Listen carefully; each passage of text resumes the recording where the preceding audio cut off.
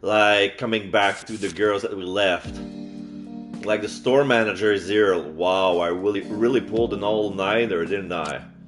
And Cecile is here. Good morning, Mr. Store Manager. I... Hold on a second. I waved my hand and pulled a watch out of a drawer. Yesterday, something occurred to me, putting aside that monster for a moment. You inhale so much incense in one breath, it won't just simply go away. Anyway, I would like to give this a try. I can't read the time, she answers before I even have the chance to explain. Huh? You guessed right. And time is jumping more and more. So it's true. How did you find out? Well, that's a long story. But it's for the same reason that I was able to guess that you were coming over today. We should wait until everyone's here before I explain though. Cecile ... Her eyes are darting around the room. She looks pale. Wait a minute.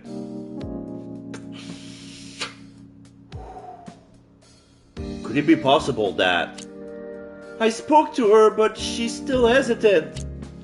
Am I being too idealistic? I rub a hand against my forehead and try to keep myself calm. It's going to be a lot more difficult without Eloise around. What are you hoping to learn from her?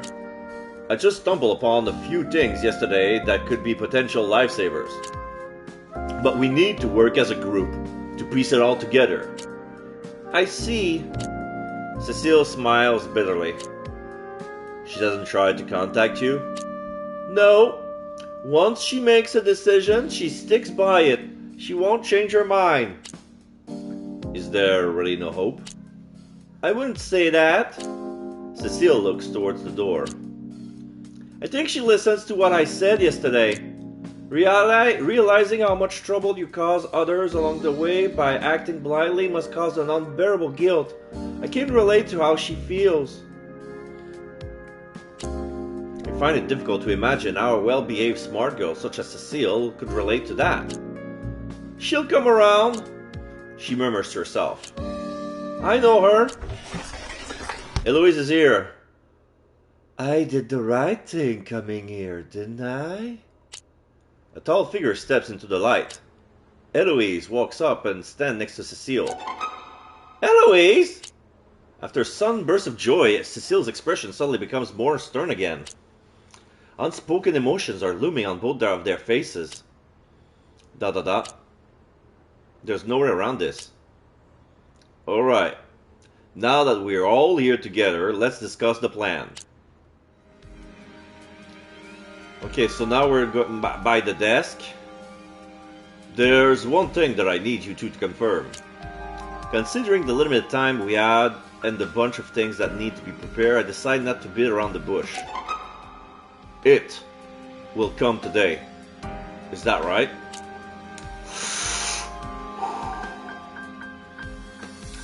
It feels as if you understand the situation better than we do. They both throw me a quizzical look. All I can do is scratch my head. Well, I wanted to wait for both of you to be here before explaining everything. As for Scarlett, she's already in the know. For what it's worth, you may not be the first victim to have come into contact with that monster. Rather, this thing seems to have appeared several times before, always posing a considerable threat. Several times? But why? Searching for longevity or enlightenment, wanting to escape the confines of the material world? What was most associated with these things in ancient China? All of that sounds very similar to the concept of Taoism, doesn't it? The two girls look at each other. I pick up Chronicles of the Crane Temple and headed to them. Scaly Silkworm, a name Cecile should be familiar with.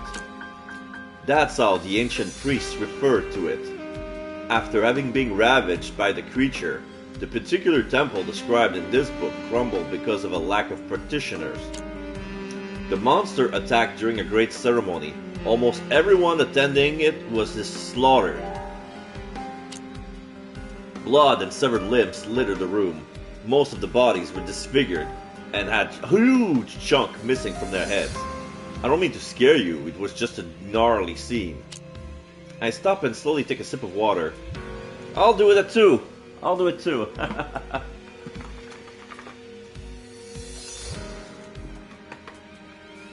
My hands are shaking and I try to hide it as best as I can.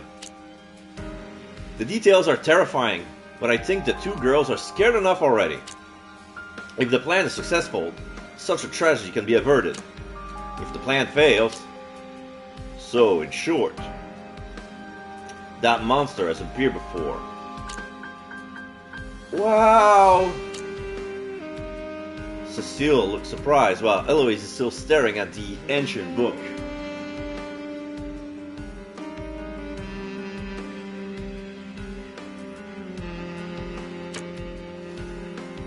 Even for a girl who is adept at learning, understanding the obscure writing style in that book is no easy task.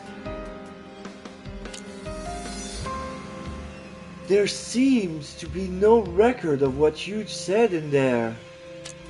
That scene you describe, is it in another book or something? Keep looking. Huh? It says afterwards, in the following years... The surviving Crane Temple Taoists tried to raise money in the countryside to recruit new apprentices. But he didn't seem content with the result. It went on for more than 10 years. Eloise rubs her eyes and her face turns strangely pale. Hey, what's wrong? Why are there... What are these numbers? Eloise's reaction to it is even greater than anticipated. She closes her eyes, shivering before finally calming down again. Up until now, Chronicles of the Crane Temple was just a book that helped me get some facts straight. But now I know that the key to your survival lies hidden within its pages. Fighting the nausea that's been choking me since yesterday, I forced myself to go on. This page is dedicated to the surviving Crane Temple Taoist, who was just an ordinary Taoist priest at the time and his name was unknown. He inherited a secret recipe, passed down to him by his ancestor. They made use of a special elixir to catch a glimpse of what they called the Great Path. This knowledge was passed on to devoted practitioners so they could too make this experience. The fatal incident in which the creature attacked happened during a ceremony at which they had all gathered to walk the Great Path. It happened right before it was the unknown monk's turn. So... they really use lilac grass? The description matches the experience one would go through when exposed to a very high dose of incense. I doubt there's a way to guarantee one's safety, but they never use it without supervision. Those were safer conditions than you had, and yet things still went wrong. Their elders would teach them a formula beforehand, more of a song really. Chanting it collectively seems to have been the only way to make the scaly silkworm leave them be during their spiritual voyage. His elder brother was so anxious that he snuck into the temple to get the elixir, and you know what happened then. It started with a stare. The Crane Temple Taoists believed that this monster could be appeased if it hadn't been around for too long. Anyway, back to the story. After the older brother did not arrive at the ceremony on time, a group of disciples decided to go to this room to see what was going on. They were met by a gory sight, a body reduced to a pile of flesh. Then the scaly silkworm emerged from a shadowy corner of the room and went on a killing spree. Starting with the temple's eldest, it massacred one after the other. The Crane Temple Taoist hid beneath the corpse and dared not to move or look. He repeated the chant over and over again in a whisper, as fast as he could. After repeating it 3 times, the aura of despair and dread surrounding him finally disappeared. Honestly, I'm not too sure if the chant was really what saved him in the end, or the fact that he hasn't consumed the elixir yet just didn't make him a target in the creature's eyes. But right now, we don't have any other options. It's a risk worth taking. There are some more useful details in there, describing how the creature is extremely fast and good at keeping out of sight. but the most important thing is probably the chant. That doesn't sound really very realistic. Cecile smiles helplessly but doesn't say anything else. Despite her life-threatening situation, she's still thinking calmly and logically. Good at hiding, moves quickly. Eloise raises 2 fingers. But where are we going to find that chant? All that aside, there's only 1 page here? You really got all that from a single page? Haha, well, I take the ancient book from Eloise and place it back in the drawer. I don't know if you're ever interested in witchcraft, but chanting is an important aspect that has been passed down from generation to generation. Some of these tunes are just ordinary ones, meant to sound spooky, while others contain real things. Of course, the word real is relative, as none of them can be explained scientifically. Create an appropriate ambience. Help people fall into a deep slumber, a trance-like state. It's a little like hypnosis, but more powerful. It's a rare skill, but nothing's unique. As an anthropological researcher, various religions and occult rites caught my interest over the years. It's obvious to me that these Taoists had actual skills and knowledge. It's not just foolish trickery. There's a lot of hidden meaning in this mysterious text. If you look at those numbers more closely, don't you think their arrangement is strange? Only from 1 to 5. Wait a minute. 5. Gong, Shang, Jue, Ji, Yu. The 5 note on the pentatonic scale.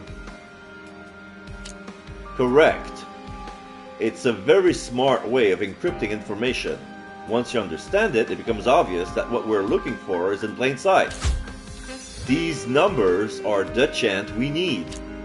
Whoa! Unbelievable! How did you do that? Well, let's just say sleep is overrated. Notebook, tape, mobile phone. Good thing the phone didn't break. I placed those 3 things on the table, while flashbacks of my eyes nearly falling out of my head from working all night haunt me. Okay, that's everything. We've got a lot of work to do before it gets dark. Oh, we're skipping straight to nighttime. Okay. After careful consideration, this seems to be the only way. The store manager handed out a list with things that needed to be acquired before sundown. It's mostly papers and pens, a large piece of white cloth, various paints, and a few other gadgets that you find in a craft shop. Scarlett is back by the afternoon. As the 2 girls return from their shopping trip, Scarlett is on the 2nd floor with the store manager preparing paint buckets. The 2nd floor once served as a storage room, but now it's been emptied. Several objects and materials have been used to seal off most of the corners of the room little by little, turning the once sharp angles into a smooth surface. Only 1 corner has been left unsealed. The whole contraption makes the room look like it's still under construction. The store manager described the procedure and the thought process behind it beforehand. It's to block the scaly silkworm and limit the paths it can take. The store manager feels as if he suddenly gained a lot of insight into the matter. Things seem clearer now. The chant has been carefully recorded, and the store manager has gathered all information passed down by the Taoist priest. The scaly silkworm always appears in the corners of a room. It also hides there, moving so swiftly that it doesn't even touch the ground. The only logical conclusion is to seal off the room, to limit its movement, while simultaneously being able to keep track of it. Cecile once asked the store manager about the contents of the storage room, or better yet, the lack thereof. His reply was short and swift. It had entrusted an acquaintance to find a moving company to sell things off. Now, Cecile and Eloise are busy drawing the rune constellation. They are unfamiliar with all of these mysterious symbols. Before today, all they knew about Taoist priests came from tales and movies which said they carried special swords and yellowed parchment to cast out evil spirits. However, as it's so often the case, reality and entertainment couldn't be further apart. There's never just one clear-cut path to the truth, but people tend to get caught in the concept of rationality and realism when imagination allows for so much more. People tend to shut things like that out. It's too bad, but ultimately, that's just human nature. Ignorance is bliss. This rune constellation, drawn from the store manager's memory, is not the same as the one Cecile saw on the temple doors during her hallucination. These runes has meandering, sinuous lines like crawling worms. However, they are not the most important part of the ceremony. The white cloth is spread out on the ground, with a large number of nonsensical patterns painted on it. Circular shapes are discernible, but all in all it still looks chaotic and cluttered. According to the store manager, this particular set of runes was once cast into metal wherever the ceremony was to be held. During the ceremony, all Taoist priests under the influence has to stay within the circle of runes. It served as a means of protection against the scaly silkworm. Engraving metal seems a little far-fetched, but this is about as close as one can get to the original thing. There is not a lot of space in this room, but everybody gave it their best. In the end, they all agreed to split up the work between them, allowing Eloise and Cecile to work on the smaller runes first. Since there's no telling if any of it would work, the two girls tries to place the runes together in as dense a fashion as possible just in case. The pencil outline was filled in with marker. Luckily, modern ink doesn't leak easily. From a distance it looks like one big mess, but fortunately the results are quite satisfactory. The prototype of the store manager drew on paper is quite eye-catching, and the girl did a great job. It can be counted as effective. It's not bad at all. Looking at the dozen or so circles cascading across the ground, Cecile feels quite empowered. She's thankful that she chose to trust the store manager instead of hiding something from him. He's gone above and beyond to help her. He even prepares several recordings of the chant with different kinds of equipment. Since the Taoists spoke in an old dialect, the store manager made alternate versions just in case. Okay. That's why he made a tape version and he recorded on his mobile phone. And what was the other thing?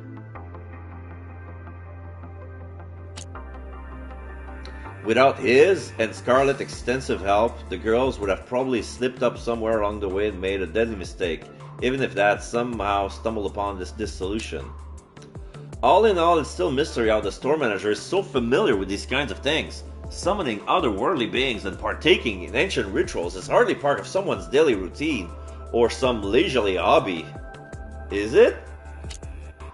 Same goes for Scarlett. Even Cecile realized how crazy it all sounds from the very beginning, yet Scarlett just went along from day one, working alongside the store manager, raising questions, finding answers, as if it were all just another day on the job. Even though all of this must be new to them, they both seem like seasoned professionals. No matter what they find, they adjust quickly and come up with new solutions. There is no reason at all for Cecile to doubt someone who is helping her so selflessly, but she can't help it. But why exactly? This isn't the right time to think about it. It's nearly 8 p.m. and if things go according to plan, the action is about to begin. Cecile is the first to walk into the room. Are you ready? Eloise is sitting in the middle of the circle, picking up some scattered scraps. Half a dozen incense sticks are laid out on the ground around her. This seems to be all she had left, and with things about to get serious, it's all or nothing. Then again, following the store manager's guidelines is probably the best way to avoid the worst. Cecile carefully stepped inside the rune circle as well, but unlike Eloise, she doesn't sit down. Cecile goes over the plan once more. To put it simply, all we have to do is recreate that incident at the temple. Only we'll be properly prepared and armed with knowledge that we can use to gain the upper hand. We control the situation this time. I know that you can't walk close to the water and not expect your shoes to get wet, but we know what went wrong last time. There are two major differences when we compare this to the failed ceremony from back then. First of all, the priest's brother's room, where it all happened, is no way prepared. It didn't have any protective rooms. Secondly, they didn't repeat any protective chants, which gave the scaly silkworm enough time to get it comfy in the corner. Even if only by accident, they basically created the perfect conditions for it to roam freely. The priest survived in the end, even though he was in the room. That tells us that the runes might not be key. Singing the chant 3 times seems to be the part of the ritual that mattered most. If done according to the Taoist method, one recital of the chant takes 1 minute, so we need at least 3 minutes for that part of the ceremony. Of course, we may or may not need more time, and it might not best be about the number of repetitions, but we need a rough estimate at least. There's no sugarcoating the risk. In order for the monster to actually enter this room, one of us needs to use the incense again. We still don't know that much about lilac grass, but we know that inhaling the smoke is an integral part of it. This time, we are in full control over who inhales the incense. I did my best to trim the shape of the incense stick for it to burn more slowly. Also, the smoke should sink into the ground more easily. Whoever's our bait stays close to the ground, while another keeps an eye on the overall situation. It should all be done as quickly as possible. The smoke will begin to thicken after all. If both people lose consciousness at the same time, that would mean certain doom. To put it bluntly, lure it out and stay calm. When it emerges, use the thing we're prepared to delay it as long as possible. Delay it! Cecile looks at the various items around her. They are covered with paper of the same color as the floor to camouflage them. Amazing how much they have managed to hide from prying eyes. Using these things to interrupt a sinister monster that slaughters humans for fun is like threatening a polar bear with a toothpick. However, the runes copied from the ones found at Crane View Temple might give them additional powers. A human's worst fear is always uncertainty, and this is no exception. Although you were the one who asked for help yesterday, it seems like you'll be protecting me instead. Since she has had the most experience with incense, Eloise volunteered to play the bait. However, yesterday proved to Cecile that even experience doesn't protect you from its dangerous effects. But she had no valid reason to tell Eloise not to do it. Eloise? Yes? After this is all over, let's sit down and talk, okay? Her phone starts beeping. She tries to cover up her embarrassment. With the store manager's lighter in hand, she lights the incense stick one by one. Cecile frowns at the all-too-familiar smell. She waves her hand around to get rid of the smoke, which is indeed thinner than usual, meaning that her preparations were effective. If she doesn't deliberately inhale the smoke, it should be possible to stave off the effect a little longer. Eloise reaches from the incense and places it right next to her. Then she lies down sideways on the ground, her hands folded as if in prayer. Now, it's up to you, Cecile. Her words already sound as if she's struggling to speak clearly. Yes, don't worry, Eloise. Cecile gets up and turns on the playback on her phone's recorder.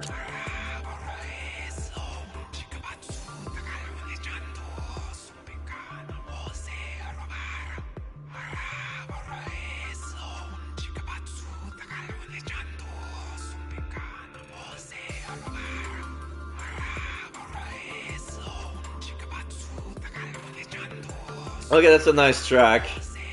Despite knowing that it's purely psychological, Cecile takes a deep breath. She knows these are about to be the longest 3 minutes of her life. ...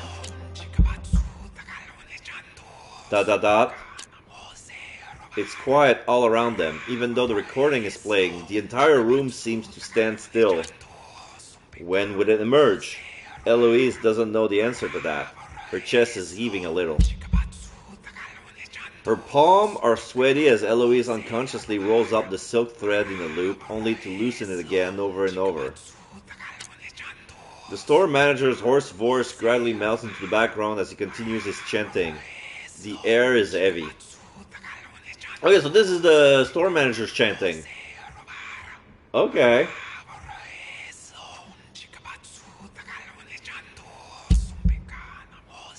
Eloise's eyelids are fluttering. This isn't good, but Cecile knows she did everything she could.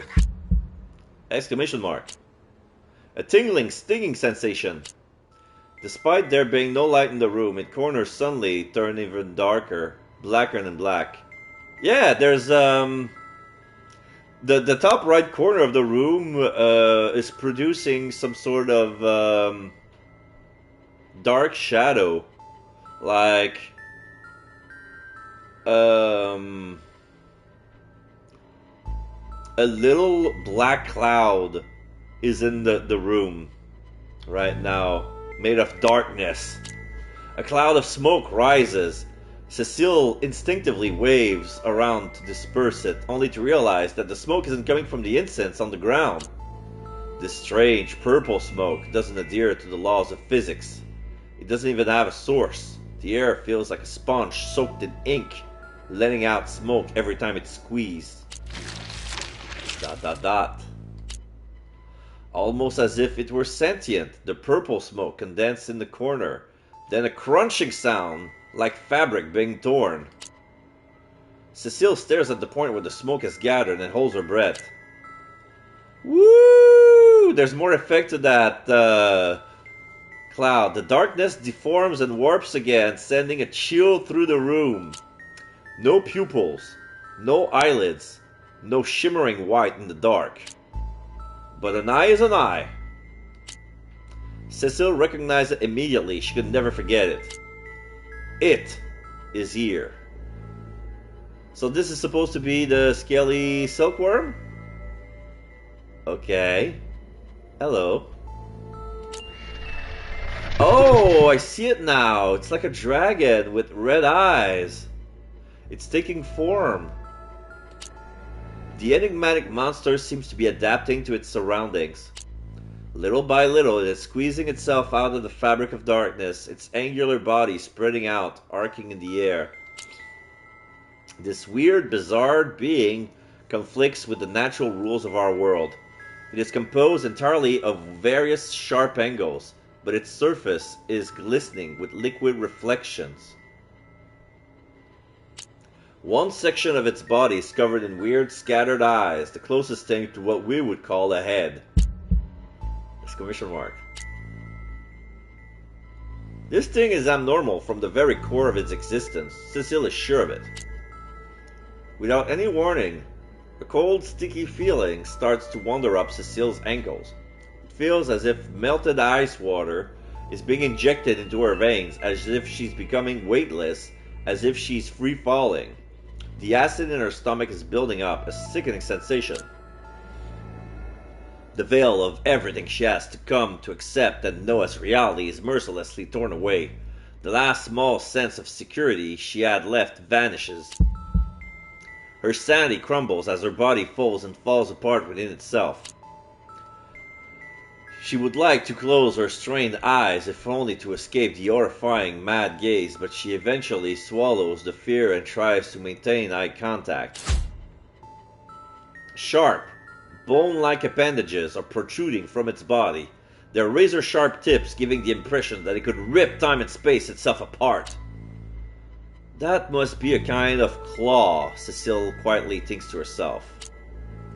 She can't see anything that resembles an ear, but God knows how this thing functions. Its physics-defying body is strangely twisting and rearranging every couple of seconds. Upon closer inspection, she realized the different shapes are not directly connected to one another. They seem to be loosely hanging in space, ignoring all the constraints of common sense. She readies herself for what's next. Cecile pulls on a thin thread, and the slight tearing sound of adhesive tape can be heard from further away. Wait, what happened? The remaining corners of the room has also been covered with tape, which remains a subtle tension that once unfastened creates a curves in the corner. Looks like a broken window, but there's some tape. This is weird. With a bit of luck, it might be possible to cut off the creature's entrance. However, it doesn't exactly work out as planned. The appendages on the morphing monster's body easily cut through everything in its path. The path of it that have already successfully emerged can't be removed by simply erasing the corners. With a disturbing cracking sound, like tendons snapping, the thing raises its head and looks around. It takes but a second to spot its target. Woo! It moved closer! Ah!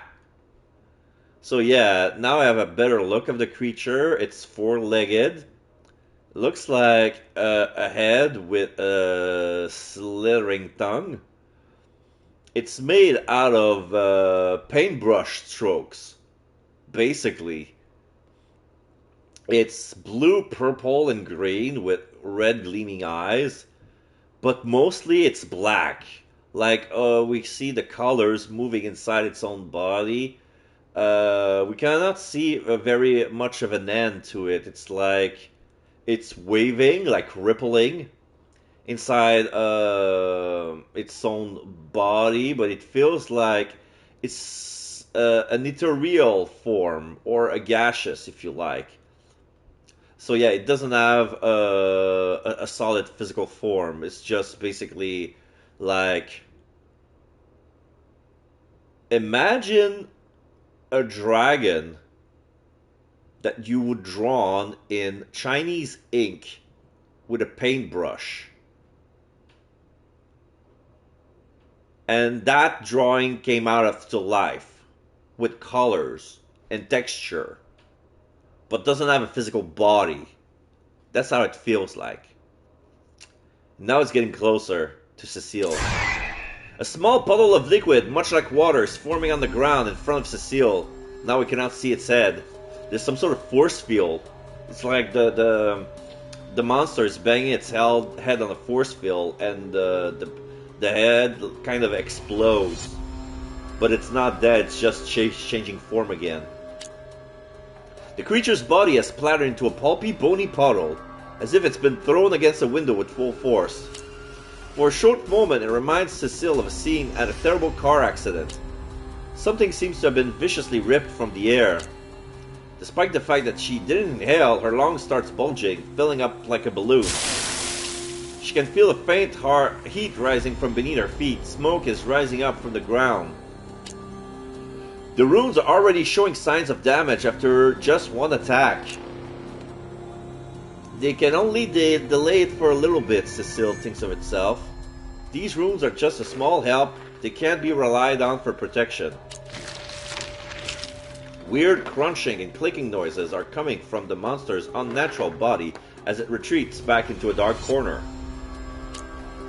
The thing is floating through the air like some otherworldly god, the corners of the room being the entrance to its kingdom.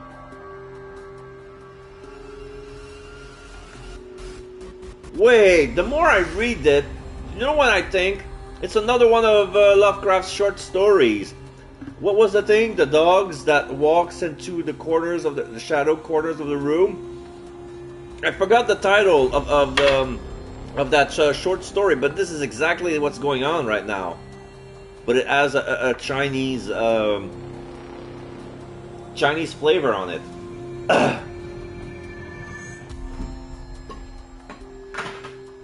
Yeah.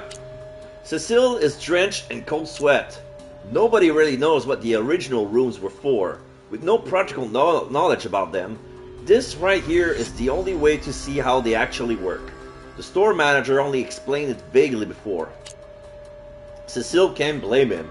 Even if she understood the principle herself, it would still be difficult to explain it to someone else.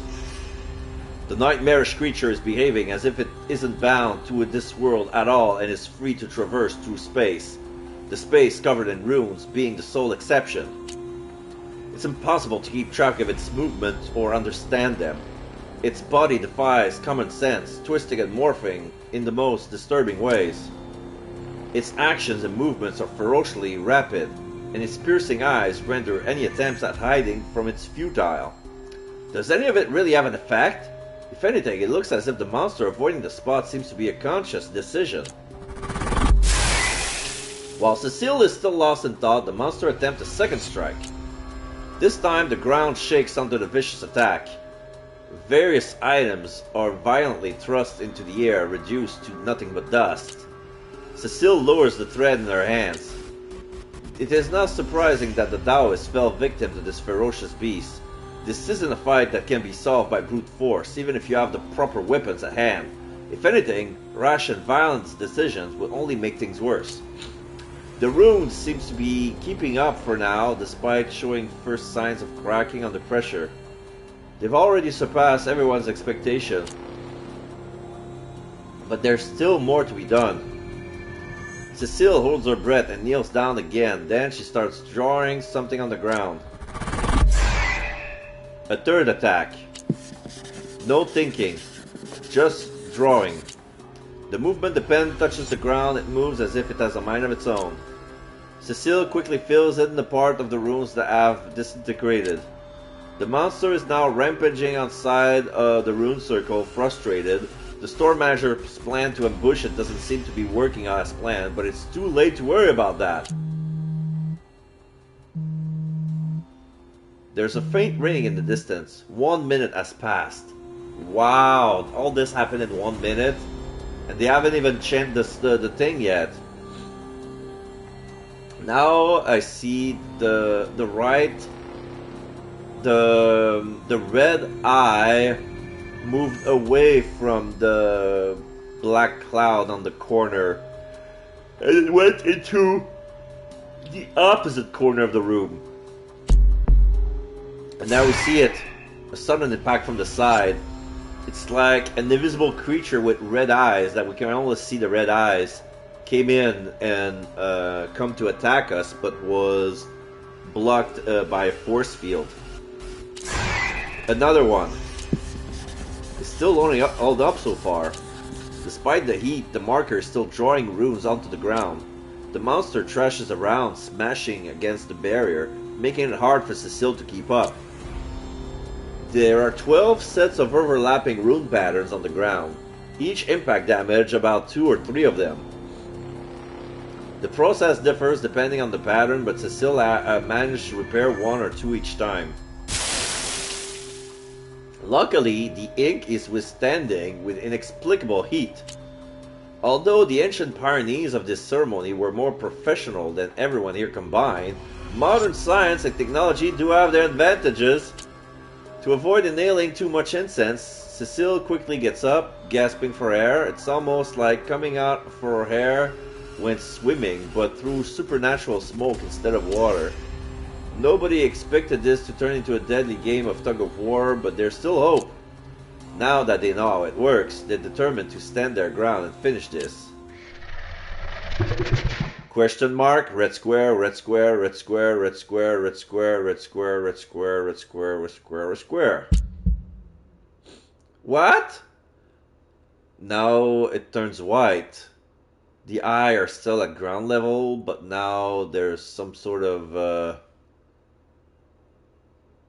the smoke turned white, but there's still a black figure with a round head and white lips and beady white eyes hanging from the ceiling, looking down on us, upside down.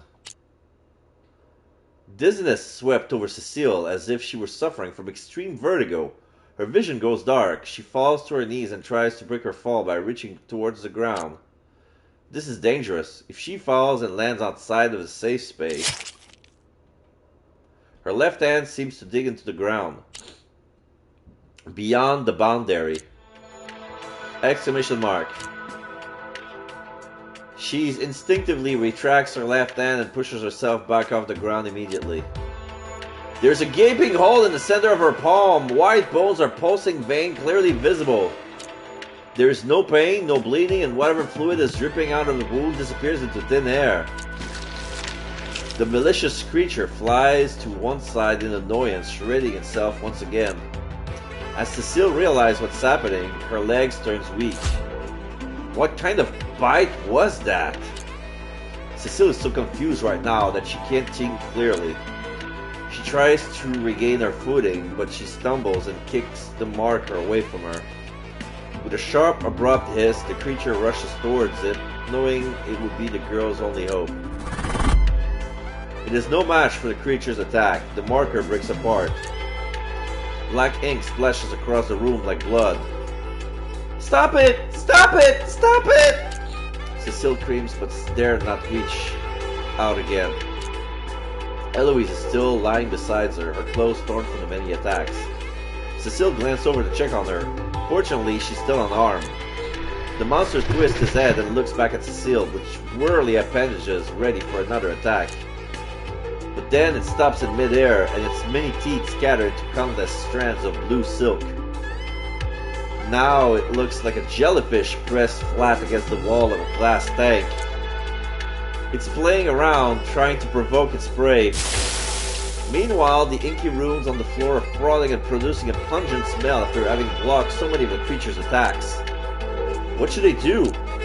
They've long lost a marker and there's only one pencil, a pair of scissors, and some paper cutters left within the rune circle. The pencil was used for rough sketching, but repairing the rune patterns with it would be nearly impossible. It's nowhere near as effective as the ink marker. However, the runes won't hold out much longer if nothing is done about it. Maybe her mind is just playing tricks on her, but Cecile can hear a faint wailing from somewhere. The most important thing now is time. Stay calm. Stay calm. With each attack, the runes are damaged even more. The ink boils until parts of the runes simply evaporate into thin air. There's nothing here that Cecile could use to quickly replace the evaporated ink. Even if there was, it seems like the runes would remain fragile either way. But what about something other than drawing? Cecile is surprised at her own rationality. Her breathing is calm and her thoughts are clear. There might be another way to make the runes more sustainable. If a whole set of runes could be engraved on the surface, it might work. Even if the ink ultimately disappears, the engraved parts would last. The hard floor isn't an option. That much is clear since they tested it in the afternoon. And all she has is a pencil and a knife. Uh-oh. So the pencil then? Although nowhere near as large as the radius of the rings on the ground, at least the pencil has a cylindrical shape. By drawing the runes much closer together and compressing the whole pattern, they could indeed be carved into the pencil.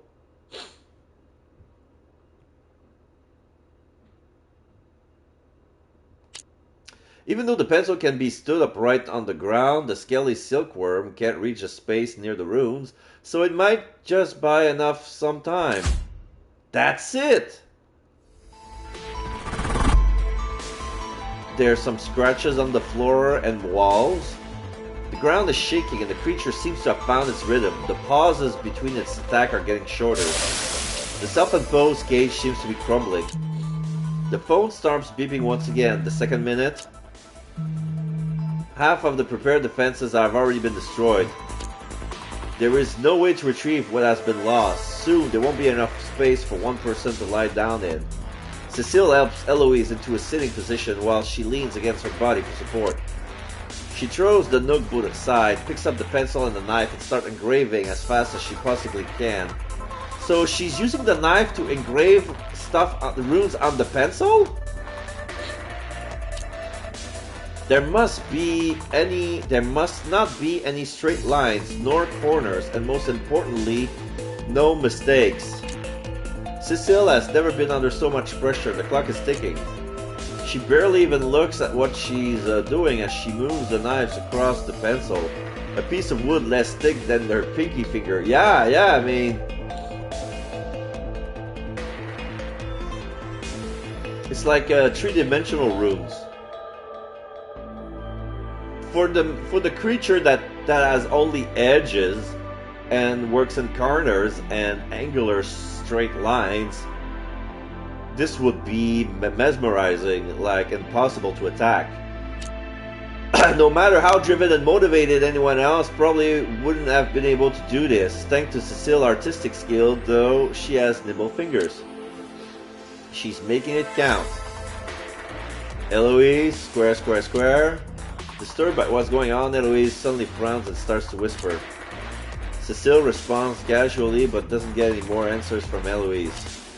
It was probably just a nightmare induced by the hallucination. Poor Eloise. No matter how hard she tries to fight it, the incense around her is still eating away at Cecile's self-control. Something is floating in the corners of her eyes. It kinda looks like a row of British guards, bearskin hats. Hallucination? Cecile can't worry about that right now. An unrelenting shockwave brings her back to reality. And another one of those in this whole room might start coming down on top of everyone. Cecile is even more determined now. The beast is circling its prey, occasionally picking up whatever object are close to it and tearing them to pieces. Looks like even supernatural creature can get frustrated sometimes. Cecile adjusts the position to make more room for Eloise. The safe zone has shrunk once again. So many protective runes have broken by now that Cecile can already feel the monster's vile breath on her face. It extends its sharp appendages again, stretching its bony teeth around Cecile in an effort to demonstrate its impending victory. It was my decision. She has nothing to... Eloise is still immersed in hallucinations. She twists and turns her body uneasily. In spite of the situation, Cecile still managed to squeeze out a bitter smile. It seems like all the trouble started the moment she joined the art club. Although she ignored the provocations back then, Cecile could never forget how sad and scared she's been. Without Eloise's help, she wouldn't have made it through the bullying and harassment. She still remembers the day Eloise stood up for her for the first time. It was a tense moment. What Eloise did will always mean a lot to her. Who would have thought that that moment would create such a close friendship? And who would have thought that that friendship would cause her so much pain? Cecile finishes the last engraving with tears in her eyes. A loud, unpleasant sound fills the room. This time, the monster seems determined. All of a sudden, thousands of whirling tentacles extend right up to Cecile's face. Cecile begins to panic at the creature's bizarre morphing. She takes a deep breath, forgetting about the incense around her. However, someone else manages to react even faster. Eloise. Stop it! Although she still hasn't fully recovered yet and she's shaking on her feet, Eloise stands up. She steps directly in front of Cecile to shield her, a last line of defense. This isn't how Cecile pictured things to turn out. Eloise! Eloise ignores Cecile's shout and stays where she is. It looks almost as if she's in a trance. No matter what, today's her birthday! And Cecile shoved her. Watch out! A large shadow pounces out of the darkness with incredible force. A burst of wind blows Cecile's hair out of her face. She can feel a sudden impact, but there's no sound at all.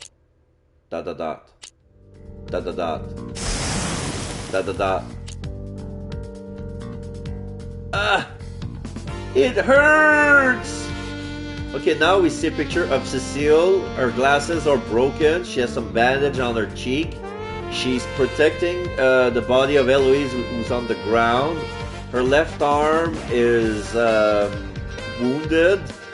Her left hand still has her big hole, but with the pencil that she put her markings on it, she attacks the creature with the pencil. And it makes some yellow light that seems to be attacking the silkworm. Sharp pain shoots through her arms like lightning, and several bones seem to be cracked. Her shoulder makes a crunching sound when she moves, but she tries to ignore it.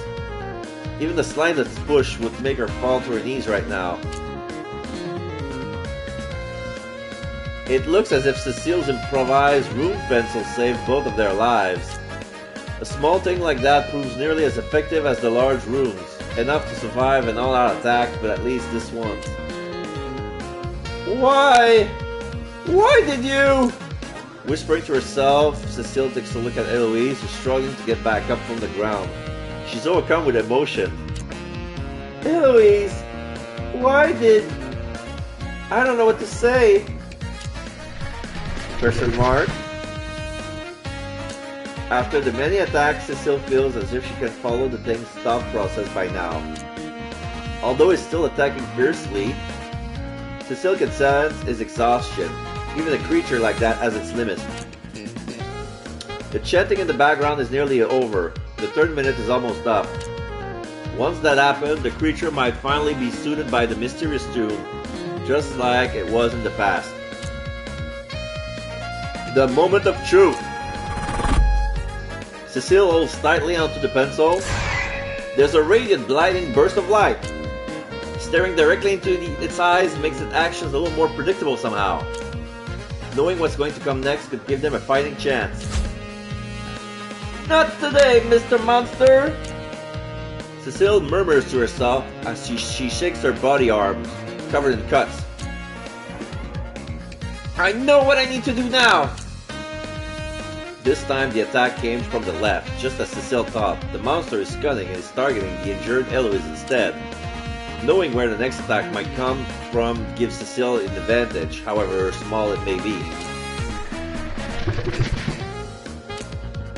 The monster twists and turns, snapping through the air like a whip. She's beginning to feel the blood loss from her arm, but Cecile clenches her teeth and stares at the whimpering creature, refusing to let go of the object in her hand. The pencil is boiling hot. It feels as if she's gripping a scorching iron. The stench of burning skin drifts up her nose. But that doesn't matter now. The creature suddenly changes its strategy. It floats through the air, tearing away pieces of its own body with sharp pointed claws. Pulpy, green liquid drips over Cecile's head. Cecile raises her left arm in an attempt to keep the liquid away from her and Eloise, but it's too much and her frame is too small to block it. The sticking green pus drips onto her skin and immediately creeps along it like a living thing. It burns through Cecile's soft skin, rushing through her veins, boiling her blood. The entire left side of her body seems to be burning up and melting away, while the right side is strangely rigid and cold. It feels as if somebody is hammering nails straight into her heart. But she wants to live. She has to. It can't all have been for nothing. Hey! It's almost time, right? If you don't hurry, I'm going to run! There's the sound of something ripping and the bizarre mountain of angles assumes a shape again. Accompanied by an extremely sharp howling sound, the monster's body strikes out once more. Cecile extends her left arm. The toxic fluids already burn her skin, so offering up some more won't make a difference. Intentionally letting the beast come closer is a lot harder than she thought. Cecile's left arm is almost completely numb, and the whirlwind of lashing tentacles nearly reaches the tip of her nose. At the critical moment, Cecile bites down the pencil hard. Although the shock of the impact almost cricks her neck and her teeth turns dull with pain, she remains on her feet. More than a dozen pairs of eyes are directly facing her. Would you feel better without those things? Cecile does her best to keep her brain from processing the pain pulsating through her body. Fine. Whatever happens, happens. Maybe incense is showing an effect, but her expression is becoming less tense and she smiles. With her hand covered in blood oozing from her cut arm, she quickly draws a circular mark on the monster's forehead.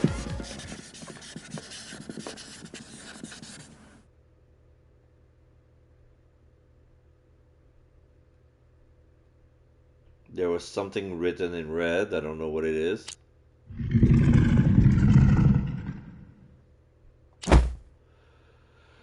The roof starts spinning, or is it the whole world? A warm sensation is spreading through her lower abdomen, as if she's been punched in the gut.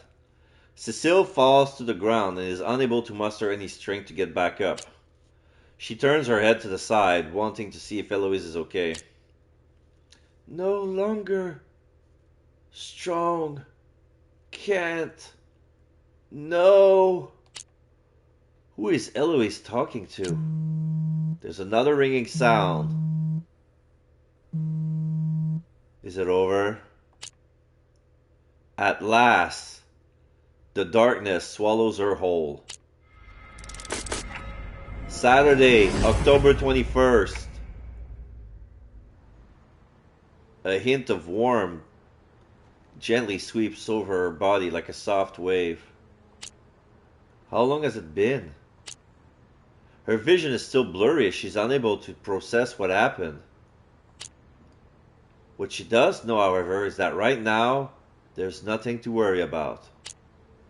Only now that this weird, unsettling feeling in the back of her mind has fully gone away, does she realize how long the creature has haunted her, nestled in her thoughts. Just thinking about it is enough to give her a headache. What exactly did she do last night? Cecile is unsure whether she even wants to remember. A cold, bone-crushing pain still lingers in her chest. But she doesn't feel as if she's been watched any longer. That should be considered a success, no matter the circumstances. The floor is a mess, covered in sharp scratches, and the walls are speckled with ink and other liquids as if a bomb went off inside of this room. Cecile is lying on her back, covered with a thick fleece blanket. Tears are shimmering in her eyes. They really do taste like salt, she thinks of herself as a single tear rolls down over her lips. It looks very improvised, but her wounds are covered with gauze and bandages. The strong smell of disinfectant hangs in the air. It looks around and spots a note next to her. It says, "Good morning, I'm waiting for you downstairs." The paper appears to have been ripped out of the store manager's notebook. It's already starting to turn a little yellow. Even though he's taking care of a bookstore, his handwriting is still atrocious. Cecile almost feel bad about thinking that way, but it's true. She quickly discards the thought. She already owes him so much, and without his help, Eloise and her probably wouldn't have lived to see the sun come up today. Asking so many favors of him, running the whole room, Cecile feels terrible about it. She makes a mental note to apologize to him for her behavior at the earliest opportunity. Her left wrist and shoulders are swollen. Cecile moves around to make sure she hasn't dislocated anything, and to make sure it doesn't still hurt. 3 minutes against a creature like that. She can count herself lucky if this is the full extent of her injuries. What is she going to tell her father when she comes back home today? Cecile is still a little worried, but she's feeling a lot calmer already. Cecile decides to let that hard-earned peace and quiet sink in for a little while longer. Afternoon. To be completely honest, I don't know what to do.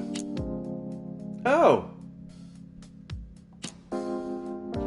Well, no pain, no bleeding. It just doesn't seem right, but I suggest we wait and see how things turn out. It would be weird to go to a doctor with these kinds of symptoms and not be able to properly explain how you got them in the first place. The creature peers a large hole through Cecile's left hand, and although the entire back of her palm is laid bare, she's still able to move her hand as if the bone wasn't touched at all. The way she's able to make her fist and almost fit 3 fingers through the hole is truly unsettling. Ah! Okay. When she produces a fist, 3 fingers go through the hole. Ah! For now, let's cover it up with bandages. If anyone asks, say you had an accident. You have to watch out for infection. I know a guy who might know a way to get it to heal properly. Looks like it's up to him to come up with something. Oh, and I'm sorry. Sorry for how things escalated and how far you had to push yourselves. And about your hand? Maybe when that strange guy delivers the next batch of books I can ask him about it. Anyway, it would be best if you let yourself heal first, regain some strength.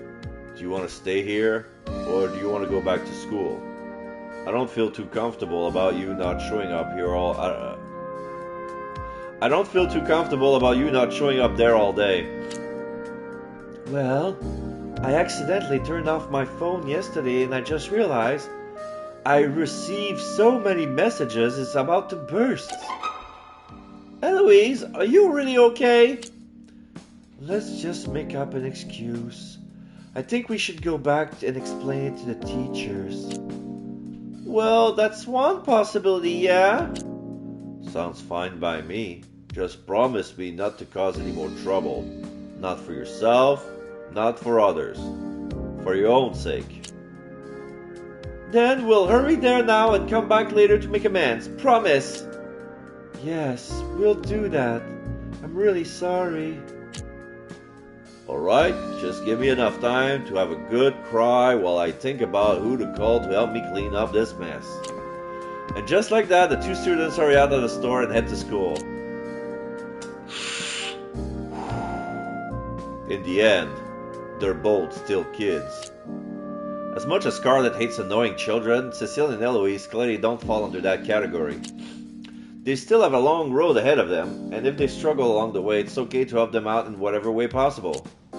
Just a few days were enough to draw me out of the quiet and safe life I've been leading. Who could have known a single conversation would lead to such an adventure? And there was that whole mess upstairs to take care of somehow. Just thinking about it makes my head throb.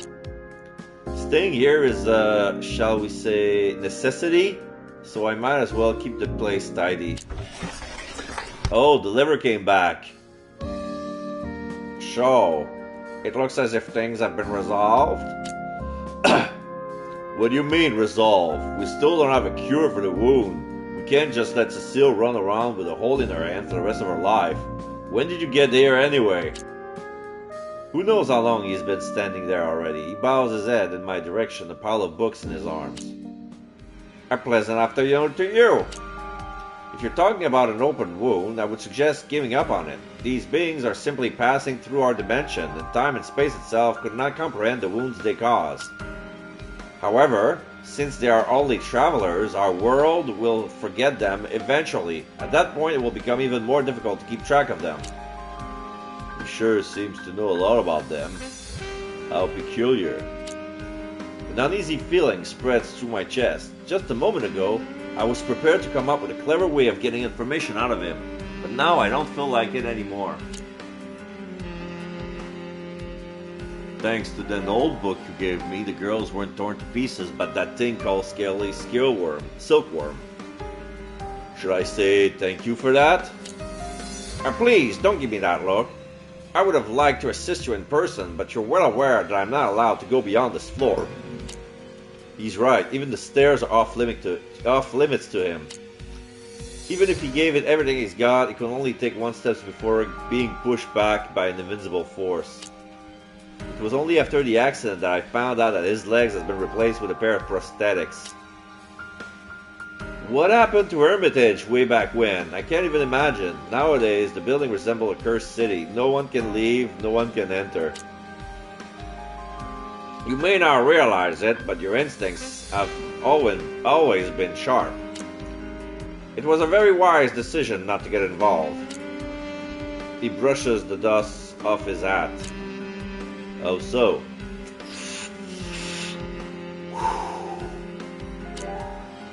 The scaly silkworm appears in this dimension by entering and exiting from a certain perspective, and you will find that everyone has one. Consider, for example, the eyes. Exclamation mark, store manager. Learned scholar died tragically at home. Kings were mysteriously murdered in their castle. Witchcraft researchers suddenly perished. All of them torn and caught. Their henchmen and assistants didn't always share that luxury. Many were left with a large, gaping hole in their face. So it can enter our dimension through a human face? I'm afraid it's a legitimate, valid theory. Moreover, it's been documented that all sorts of anomalies and deformities have developed on these victims over time. It's more than enough to drive them mad and ultimately kill them. They call it the Devil's Whisper. An apt name for the condition, if you ask me. A shiver goes down my spine as I listen to these stories. The Crane Temple Taoists describe the silkworm as a storm of unpredictable shapes. Its destructive urges lead me to believe that this is primitive. However, it is actually a highly intelligent being. You can't afford to be reckless against an enemy who doesn't even adhere to our concept of life and death. Things look really grim, and it was a gamble, but my fate in the ruins was well placed. Our ancestors have treated us well. Thanks to the runes, the girls' lives were saved. Otherwise, they would have met the same cruel fate as the priest back then. Runes? What are you referring to? Protective runes carved into the floor. The priest seems to have relied on them to ward off the silkworm during their ceremony too. Although they weren't that durable, they still proved most useful. Is that so? How intriguing. That's news to me. Even to me. There haven't been any example of symbols being useful against silkworms in the past. Well, this is roughly what it looked like. We overlapped this pattern a dozen times, just to be safe. I take a tattered draft of the runes from the table and hand it to him. He seems quite interested, gazing at the pattern as intently as he wanted to burn through the paper. But then he frowns. If I remember correctly, this is just a type of common hexagram often used in Southern Taoism. It's very messy, distorted even. It's harmless, and doesn't carry any power as far as I can tell. Are you sure it really had an effect on the silkworm? Well, to be honest, I don't really know. It did save the two girls, and judging by the havoc that was caused upstairs, I don't think they have enough strength left to make up a lie like that. In any case, it's all quite outrageous, almost like a tug of war without a rope. The silkworm destroyed all the protective precautions I put in place. Without them, would Cecile even have a chance of surviving for 3 minutes? Perhaps I'm overreacting. Since nobody has proven otherwise, it may be possible that the hexagram is effective against the silkworm. Under what circumstances would you usually use these hexagrams? Well, it has various applications. Since it has no real function and exists only as a symbol, it is often found on various decorative items, not as distorted as in your drawing though. That explains it, I guess. What's the matter? It's nothing. I'm starting to believe that I've just been really lucky lately. Luck is never more than a prerequisite, and no amount of luck would help if you didn't put in the effort. Compliments won't do me any good. I realize that. I just want you to be fully aware of how much of a difference you can make. He checks the bookshelves one by one, looking satisfied. Accurate categorization, no missing volumes. You were born to do this. Why are you helping me? You mean these books? Forget about taking me in for a moment. From the very beginning, you seemed to know what was going on with Cecile. If that's really the case, wouldn't it have been better to be straightforward about it? We eat, drink, and walk according to what we were taught, but most of the world is foolish and lacks self-reflection, so we should be careful. The deliverer bows his head as he quickly recites this line. It sounds like some kind of lesson. It is the motto that a group of shady individuals use to keep themselves motivated. Even though its origin eludes them nowadays, they're still more careful than anyone else, even to this day. Unfortunately, I can't distance myself from them for a variety of reasons. His tone is bitter and seems to be hiding a lot of regret. When I was younger, I followed them blindly, often into situations I shouldn't have been part of. If it hadn't been for a coincidence, I might still be in the dark about that. I never assumed to call myself innocent, but that doesn't mean I was happy to stand by and watch them do what they did. Is that why you were hoping to help? The deliverer nods silently. Well, I'll be honest then.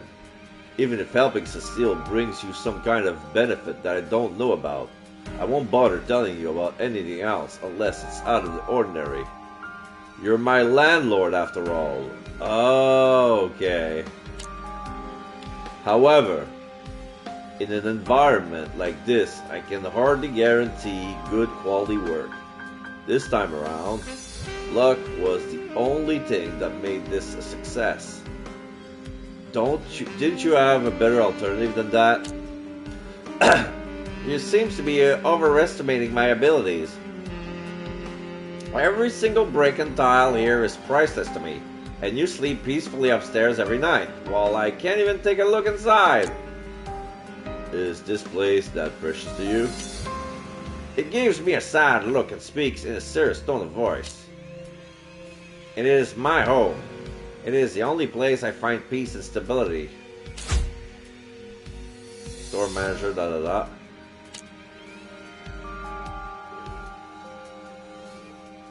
However, that is why I'm able to place you here with such confidence. For me, this is the last chance that God has given me. You seem to be having a hard time with it though. As long as your results live up to my expectation, the pain I'm feeling is just part of the process. The statement already sounds much more like himself again. I stretched my hand and drilled a cigarette into the ashtray. So, what else can I do for you?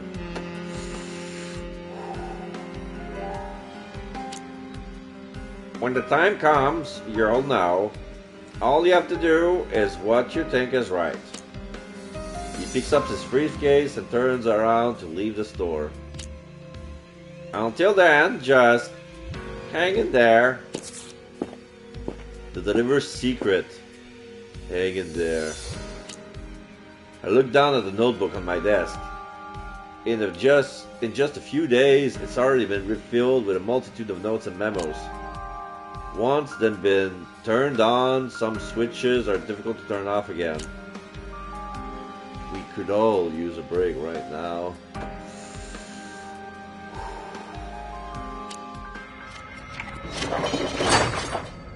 Evening. Eloise? Eloise? What? Sorry, I was distracted. Did you see anything strange? No, I was just curious. I saw someone walk by who looked familiar. Huh? You mean you saw someone you know near the bookstore? I don't think anyone from school would hang out there. Maybe the clothes were just similar. It's not particularly unusual to be wearing a trench coat in this weather, but something felt strange.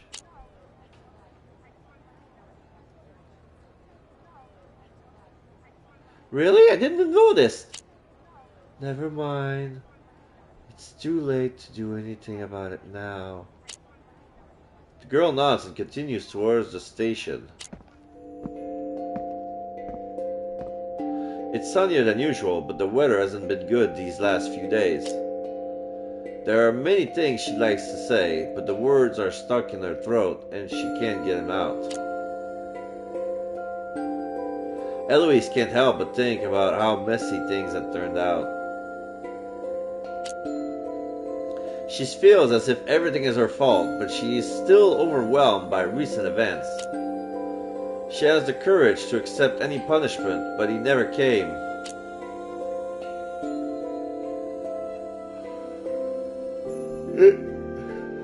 It's as if herself had become the person she used to hate so much, which makes her feel incredibly hollow inside.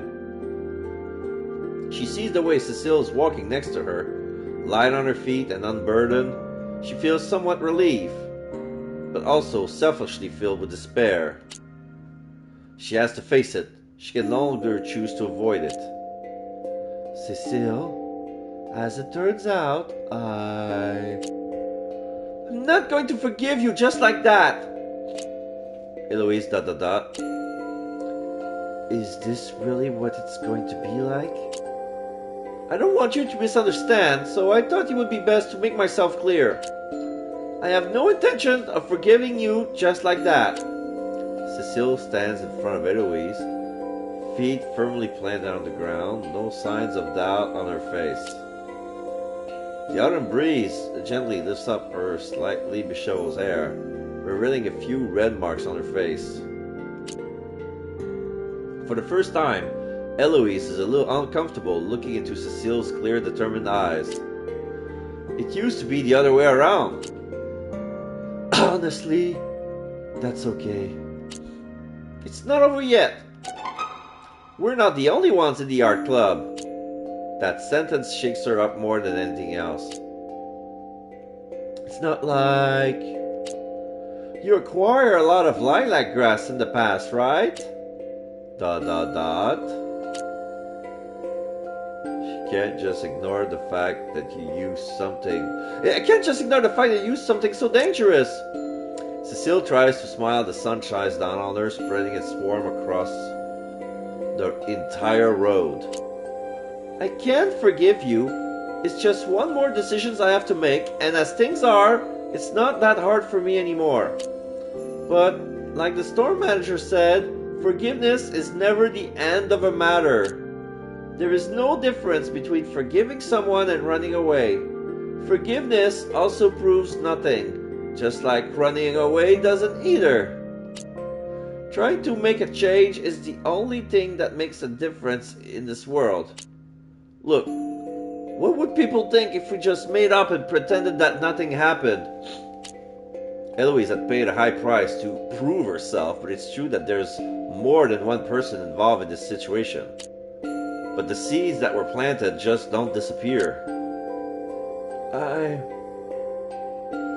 I'm the one responsible for all of this. I shouldn't be the one to say this, but Cecile, you really do care about others too much. I don't think so. If mistakes were made, it's our duty to solve them, even if we weren't responsible for them. I don't plan on shouldering anyone else's burden. I'll listen to apologies and I'll stay reasonable. Always. Same goes for you, Eloise. If we're really still friends, then come with me and talk to our classmates. Cecile to have prepared the speech a long time ago. Eloise's visions become a little blurry as she watches her friend talk so seriously. So, Eloise. Hey, are you alright? What? Yeah. I'm... Obviously... Eloise can no longer hold back her emotions. The sorrow, the pain, the regret... They never went away after all, and now they're bursting out with her tears. Even I can't forgive myself for some things, but you can. Stop it! It has nothing to do with her. But it's her birthday. I remember someone saying something like that last night, and it sure as hell wasn't me. At this school, only one person knows when my birthday is. So what exactly did you see, and who did you say it to? Cecile covers her cheeks, looking embarrassed. You want to change, right? And I still have many things to learn. I want to continue this journey with you. Eloise doesn't even hear the whole sentence. The only thing she can hear is the sound of her own sobbing.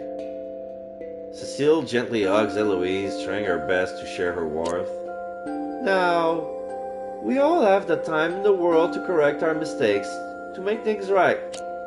If patience really is the key, we'll just have to be patient a little longer. If this is how we can make friends, that's motivation enough. Eloise tries to open her eyes, but all she can see is Cecile's bright smile right in front of her. Besides, I owe them an apology too. After all, I still don't know everyone's name yet.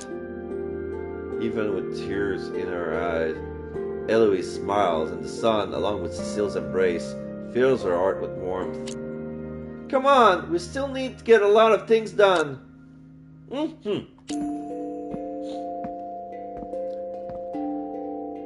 The young girl used to have one problem. She suffered from nightmares even during the day.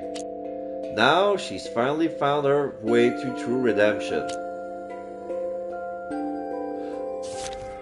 One day in the cinnabar, trophy earned. October. Oh, this is chapter 1. Okay, we completed chapter 1, so this is now October 23rd. Okay. A new day has come, and this is chapter 2.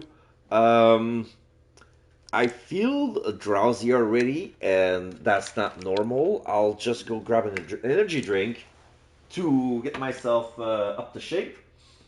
Won't take long. Be right back.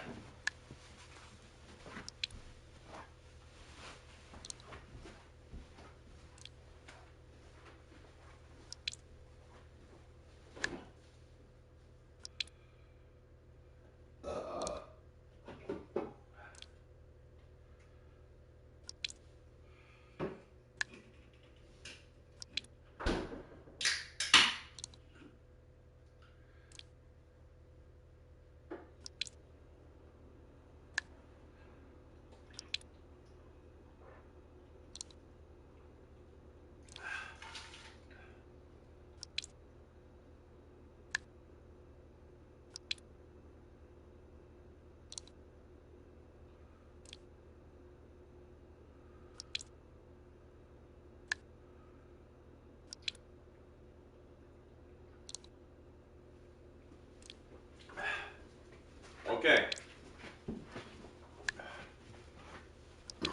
Sorry.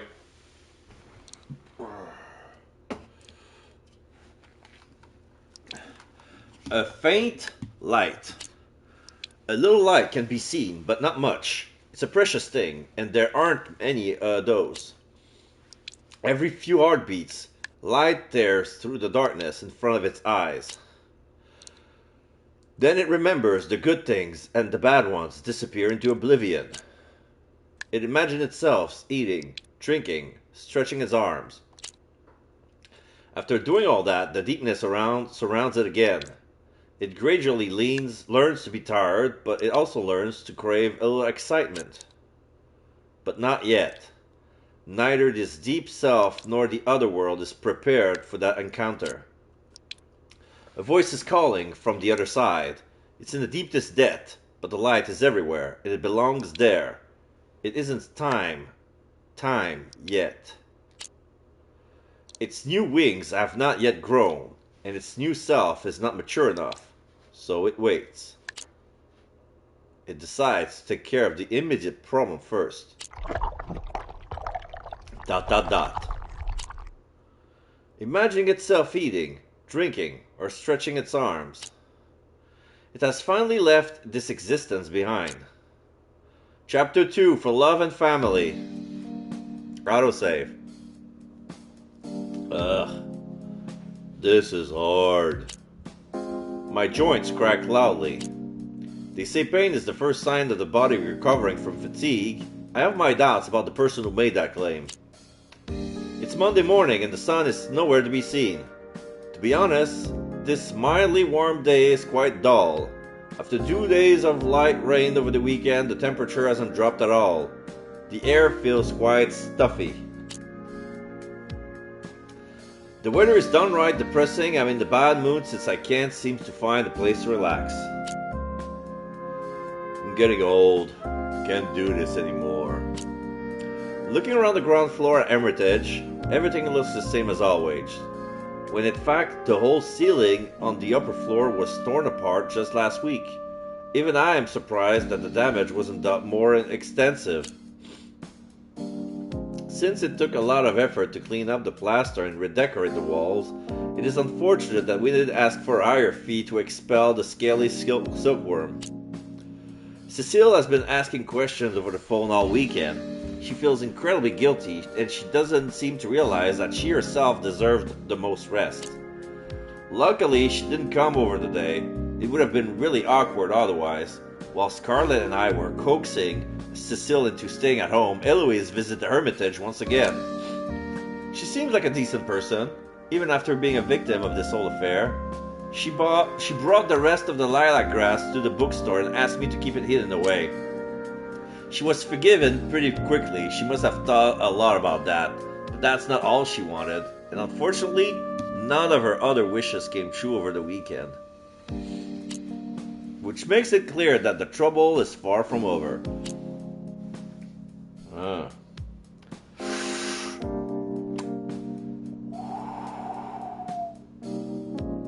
This feeling is only getting worse. I get a stomachache at the thought of having to ask Scarlet for help to wrap things up. Scarlet already has a week's worth of trouble on her hands without even taking into account the problems that the weekend caused. There's no doubt in my mind that she's planning on coming after me for the later to collect my debt. Scarlet? Really? You must have been missing me a lot then. Speak of the devil. Scarlet's all elegant and figure appears at the entrance of the door. She pushes up her sunglasses and flips the door sign to close. Finally, you're here. My premonition might not actually come true, I suppose. So I buried the thought in the back of my mind.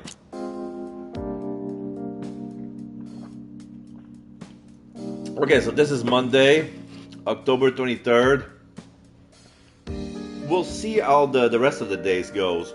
Because it's already been a week. Like, when you think about it. And, yeah, no new books.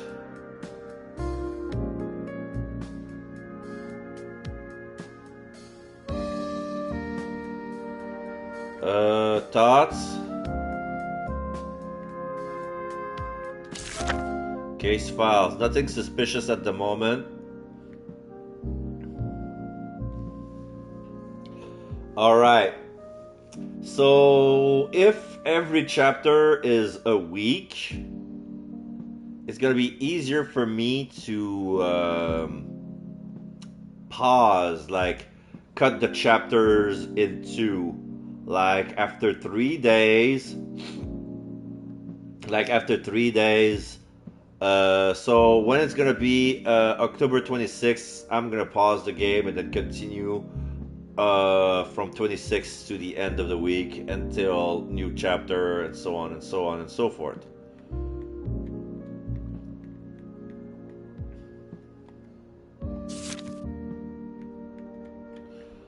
Now, since it's a new chapter, everything is blank again.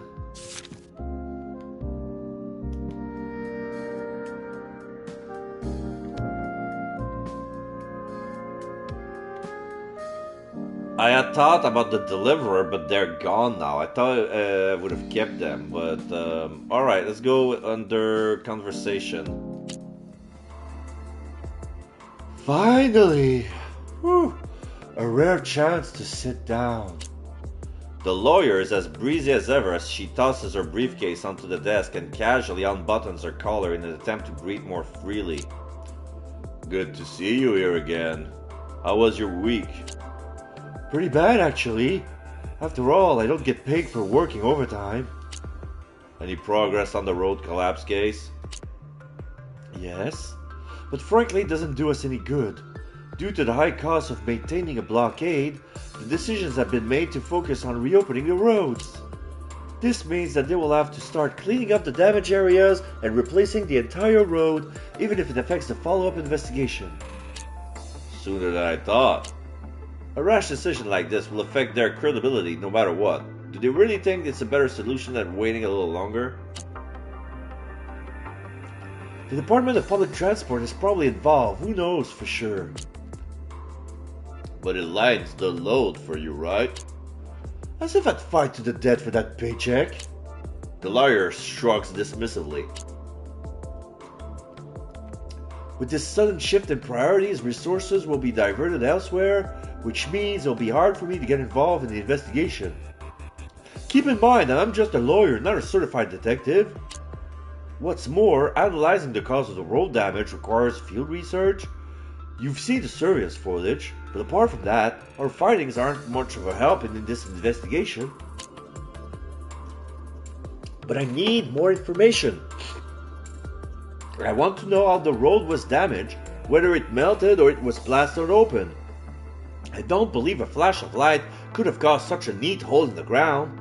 Something just doesn't seem right. The unusual destruction speaks for itself. Unfortunately, the city seems to be flooded by the unusual these days. Sounds like you've at least seen the sinkhole with your own eyes. Yeah, but my intuition tells me something bad. Something I don't want to come true. Scarlet sounds tired and rubs her eyes. The road looks as if someone used a sci-fi laser on it, but then there can't have been an explosion. Describing it so vividly is just making me even more confused. There's no point in talking about it. In a few hours, they'll be taking a sledgehammer to the place. When the repair work is complete, more than 20 tons of new concrete and steel bars will bury our clues, and an extra layer of asphalt will be added on top. Investigating the sinkhole, info acquired. Your list of complaints should fill a whole book.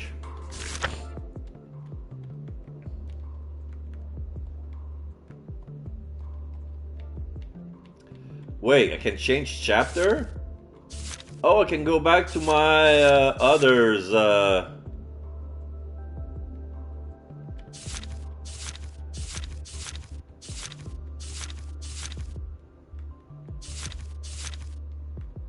Table's turn. Oh, the deliverer's secret.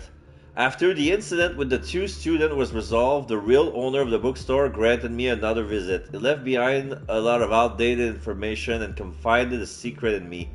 The city is facing much more than one danger. In this regard, they helped me hide from the police and offered me shelter at Hermitage. But why can't I remember any of that? Interesting!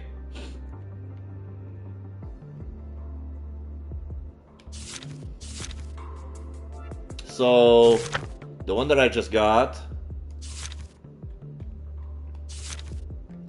Investigating the sinkhole. I wasn't able to help Scarlet with the road collapse case in a timely manner, perhaps because I was too preoccupied with other matters. Because of its location of an important traffic route, the pothole will soon be repaired and we won't be able to investigate it. Fortunately, Scarlet was able to collect some information about the pothole. Before that happened, the edges of the pit were smooth and flat, more like they were melted down rather than destroyed by an explosion. Okay. How about you? Did you find the person who sold lilac grass to the student at Phoenix High School? No. Eloise came here on Saturday and described several faces that she saw. But what can I do about it? Even if she painted portrait sketches of each person, it wouldn't be of much use. I can see that you still want to track down that lead. Scarlet seems to have no intention of listening to my grumbling, so she taps on the table, signaling for me to go on. If you let the lilac grass circulate in society, sooner or later those supernatural things will target the city. Today has been hard enough without sowing some more seeds of misfortune. It would be foolish to believe that just because of one successful escape, it's suddenly all over. I really envy you for being so motivated all the time.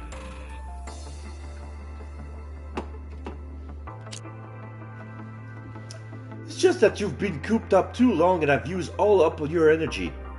At the end of the day, this task should have been left to professionals, not to lawyers or researchers who are only good at guessing and letting other people do their dirty work. So we're saying we can't even have a cup of coffee together. Cup of tea. You're not making me any happier with that statement. Is there no progress in the investigation? You probably won't like my answer.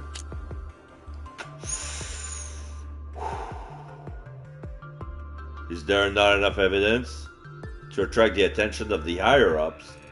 We really need something more concrete to prove it. If we made the whole situation regarding the lilac grass public, only an absolute fool would ignore it. You can't walk around with that kind of information and not do anything about it. Then why? The bait I put out there was necessary. They're already working on the case. Are you saying that someone started investigating drug trafficking at the school before we did? Not exactly. However, since they don't seem interested in our information, it's likely that they have similar information already. However, with my current contacts, I can't find out which team is actually handling the matter. Everyone I know regarding that issue is being watched very closely. Doesn't seem like a regular hierarchy either, so it's hard to get any information from the outside. Sorry, I'm not of much help to you. No, I'm the one who has been putting all the pressure on you. There's no use in lying to yourself. You're not going to sleep peacefully until you get this sorted out, are you? I wonder if you ever get a good night's sleep in general. Has anyone ever told you that sometimes it's just better to keep your mouth shut? Scarlett is in a really bad mood today, too anxious even to crack a joke. I quickly decide to change the subject and start irritating her with the fact that this case is getting more and more complicated. But professionals? Jeez, even if we could get a private detective to help us out. It's not like you to involve other people. And what kind of professional spends their day investigating other people's affairs? Sounds like you're holding a personal grudge. It has nothing to do with a personal grudge. Just think about it.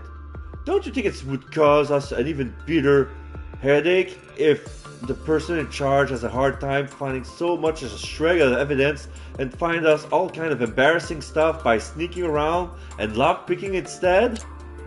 Wow, you made it sound as if we're in Victorian London. This is the digital age. I forgot to ask. How are Cecile and the others? The hole in their hand hasn't changed, but it seems to itch a bit when it comes in contact with water.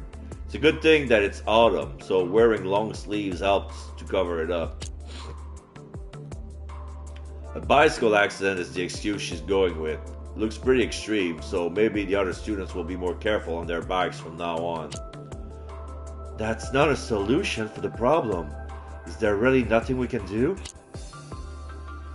For now, the best solution is to protect her and let her rest. The wound can't heal normally, but the world will gradually forget about it, and that should make it return to its original form. It's not organic damage at all. The only advice I can give it is as it should be covered with something like a bandage, for mental health reason more than anything. It must be tough, having to deal with all of this at such a young age. Sure, she's strong enough to deal with this. The hand injury is probably nothing compared to the ache in her heart. Look at this kid, calmly getting her hair done. She was in contact with a scaly silkworm and basically just ruined one of her set of clothes. The fact that her face and limbs are still intact is pure luck. We can only hope that they get along with their club again. Speaking of which, what exactly did Eloise want? Oh, like I already said, a group of people supplied her with lilac grass, and as soon as Eloise tried getting back in contact with them, they disappeared. If you left a chalk mark in the alley by the school, they would meet you the following evening. Since it's a rather passive way of contacting someone, there's nothing we can do if they don't respond.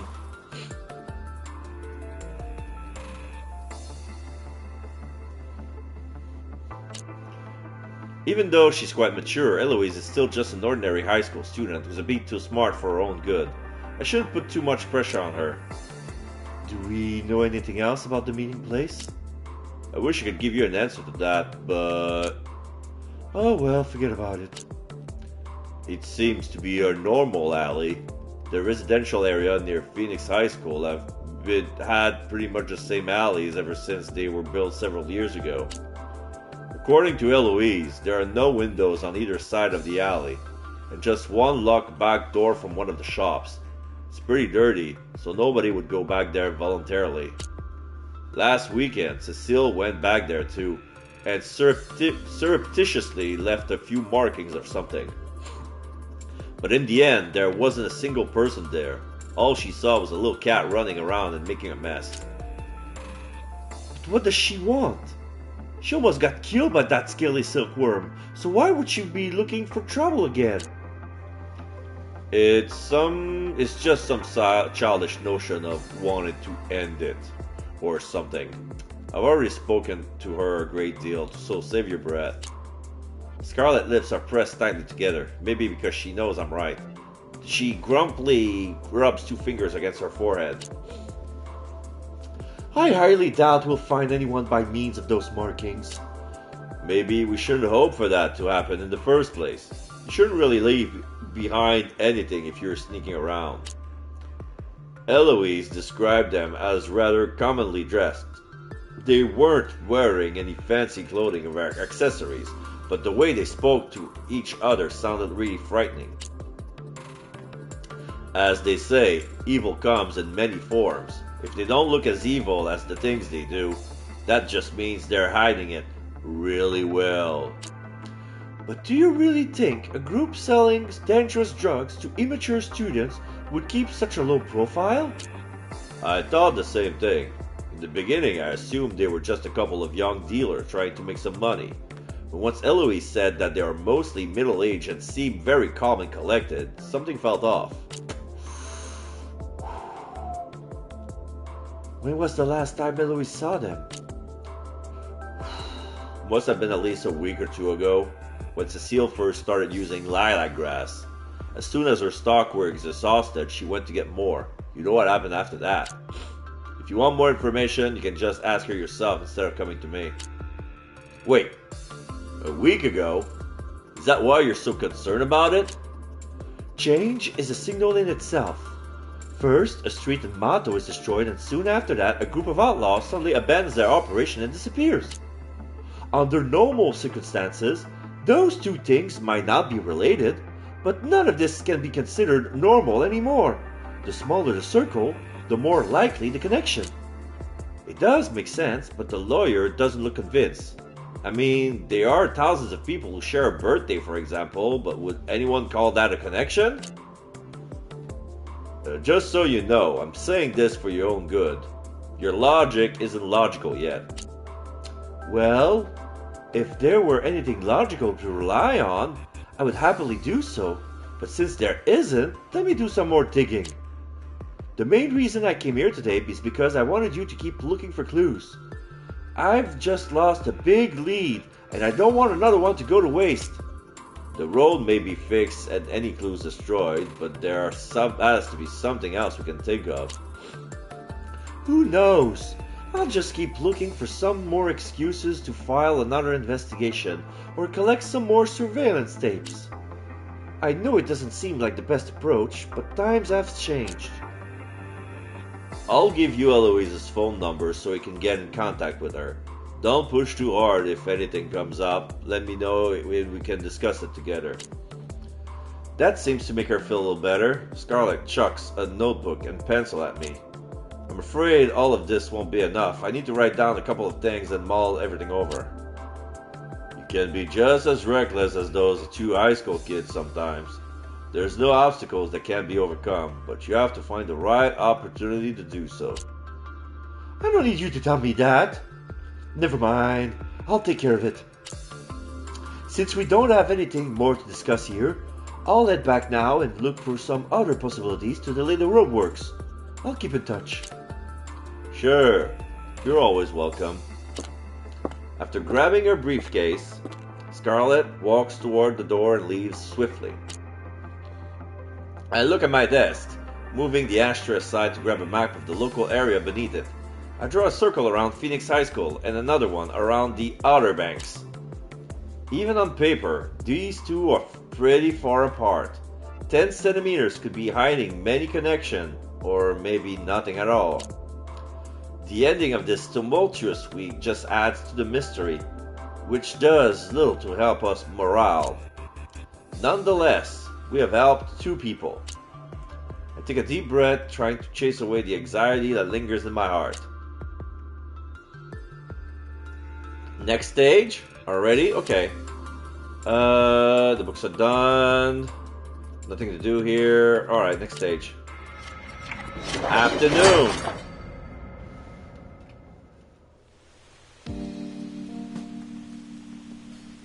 Takes a while, but at long last, rain comes pouring down. The streets are full of people, the city is busy. Footsteps echo as water splashes from the puddles that are quickly forming on the concrete.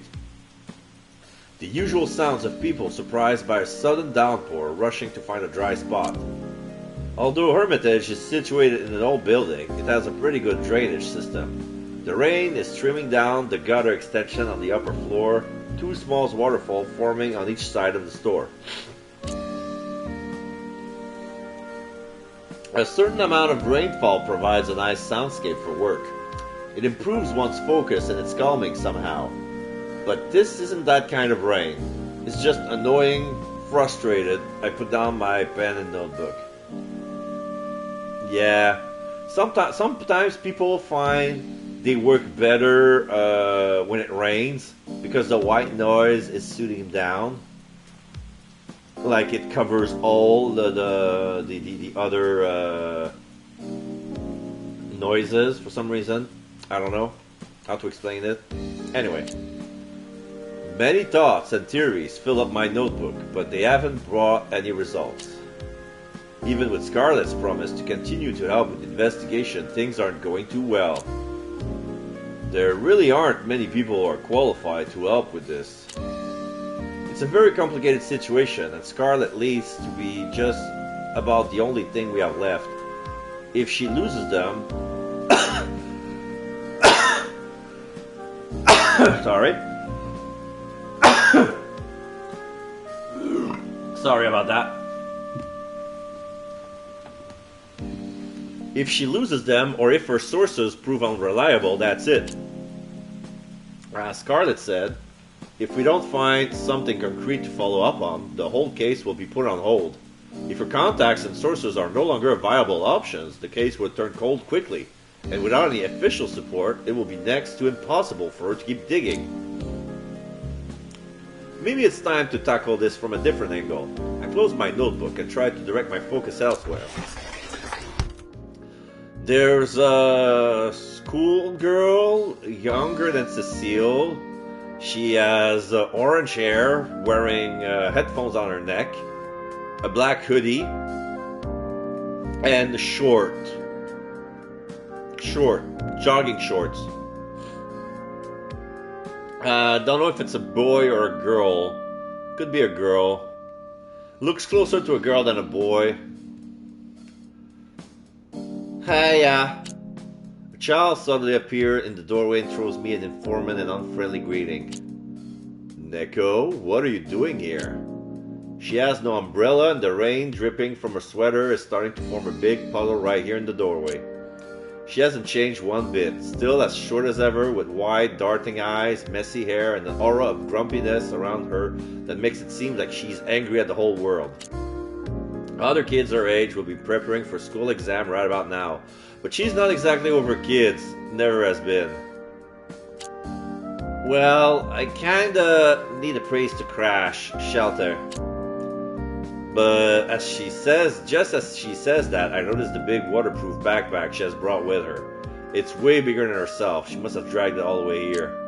The backpack is burst at the seam and I can make out all kinds of sharp edges, so whatever's inside cannot be closed. Why are you carrying so much stuff around? What's going on? It's just everything that I need. She said you would have a spare room for me. She. Things are getting clearer, and I instantly know who Neko is talking about.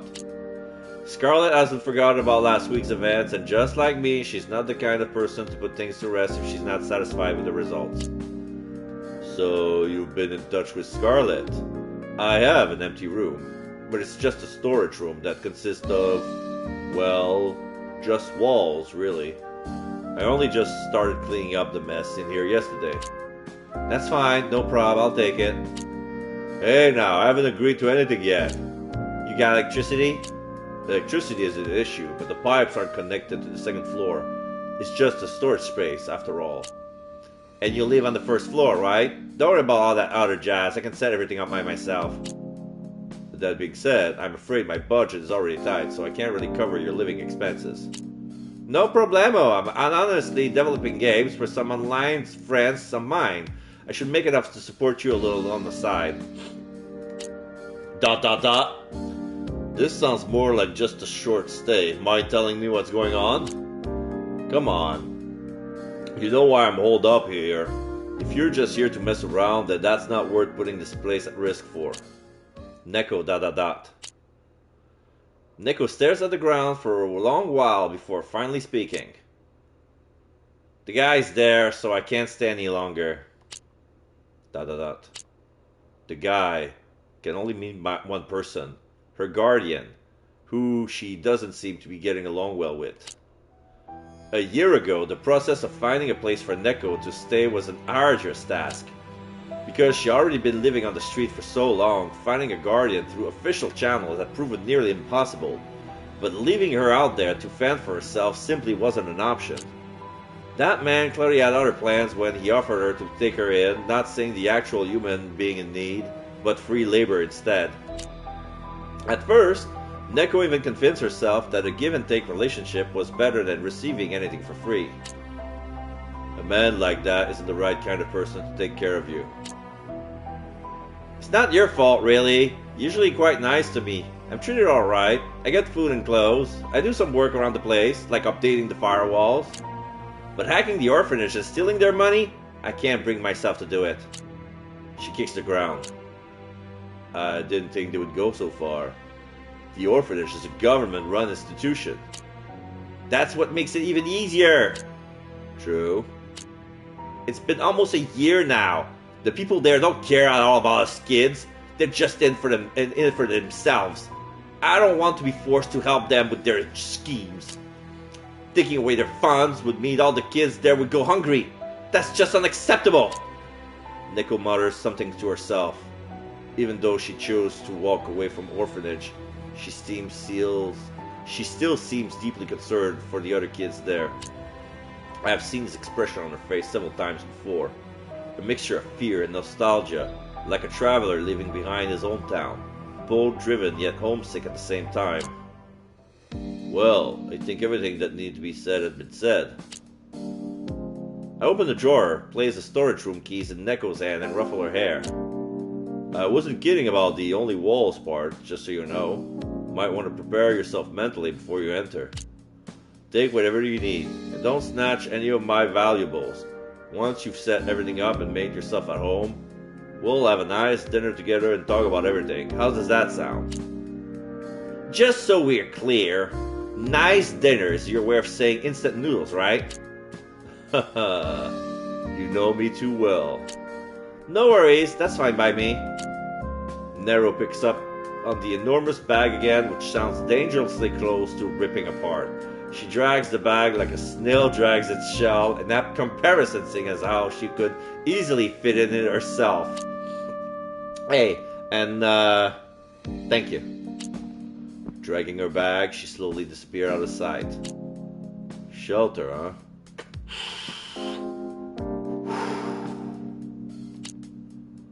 I wonder which one of us is more in trouble.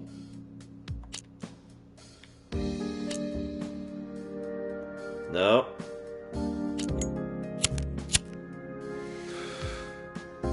Thoughts? Sparks from the lighter flickers near my fingers for a second. Despite her somewhat unprofessional appearance, Neko is a close friend who I trust completely. What happened to her is nothing that can just be swept under the rug, but right now there's no other way.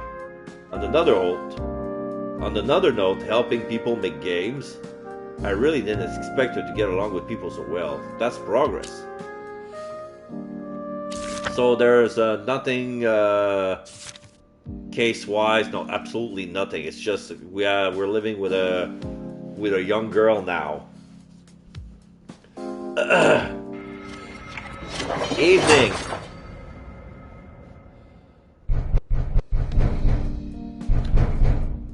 The bustling sound from upstairs still hasn't stopped. It's been that way since the afternoon. Neko seems to have settled in and gotten comfy a little too fast. She has been trained for all kinds of situations, and I don't doubt for a second that she's currently practicing all these skills upstairs. Quite audibly. All that equipment takes up way too much space, but to be honest, I have neither the interest nor the qualification to step in and get rid of it. Mainly the latter. After Nico short-wired the entire building's air conditioning system for the third time, I finally have some motivation to go upstairs and help fix things, mostly out of annoyance. Turns out, I'm not as savvy a tech whiz as I thought I was. By the time we finally managed to repair it, the sun is coming up, dipping the horizon in a tint of golden yellow. She busies herself with a little pile of stuff she collected, her eyes glinting, and stays there for a while. Nothing I can do about that. I surrender to the feisty kid and make my way back downstairs to kill some time before the store closes. It looks like whoever's in charge of the universe isn't planning on giving me a break anytime soon. Oh, the deliverer! Why, hello there, good sir! The door opens and a tall man quietly lets himself into the store. At least he won't be dripping all over the place. His umbrella made sure of that. He slowly puts away his long umbrella after flinging the last drops of water out of the door. His movement looks comically mechanical. To tell you the truth, I feel like people who do everything with an air of courtesy, introverted self-discipline reflects a person's good character. And talking to people like that in private can lead to some interesting, calming conversations. Unfortunately, this strange guy is definitely an exception to that rule. Autosave. Pardon the intrusion. I hope I'm not bothering you. It appears as if you only just came downstairs. Just fixed a couple of light bulbs, did some repairs here and there. I gotta say, you dropping by so casually is still a little weird to me, if you don't mind me saying so. But if there's one thing I learned is that you're persistent. To what do I owe the pleasure? I've heard tell about what happened over the weekend between you and those two ladies. Just finishing touches, you know. Asking questions, looking for clues, that's all. Also, if you had some sort of emotional attachment to any of that junk up on the second floor, let me just apologize in advance. I doubt my words will make a difference now. He shrugs, rare proof of him being able to show any emotion. I come to you bearing contents far bigger than old pieces of furniture in antiquities. So, in normal human words, there's something troublesome going on again? I'm afraid that is the case. A man of your intellect must have already known that a thing as dangerous as lilac grass could not have its true origin with little school students. If that stuff was readily available and easy to get, this city would already be burning. I casually dropped my notebook inside of a drawer at my desk. I do care about this matter quite deeply. Eloise's message leads me to conclude that there is indeed a group of people supplying it to students, who then distribute it at the school. It's a very covert operation. So, how exactly did Miss Eloise come to know about this supply channel? Unfortunately, she doesn't remember. ...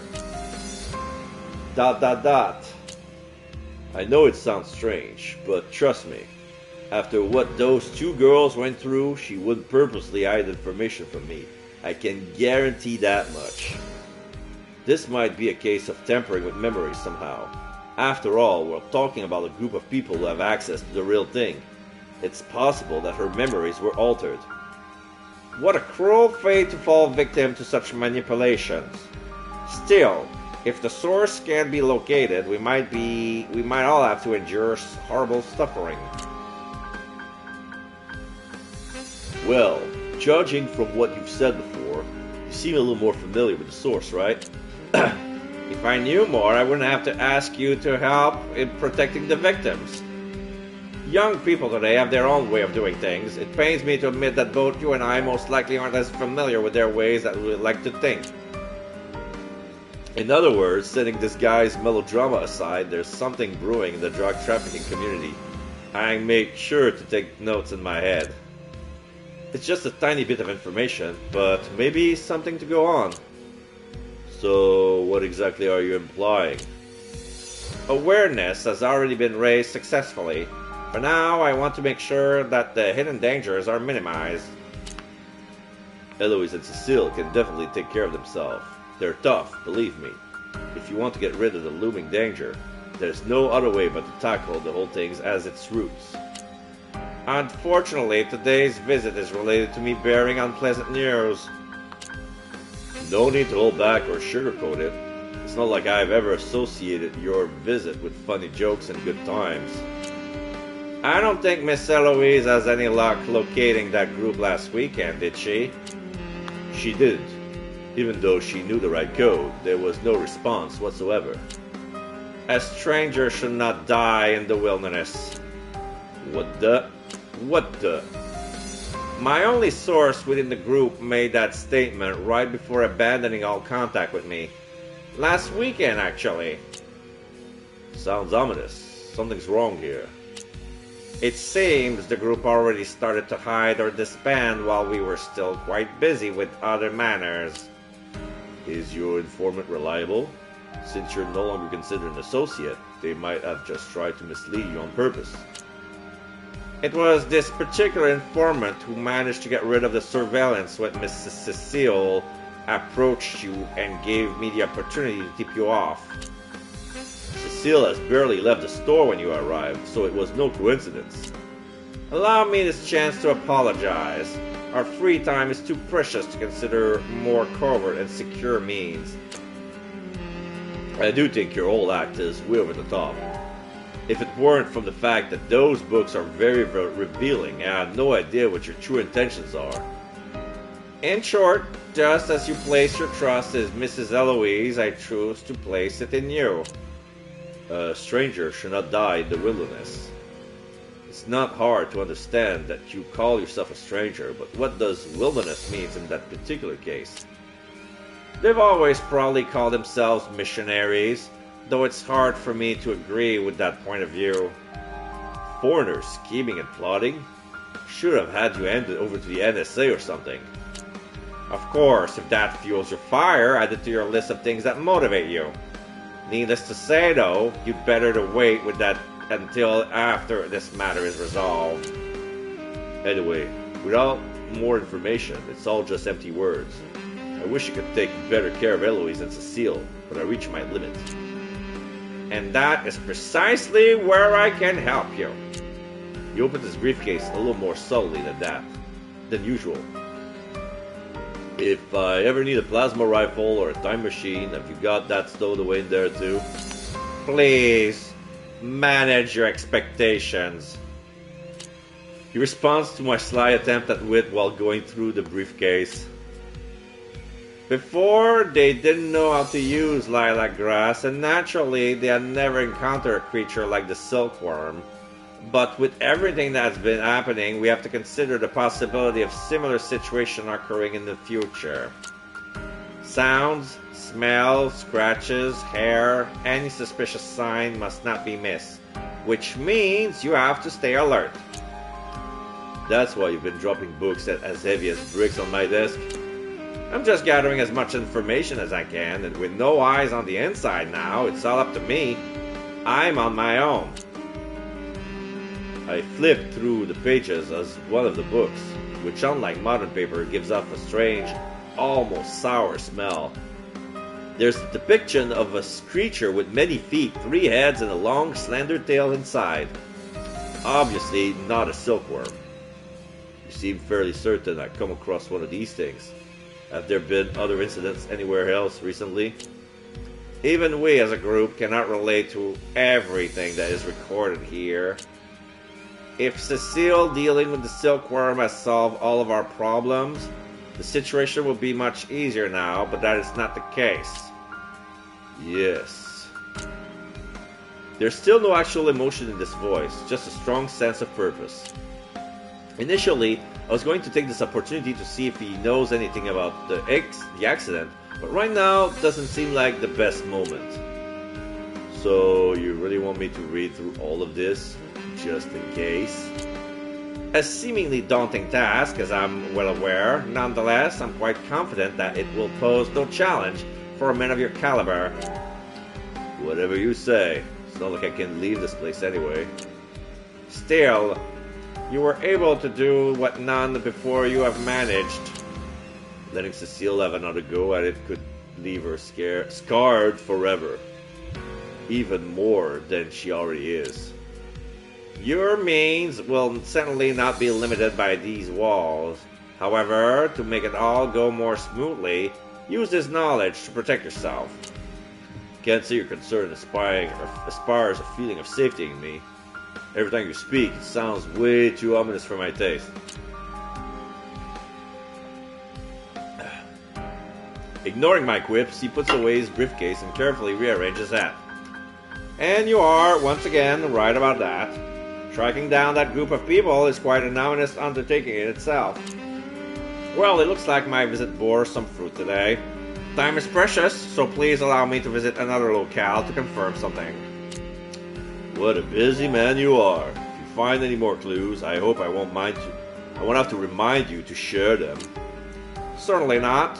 My compliments, and have a most pleasant evening. The sound of his leather shoes clacking on the ground becomes more distant by the second, soon disappearing into the evening air. My compliments.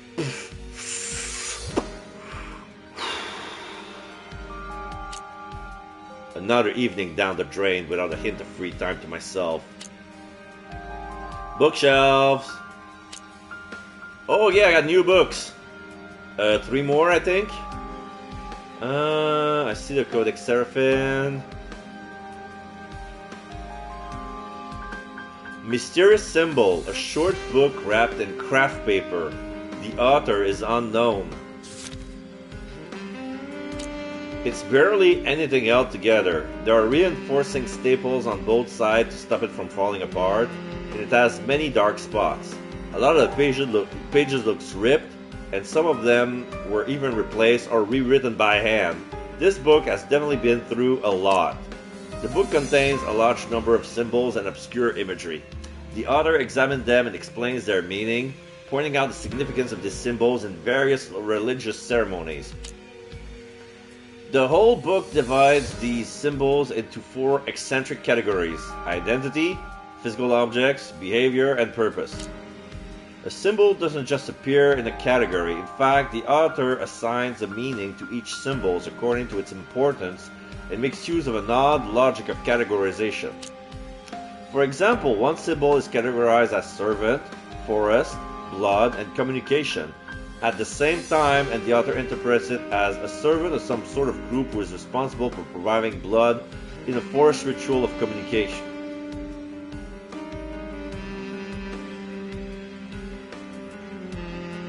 Does that mean anything? Shrines, Gods, and Messengers, a handmade book with a unique binding. The author is unknown. The book looks very obscure. The front and back cover have a plating made of walnut wood, held together with a string made of sheep's intestines. Okay.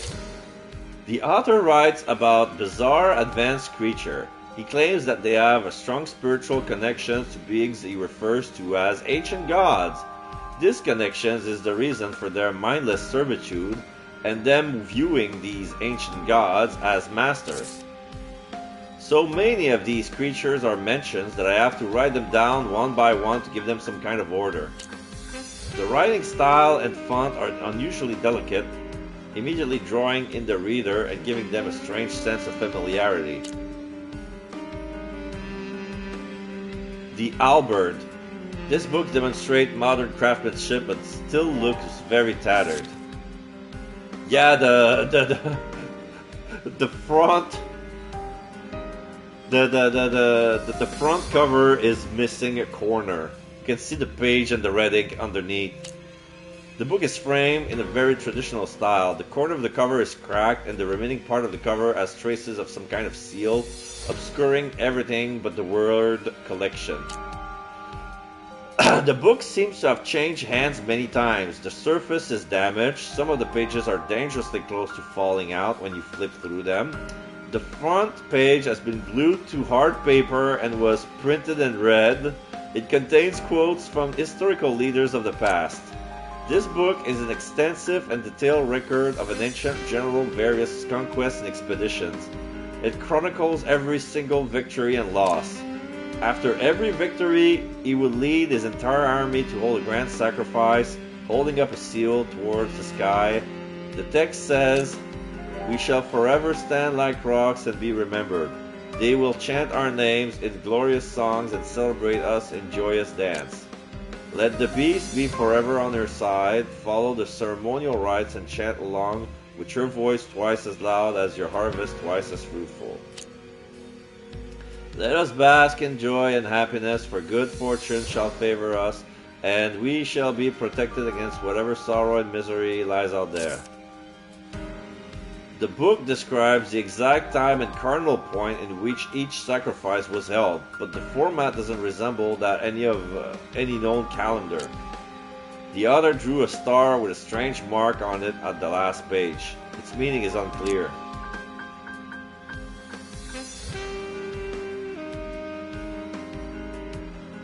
Okay. I gained some clues. Shrine Gods and Messengers Part 1. In this wonderful book, the author mentions a divine messengers. In the mystical branches religions that have been exiled to the east, people call for the existence of a being called Gargoyle. The word is hard to pronounce in Chinese, perhaps due to some kind of miscommunication after it was translated to the local language.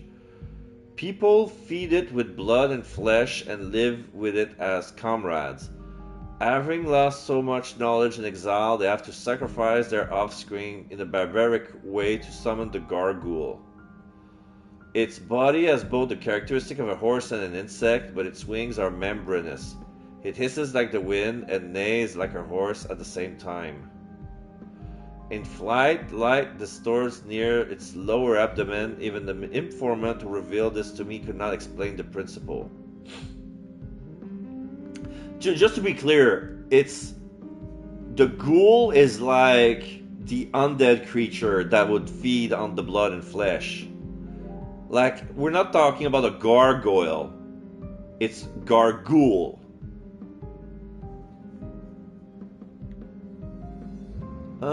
In the forest of Eastern Europe, far away from human civilization, a group of conspirators is keeping multiple unidentified creatures alive. They are about 10 feet tall and are built like tree trunks. Black tentacles squirm on top of them, and their length and flexibility are beyond words. They smell like rotten soil and seem to have multiple mouths. They move on feet, but witnesses could not observe them touching the ground. Secret investigation have revealed that this unnamed servant seems to have frequent part of eccentric rituals and dominates its devoted servant, leading them together in a frenzied dance. Then we have part 3. A more close-minded Maori Aboriginal Australian knows how to summon a certain alien presence. They call it Wududa, the meaning of which is unknown. This being appears as frequently as the clan that summons it, as a part of the clan's rituals of worship of the deity Usodos. These rituals are said to be performed for the clan's departed to leave the filthy earth for heaven. Wududas has a stout humanoid body, which cloaked in thick skin and fur, with an unusually flat face and a pair of sharp claws. The clan's sorcerer will perform a bizarre dance, including 3 people performing various unrelated acts in sequence. Soon, Wududa will show up out of nowhere and join them. Then we have the Albert. In this book, an ancient general conquered the surrounding countries. After every victory, lead his entire army to hold a grand sacrifice, holding up a seal towards the sky. I don't know if the seal is as in the animal or just a seal, you know? Let the beast be forever on our side. Follow the ceremonial rites and chant along with your voice twice as loud and your harvest twice as fruitful. The rest are already read. Okay. Finish work. Evening.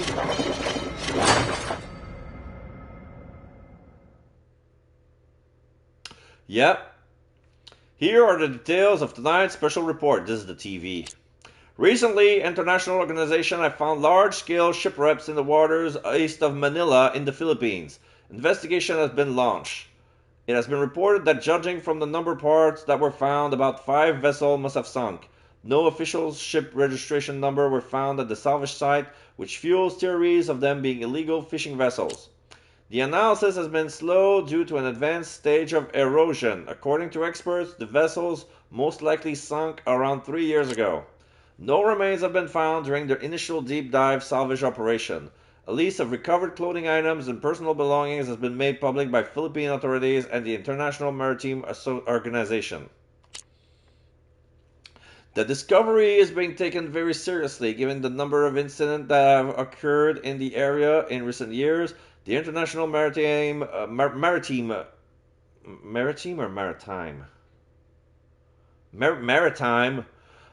Organization will hold a more detailed press conference in the coming days. It's a cruel world out there. I don't really know how much about sea travel. Judging from the news, accidents still happen frequently. If there really were illegal fishing vessels, it's not all surprising that they didn't call for help. However, no bodies were found and the crew members may have managed to escape. It's somewhat strange that the wreckage suddenly appeared just like that after 3 years. There's a lot of maritime activity around the Philippines, so it should have been discovered much earlier. What happened out there? It didn't even happen that far away. Was it really just a regular accident? I should stay vigilant and keep an eye out for strange things happening in other places as well. But right now, I can't really do anything about it.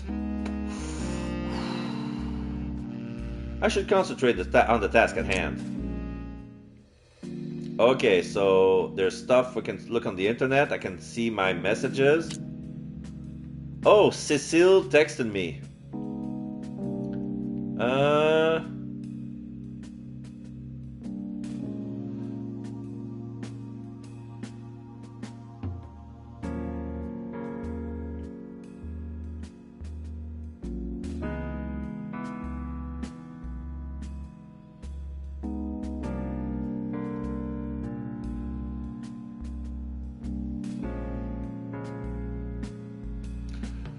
Oh shoot, I totally forgot to return the TAT book. I forgot about that too actually. It makes me feel like I'm doing a lousy job. I'm sorry, I'm really busy this week. I'll try to make time for it. It's okay, take it easy. Right now isn't a good time to come over anyway. Is something wrong? It's nothing. Just a whole lot of things to take care of. If you need help with anything, you can call me. Thanks, I appreciate that. By the way, just out of curiosity, who told you about the trail of the missing fish in the first place? Didn't you mention that somebody recommended to you? Sorry for all the trouble. It's no trouble, just curious about what the person who told you about it looks like. Actually, I can't remember him too well. He was a tall man, he looked like a foreigner, but he spoke Chinese very well. He... ...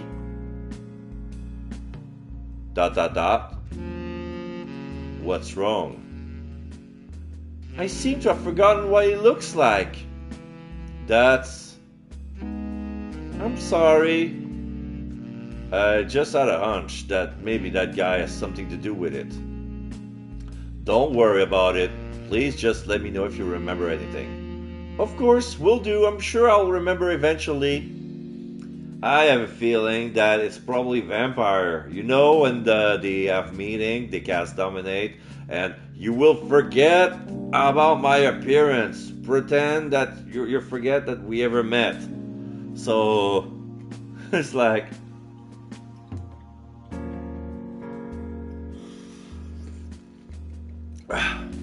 They make sure like they don't remember their face.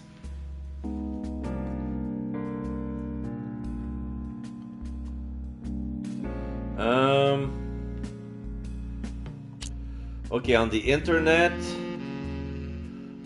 What's the deal with chickenbox.com from Apollomos? Nico told me about this site once. It seems like her internet friends are active on this site too. I should ask her about it sometime. So, Apollomos, this is a thread related to the website chickenbox.com, focused on recommendation, comments, and complaints about their content, radio, article, video, etc. Posts related to this topic may have been very scattered recently, resulting in a lot of duplicated reports, posts, and spam. I want to focus on the discussion in this forum. For the Chickenbox website, click here. These are the archives article. What's really going on with Chickenbox host Jordan Miller? What is chickenbox.com? Okay, so the number of the thread is different, but it's bbs.sarabafirst.com. But it's like 1st. What is chickenbox.com? Chickenbox Insider, Chickenbox Fantasy News Program, a recent Chickenbox article that was plagiarized from the White Goose Chronicle. Chickenbox has responded to accusation of plagiarism. This is the first and only time I will criticize Chickenbox. Can't Chickenbox just be honest about their game content? Petition disliking Chickenbox. Is this the end of Chickenbox? Their downfall is certain. Chickenbox content doesn't seem right. Other related posts. All those links, those articles are from sarabafirst.com. Kit She Tyrant. Nice work, man. Overall, I mean, their service is free, there isn't enough press for games, and it's spread out all over the place. Summer Phoenix, most users still listen to them, but somehow it feels a little different nowadays. Yinfu, I don't know if it's just me, but I still feel like they're doing fishy stuff. Oahchchs, OAHCIHS, how can a Chickenbox article be better than honest and meaningful discussion? Too busy. A lot of people love Chickenbox and do visit their website every day. Melon Peel, there are so many posts about them here. People on this forum must really love their site. Idolmaster 315, Chickenbox really should write an article about this forum. The Razor Prince would make an awesome VR game by Kano 3. I had an amazing idea while searching through the forum today during lunch and decided I wanted to discuss it with you, my friends. The Razor Prince is a 2.5D horizontal action game in which you play a boy who enters a magical world. Here's an introduction to the game. The player experiences the game like a spectator at a puppet show. There's so much potential to this idea if it should be developed as a VR game in which the player sits in the first row while the story unfolds on the stage in front of him. The advantages of this design are: 1. Although it would be VR, the game could be played sitting down in a very traditional way and for a long period of time without experiencing any dizziness. Number 2, the whole thing is less demanding when it comes to rendering. You think so? Number 3, essentially the player is the audience. Although it's basically a 2D landscape game, there is some unique interaction because it's VR. Example, apart from the main character, the player controls various characters on the stage as well, such as a princess or a cute animal. Although the main character doesn't speak, another character could say things like, "The enemy is coming, turn back." If the player doesn't, the character will say, "Come on, it's too dangerous." If the player then turns around completely, something will startle them from behind, and if they don't turn around, something will fly over their head and onto the stage in front of them. Although there's a main stage, the entire 360 of the game is the playing field. This way, the gameplay is optimized and a long and enjoyable gaming experience is guaranteed. Personally, I think VR games are getting more and more popular these days. What do I think about it? A 2.5D horizontal action game where you play, the protagonist is a puppet on a stage and you play from the point of view of a spectator, but you control what's going on stage. I don't understand why it says that the whole thing is going to be less demanding when it comes to rendering. Okay, I want to see the comments about that. What a Chia says, yes, a game is with realistic textures and a detailed 3D landscape is great to play in VR. If you only consider one main perspective of the game, you lose its potential for VR. Cantrip Coon says, there's this one game I love from the PS3 generation that kind of went in that direction. Unfortunately, the Japanese game market seems to have forgotten about it. I remember the game he's talking about. I think the game is called The Puppet Master. If that's what I'm thinking about. Because the whole time I was thinking about, I think they already made that game during the PS3 era. And yeah. VR, okay, Sword of Soul 9 says VR is also good for meta games. Some of the narrative masterpiece from a decade ago will also be great for VR. Plasma Dragon. Anyone else remember Prince of Desma? I've got to admit that in the end I never finished the last boss fight. XK1370. I think the new feature they were talking about is in the latest issue of Max 3 Gaming magazine might be the closest thing to Kano 3's idea. Okay.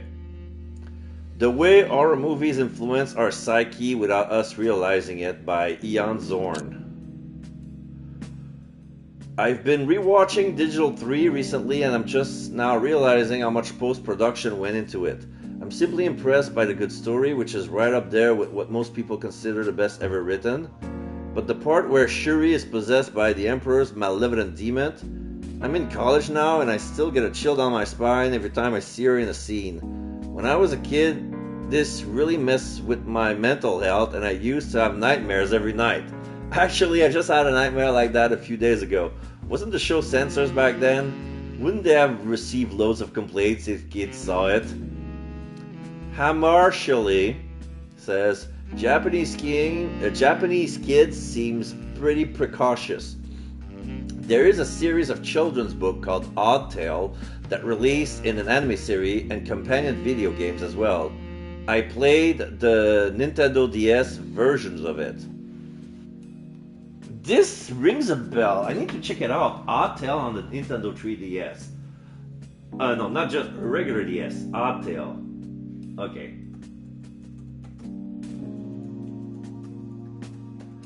They made a port for the Switch.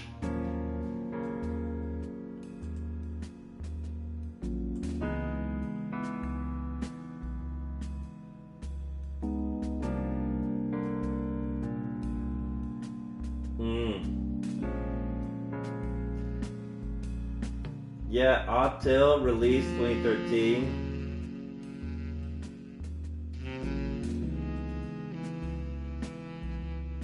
No. Wait.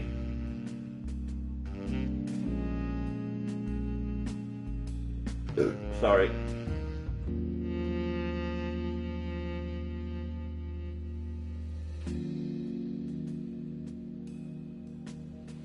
No, they're only popping every Nintendo DS review with the word Odd Tale in it. For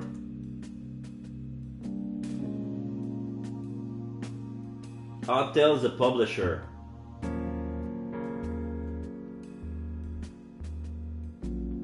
No. No, it's not a thing. It's not a thing. Okay.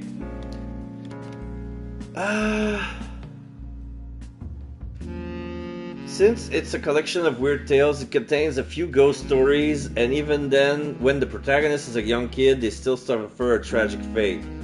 There's a story called The Million-Year-Old Curse, which is about a naughty child who touches a fossil and is consequently cursed by it, transforming into a dinosaur. As all dinosaurs, it becomes extinct and ends up as a fossil in the ground for their 65 million years. The plot is so cruel that even adults have a hard time playing that storyline. The proper setting can speak to the human consciousness and induce fear, which is an education in itself. Damn. But yeah, it feels oddly familiar. Like there was a game which is an anthology of short horror games that was released in Japan only. Alien from Moon, the Emperor's malevolent demon is a man-made evil spirit. It's so cool. Knight underscore RJJ says, Japan has always had a larger target audience than other Asian countries. Naruto, for example, is broadcasted during prime family time in Japan, but in other countries it's shown late in the evening. And of course, there are plenty of other series like that.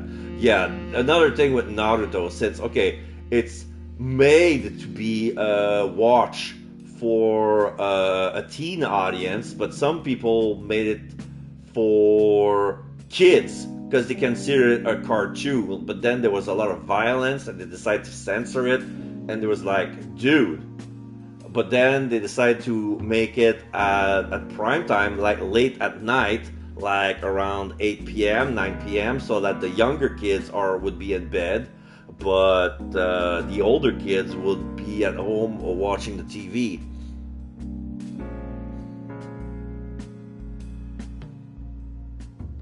Black Feather says One Piece, Bleach, My Hero Academia. Well, One Piece and Bleach, yeah, One Piece and Bleach were part of, along with Naruto, part of the big three.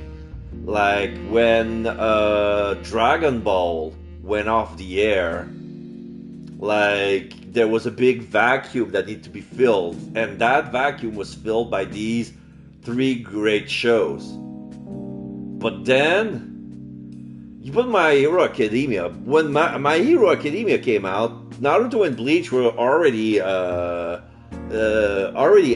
the air, and the One Piece became the new Dragon Ball as the thing that young kids watch early in the morning, like Saturday morning cartoons. Even though it can be heavy sometimes, I just watched dozens of episodes last week, still in the Wano arc, where Luffy would be fighting Kaido, and they put a lot of money on these new animations. And yeah, right now I'm at the part where Luffy has been reanimated by the Law's crew, and they've been feeding him meat until he gets his energy back, and then he would ask Momo, okay, turn into a dragon and fly me back up to the flying island. I want to beat Kaido's face again. I demand a rematch because he got defeated and fell into the water, and he got salvaged by the submarine underwater crew. Why Stage First says, watching Diablo's adventures as a kid left me a really deep impression on me. Actually, the more obvious example is Kiritaro. It's darker and scarier than Diablo's adventures and has been popular for decades. However, it did have some elements that weren't well received. For example, there was a part where Kintaro's brother and sister-in-law fought against each other in the Civil War. The show received so much negative feedback that they never included any element like that again. It's been so long, Kiritaro. I try to remember. Lucio, you guys must not have seen the new episode of Kiritaro that came out this year. They're definitely for adults. Kiritaro. Okay, I'm gonna have to check what Kiritaro is about. Are they talking about a real show? Because if they plug in Naruto, Bleach, One Piece, and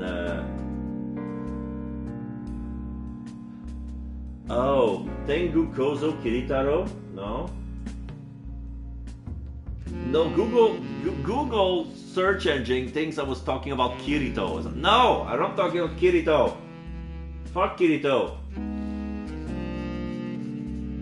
Sword Art Online is better without Kirito. But yeah, there's a lot of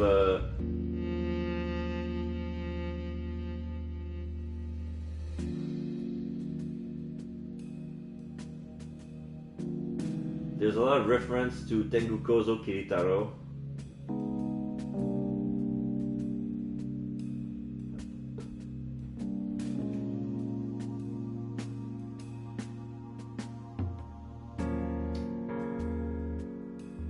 Kogakure no Kiritaro.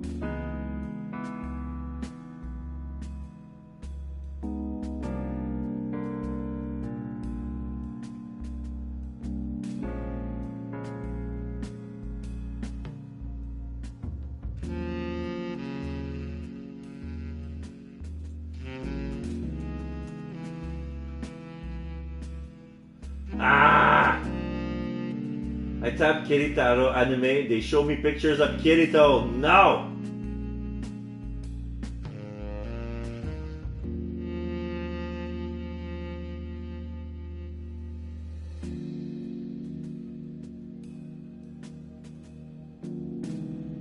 Fuck it. Anyway, enough dilly-dying. Alright, so what's the other thing? Did Europe have a figure like King Shiwan? By Emperor AS.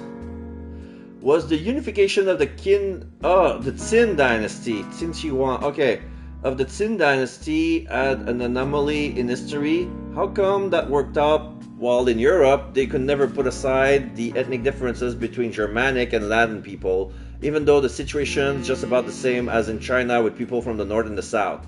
Geographically speaking, the plains of Europe are way more convenient for trade, travel, and transportation, so why was there never again another empire as huge as the Frankish one? Ibiki says, during the Qin dynasty, lots of philosophers have already made the ideology of unification popular, so that's one explanation. Kamusui says, because religion stands above royalty, all royals are subject of the Pope. Ultimately, that result in many smaller vassal states, the direct opposite of actual unity. That's the biggest issue. When kings and emperors put themselves above religions, they are able to unite, to conquer, to divide. It's the only way for empires to massively expand their territory independently. Diablo, I'd wager that geography is a big factor, and don't forget about the Roman Empire.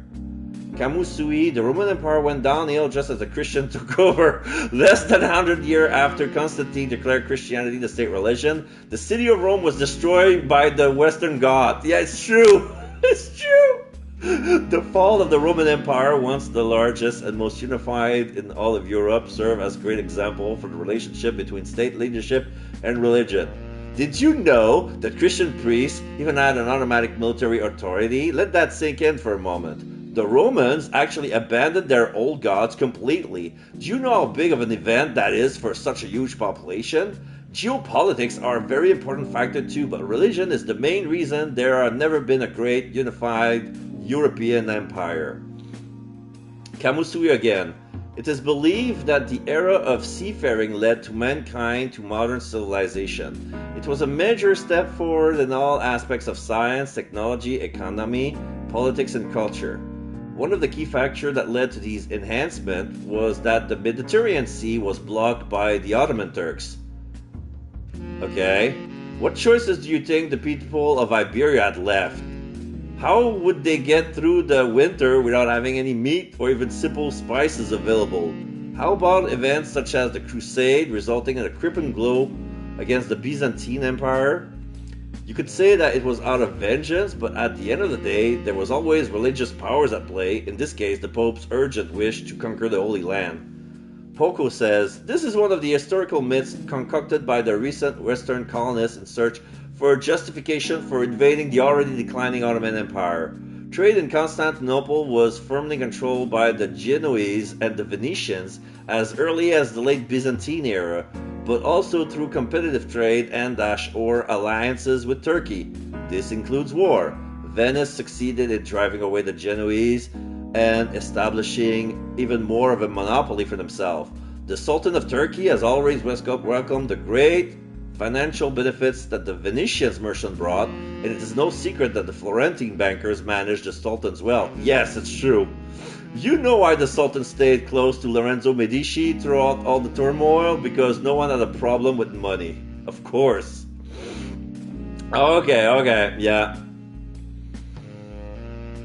Nakamura says, back then, if a person got caught in a storm during a spice trade and lost valuable Indian herbs and spices, they usually didn't travel all the way back to India. They just went to Venice and bought expensive pepper to cover their losses and replace their products. Venice was the only place where you could get things like that, and all of that was because of the maritime trade routes. Okay. I need to remember this conversation because some of the ideas that are melding in there might be useful for us later on. Poco says, people often forget about how powerful Venice was, if only for its position in the sea. They had a huge fleet and one of the largest mercenary contingent at the time, a true power to behold. Kamusui said it was also about the political system, electing a governor that could bypass everyone's vote, who wanted to establish himself as a dictator and then got his head chopped off by a lynch mob. Rinse and repeat. Venice is a republic, not an empire. The root of capitalism had already been planted without being defeated by the combined force of Spain and France. Poco says Venice wasn't actually exactly defeated. There were internal struggles among the attackers. The divine alliances that followed, the Veneto-Papal Alliance, a precursor to the Holy League, and Venice opted to join in. Capitalism, especially in its infancy, is a highly unspecific and confusing term. It was around long before the Greco-Roman era, as making a profit is something that states, empire, and countries, no matter how small or big, depend on to thrive, expand, and trade. Over the course of history, its definition has been skewered by wannabe historians who don't understand that you can't compare trade and economy from back then with modern standards.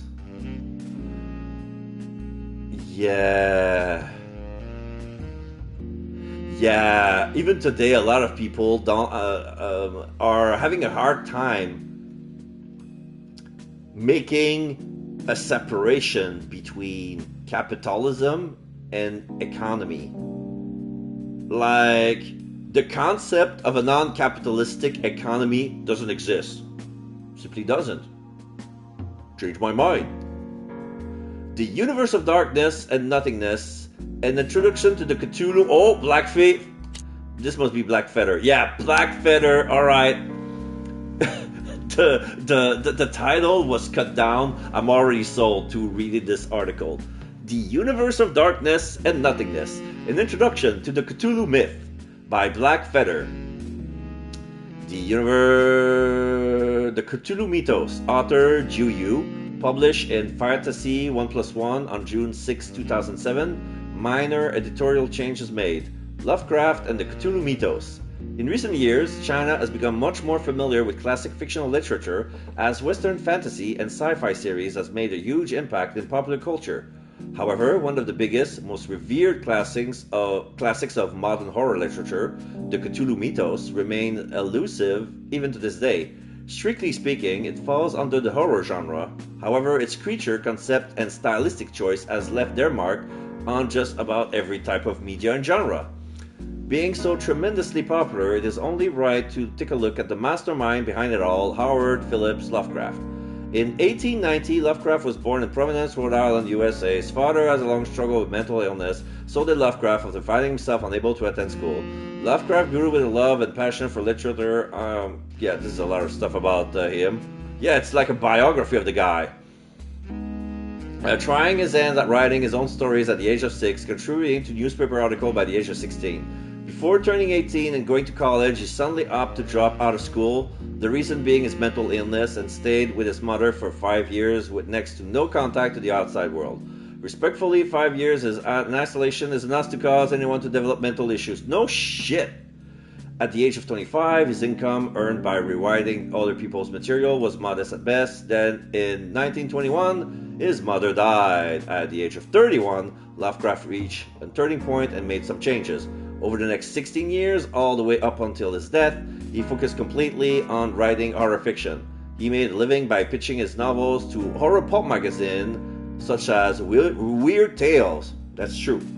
His story, The Call of Cthulhu, written in 1926, published in 1928, is representative of the main tone of his works. revolving around the so-called rulers of the old days, powerful forces that once ruled the earth in ancient times, but are now resting in the dead-like slumber. Here, Cthulhu is mentioned for the first time, lying dormant in the lost sunken city of R'lyeh in the South Pacific. When the stars are in the right place, R'lyeh would rise up from the ocean bed, and an awakened Cthulhu would wreak havoc across the earth. Lovecraft gradually created his own myth and shared it with friends of his, like-minded authors who inspired and supported each other. These include R.E. Howard, the author of Conan the Barbarian, C.A. Smith, and others, all whom gained respect among their peers and became famous themselves. People within this creative circle even wrote about each other's fictional universes. Harry Howard also wrote Cthulhu-style works, and the Cthulhu mythology even plays a role during the Iborian Age. The settings for Conan the Barbarian. Okay. Kind of makes sense, but yeah. If you read carefully the themes behind Conan the Barbarian, it wouldn't fly up in today's standards. But yeah, I can really picture it well that R.E. Howard would be friends with H.P. Lovecraft back in the day. Black Feather. Okay, the continuation. Like, this is the second part of this article. It's a quote. The oldest and strongest human emotion is fear, and the oldest and strongest fear is the fear of the unknown. H.P. Lovecraft, Supernatural Horror in Literature. Lovecraft's work stems directly from his own feelings about the world, and some of the imagery he conjures up is based on his own nightmares. In this world, faced with a cold, rootless universe full of malice lurking in the darkness, mankind is utterly powerless. It is particularly remarkable that Lovecraft never used the traditional props of horror novels, such as ghosts, vampires, and werewolves, to scare people. He despised best-selling authors of the time who incorporated such old shtick in their stories. In fact, in some of his novels, the actual sources of the horror never appears at all. He is very good at creating these impressions of the odd, old and decaying, and emphasizing traits to an unsettling degree. Horror stories set in old colonial buildings, degenerate human beings roaming the rotten shores, alien monsters living off the beaten path out of sight. These are common recurring themes in his works, just like curtains that pull open just enough to peer into the vast, mysterious, malevolent opposite world. A world that existed in Lovecraft's mind, a glimpse at its psyche. This is what distinguishes his novel from those that know only to scare people with obvious, blatantly scary things, and gives his work a wholly unique charm. In Lovecraft's novels, the reader is constantly aware of an unseen danger. Beyond your ordinary field of vision lies a dimension of inexplicable madness that envelops all. This darkness is so profound that mankind could never comprehend it.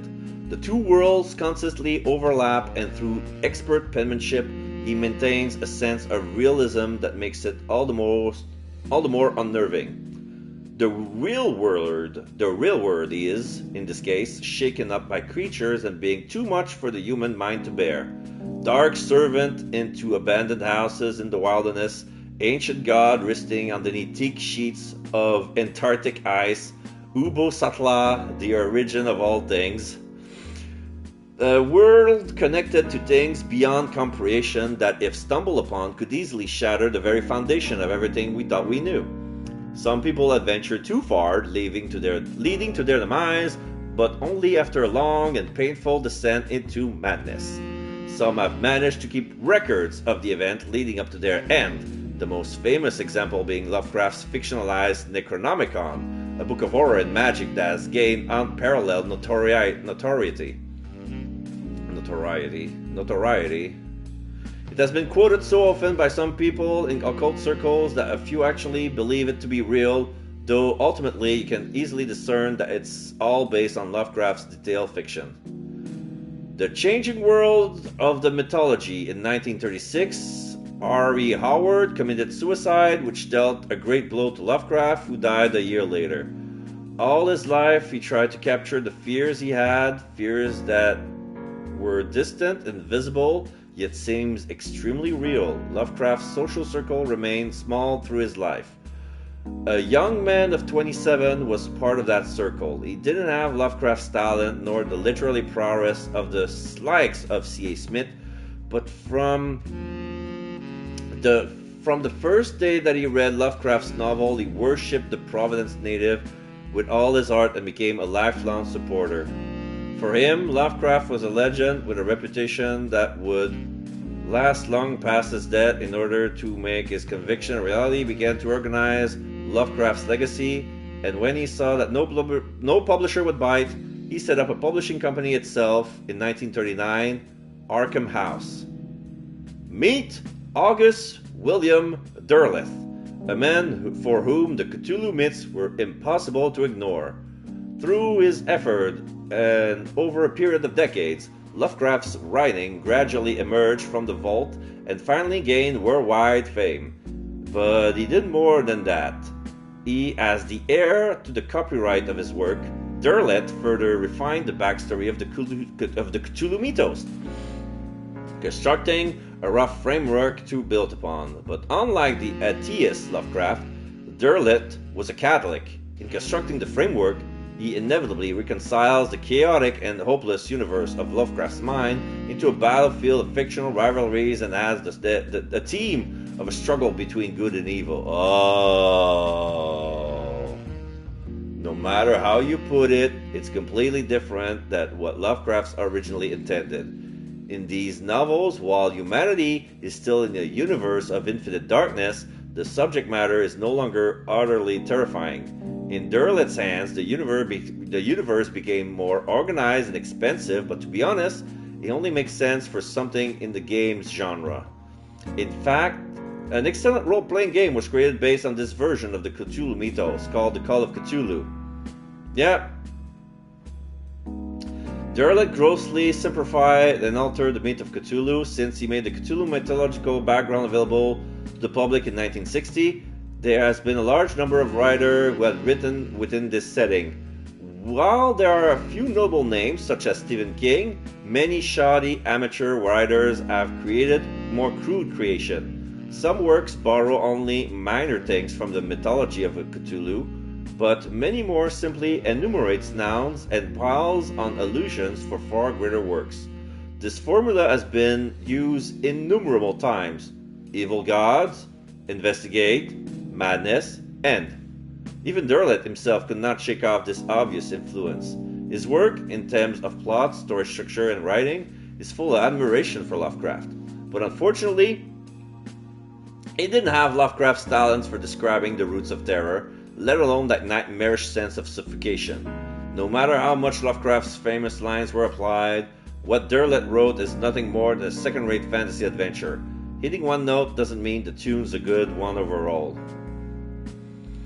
In any case, it should be positively acknowledged that Derleth is credited with the promotion and refinement of the Cthulhu mythos, and when he died in 1971, he left behind a grand framework of the setting that had been largely perfected. Without Derleth's effort, Lovecraft and his work would probably be long forgotten, and the Cthulhu mythos would not have had the widespread impact it has today. The structure of Cthulhu mythos. To put it simply, there is no structure. Names that human can't pronounce or translate are commonplace among the old gods of ancient time. Although loosely held together by common themes, Lovecraft's intentions was never to establish a full-fledged universe, though he did come up with concept in some of his private notes. At the beginning of the universe, only Azathoth existed. His offspring followed, the darkness, the nameless mist, and the crawling of chaos. The darkness would birth Shub-Niggurath, the All-Mother, who gave birth to almost all the rulers of the old days, including Cthulhu and all life. The nameless mist's offspring is so-called Yog-Sothoth, with infinite knowledge of time and space, and Chaos's offspring is called Nyarlathotep, the messenger and representative of all the gods, a symbol of horror and contradiction. What followed had nothing to do with Lovecraft, who would never imagine this universe to take on such dimensions. Many different authors have chosen to add to the myth, and the only way to truly understand it is to simply pick up one of the novels and dive right in. People have always attempted to add structure and certain laws to this universe, so we now have two sects of genealogies, one of which is used by the role-playing game, and the other by Lynn Carter in Lovecraft, a book behind the Cthulhu mythos. They are obviously different, and no one can say which of these is more authoritative. It all depends on your preference. Great Old Ones and Other God. Great Old Ones and Outer Gods. As the name implied, Great Old Ones really ruled the universe in ancient times, but after the defeat, they were imprisoned in all parts of the universe except for Nyarlathotep. To a certain extent, they also have to follow the laws of the universe, but never to an extent that could be even remotely understood by human mind. Mankind can try to draw upon their powers, but this always comes at an incredible price. Oftentimes, it isn't possible to distinguish clearly between the Great Old Ones and the Outer Gods, because many of these concepts stem from sources other than the novels. Great Old Ones are often considered to be closer to the mortal realm and less powerful than the Outer Gods.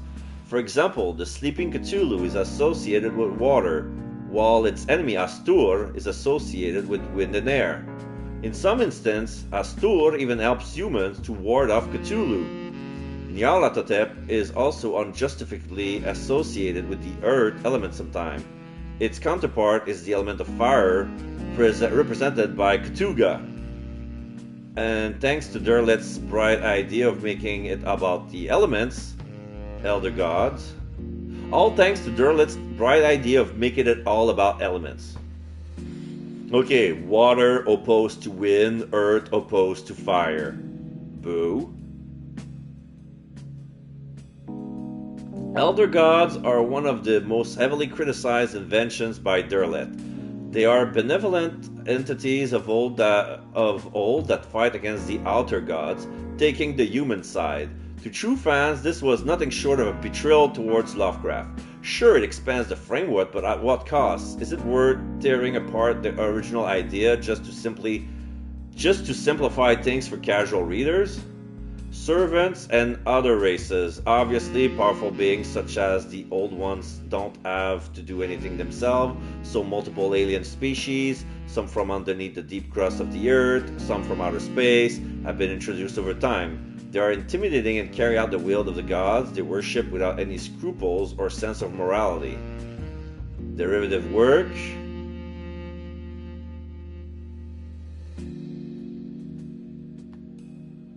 Okay. So it's almost done, because this guy wrote an 8-part thread, and I'm already at 6 of 8.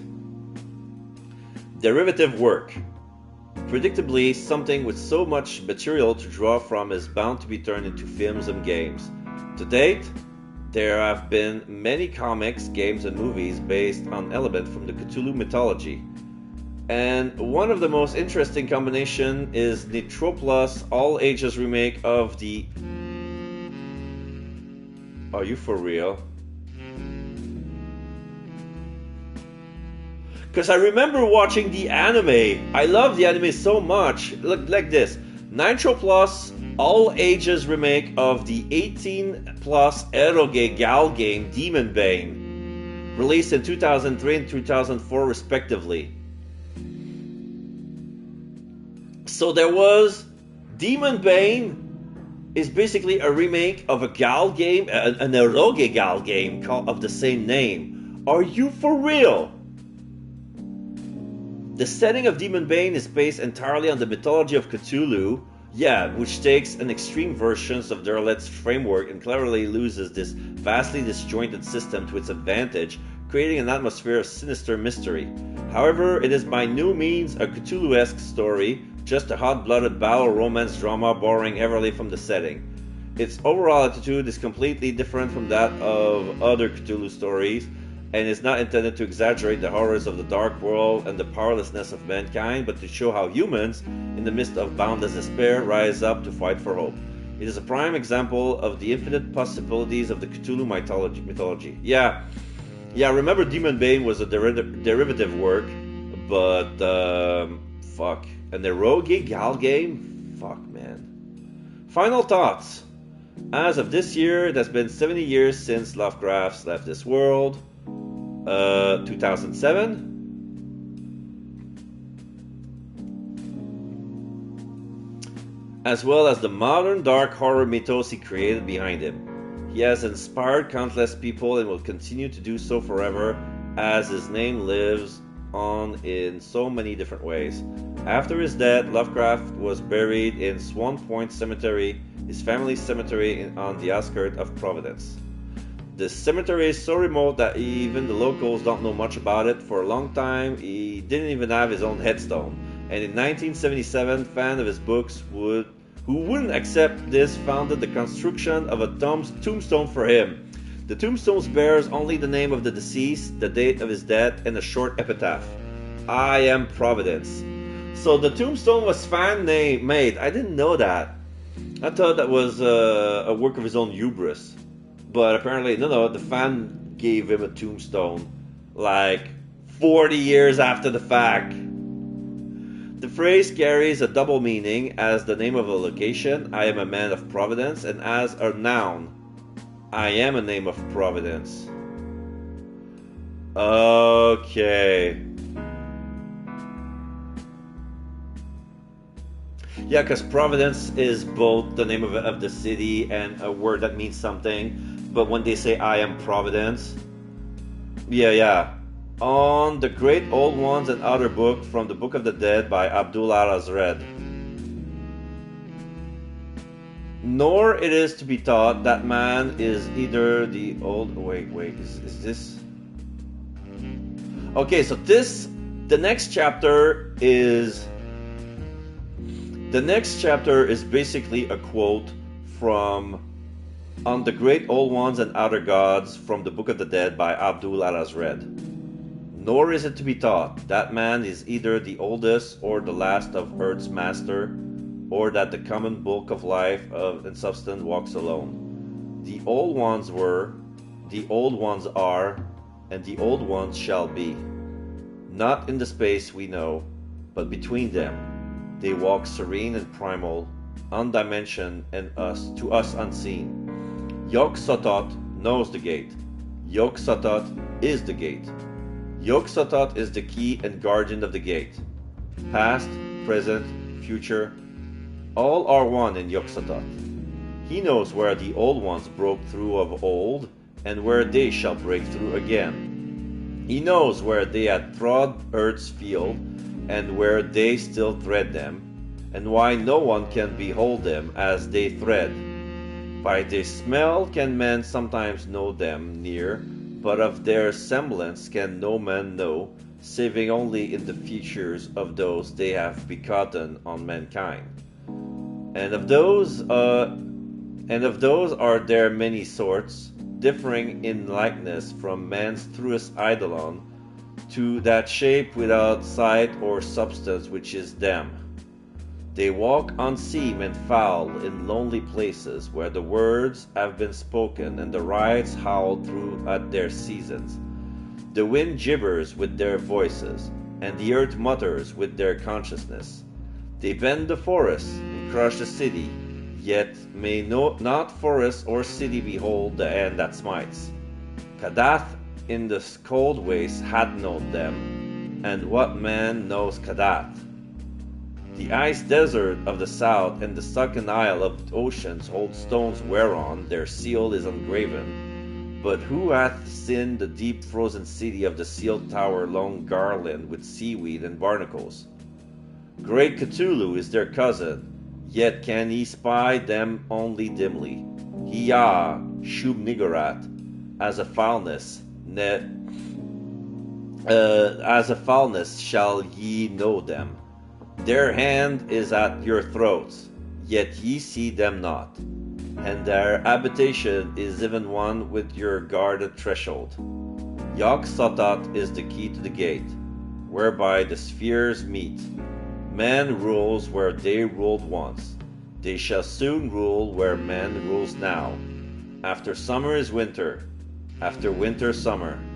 They wait patient and potent, for here shall they reign again. then the first commentaries for MT that says bookmark it for later. I hope we'll get an all-encompassing detailed companion with a decent translation soon. Dragonfly, can I quote some of that stuff in my blog? I'll credit you, of course. Knight_RJJ says, Asatot, he's somewhere underground. Cthulhu, underwater. Yoxatot, since he's described as cosmic, I'd say he's in the air, if that makes sense. Nyarlathotep, he takes on a human form sometimes. Satogua,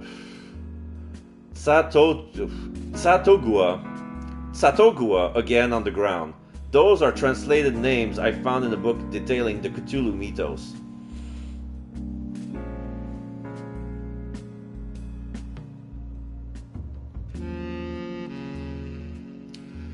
Concubine.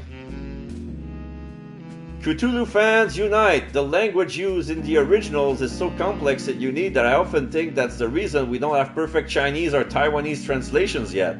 Neil Gaiman wrote a short story combining Lovecraft's universe and Sherlock Holmes stories, A Study in Emerald. Not the most horrifying book as far as scare factor is concerned, but a great read nonetheless. Oh shit, I need to get that. Are you for real? Neil Gaiman wrote this? A Study in Emerald? Like a cross between Sherlock Holmes and Lovecraft? Are you for real? I want to check that. Neil Gaiman, Study in Emerald. Okay, so this is a real thing.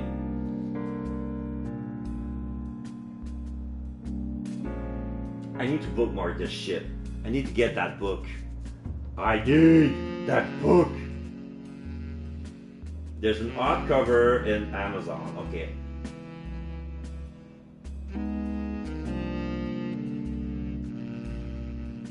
(2018) illustration by Raphael Scavone.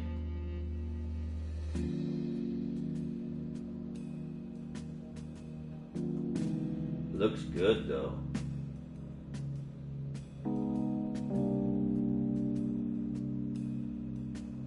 Okay, I'll look it up for later. All right.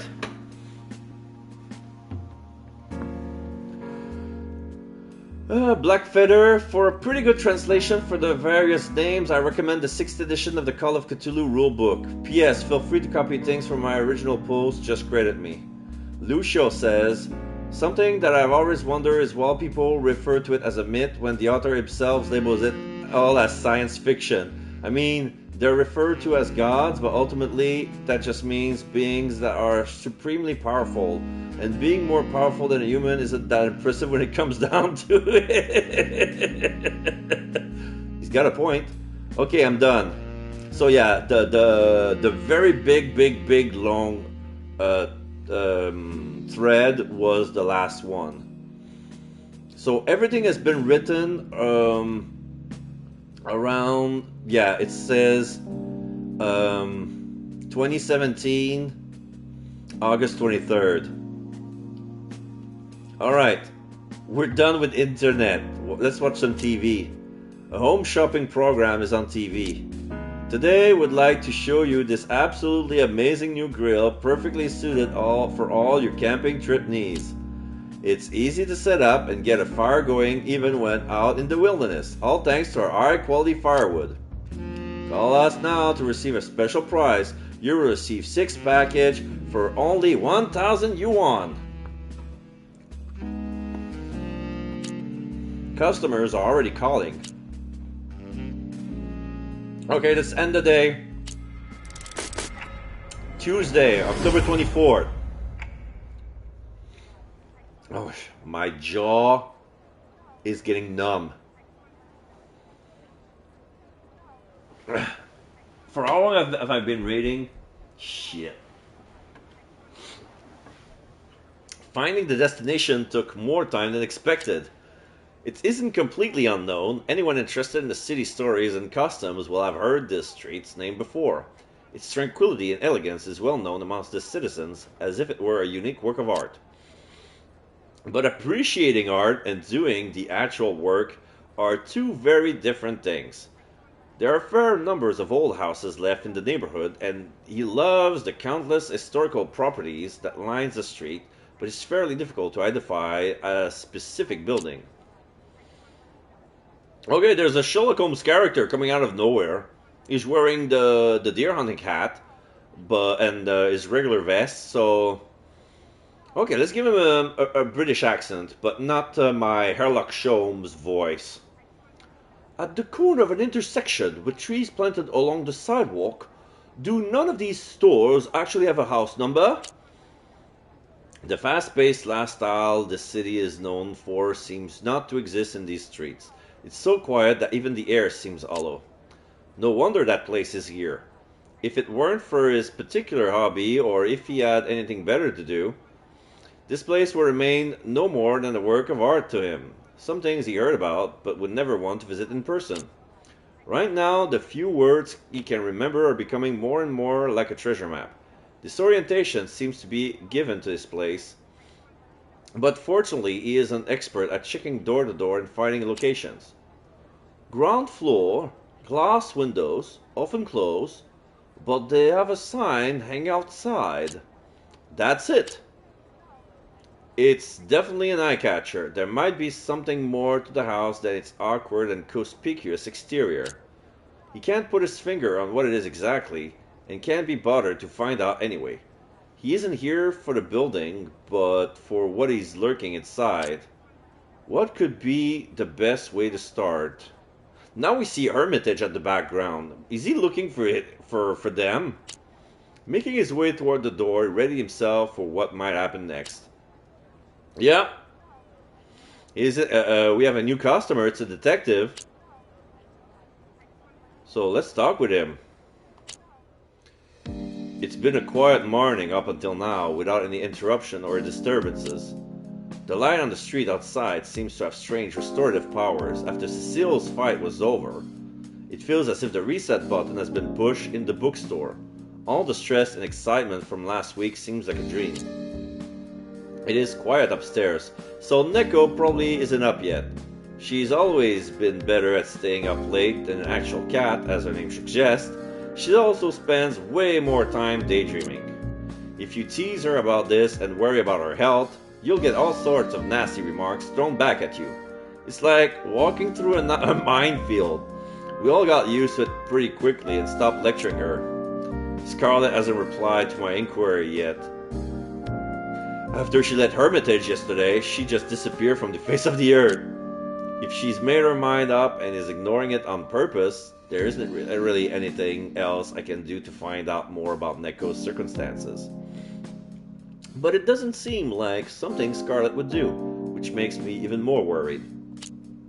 Well, I guess that's the downside of living and working like this. All I can do is put my trust in my unreliable but smart friends. She'll probably drop by once she's done with work. She wouldn't just leave Neko behind.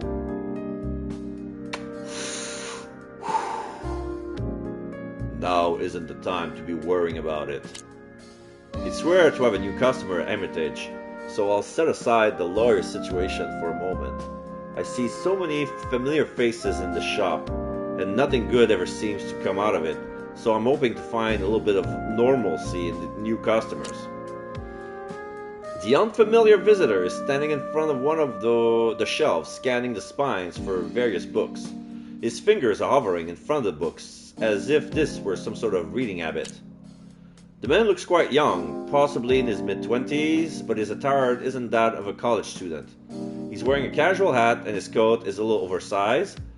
If it weren't for the fact that he's a head shorter than me, he would resemble a certain annoying someone who also wears a trench coat like that. He's talking about the deliverer. I just hope he won't be as much trouble as that guy. It's always a little awkward being the owner of this shop, trying to find a new interesting customers to talk to, but not really wanting them to know too much about you. Oh, his name is Justin. Oh, that's really... He lets out a little gasp. He seems to know his stuff. Not too shabby, is it? Indeed. This is the first time I've seen the Codex Seraphim in real life. I've only ever seen it on picture before. Tell me, is this a real thing? Store manager. Not quite. I know exactly which book he's asking about, but the edition on this bookstore is called Classic of the Gods, a rather straightforward translation to the original Codex Seraphim. What exactly was the point of switching titles anyway? God knows if it's real or not. I myself can't even read the punctuation marks. We'll just keep it as an exhibition piece until we find a more reliable owner. Oops, you're too bad. Looks like you caught me. The young man smirks. Something seems off here. What exactly are you looking for? Naturally, it's something that isn't easy to find, but if you have a strange edition like this one, you must have quite a collection of weird old books, right?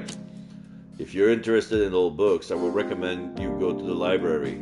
The public collection is much more reliable than this store, even if there are many school children busy with their homework there. It's okay. My intuition tells me that you won't let me down. He places the book back on the shelf and leads towards me. For example, a recipe for a drug passed down throughout their generation which caused a strange hallucination. Something like that. ...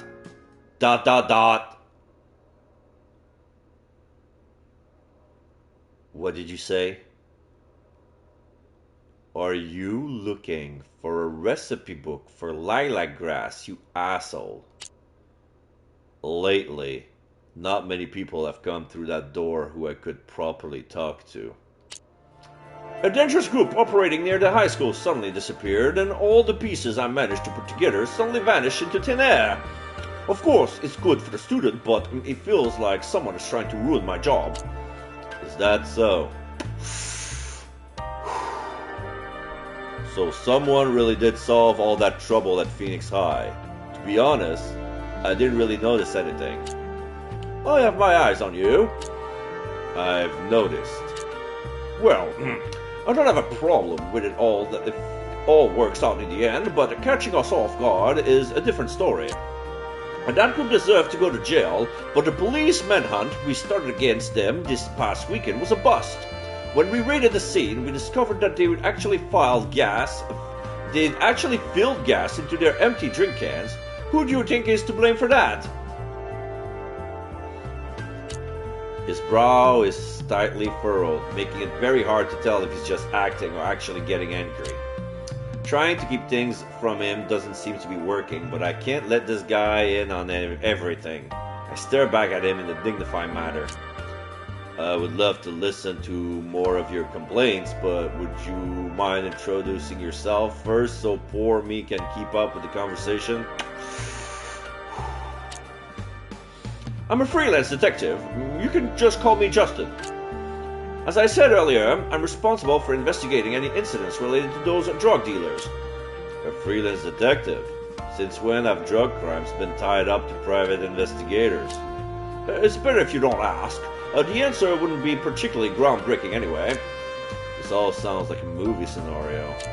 In the end of the day, the commissioner has to make a statement to the police, even if he and his colleagues couldn't come up with anything. There is no escaping this misery. Their whole thing is a mess, and honestly, I would love to get someone to share the blame for this. Hey, let's just stick to the facts. I don't know what happened over the past weekend. Really? If anyone reports that this place might be harboring informants for those guys, they were even in contact with a few students from Phoenix High School. The police already searched their houses, but I didn't have anything to do with that. Sounds like a stab in the dark. That's what I said. A man can only rely on his own abilities. My master taught me that, but my own principle is quite the opposite. I think it's a waste to let opportunities pass by just like that.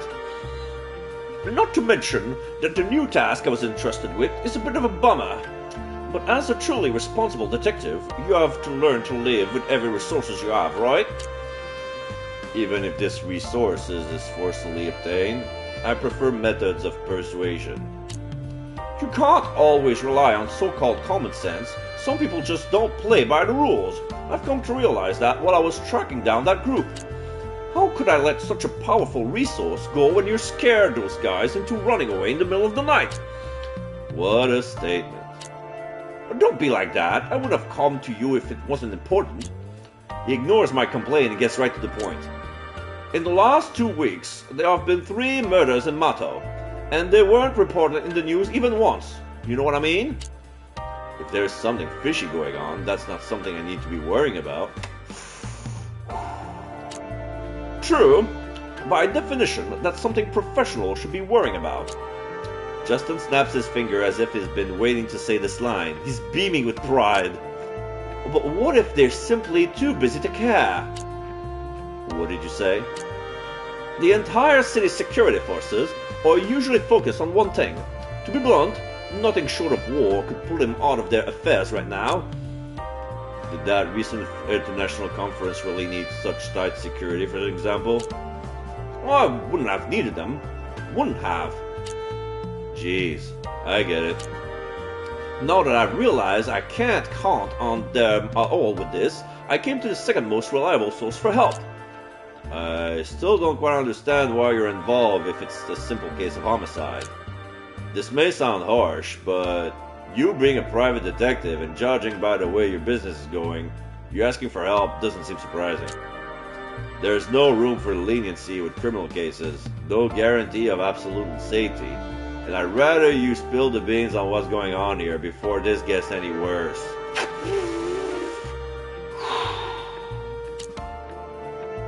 You're really good at risk management, aren't you? Don't give me that. At the end of the day, I just want to keep trouble as far away as possible. Yeah, you can't see that this is a big problem that I can't just let go. The others have their hands full. I don't think they're in a good enough mood right now to be reasoned with. ...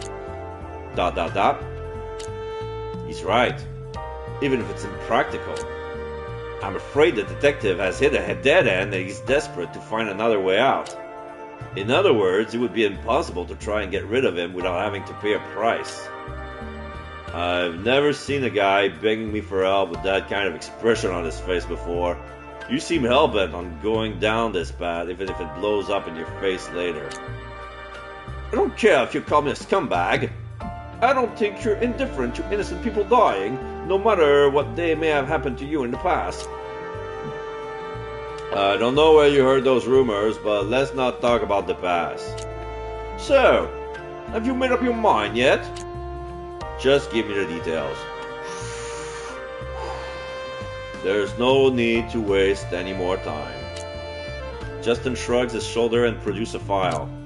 So far, there have been 3 victims. Their remains have already been examined and cremated, but I've managed to get my hands on the relevant records. According to the identifications, the victims are a homeless person, a maintenance worker, and a business manager of a real estate company. They're pretty different. Is there any link between the murders? The fatal injuries. The detective showed me some more photos. Scrapes, cuts, bruises. The victims' bodies were pretty disfigured by the time they were discovered. The killer cut into their necks with a cone-shaped murder weapon, digging into the aorta. This would have been lethal enough, but apparently they weren't satisfied with it. According to the forensic results, the victim's blood vessels were more dried up than they should have been. Organ failure due to rapid lack of oxygen produces different symptoms than death from blood loss. I'm no expert on this, but they suffered rather unique deaths. A little amount of blood removed through the aorta sounds like a bad joke. Thanks to that, the case has been referred to as the Vampire of Kangning District. Honestly, if they have enough time to come up with a name like that, they should be working a little harder. Do the victim has anything in common? Hard to tell.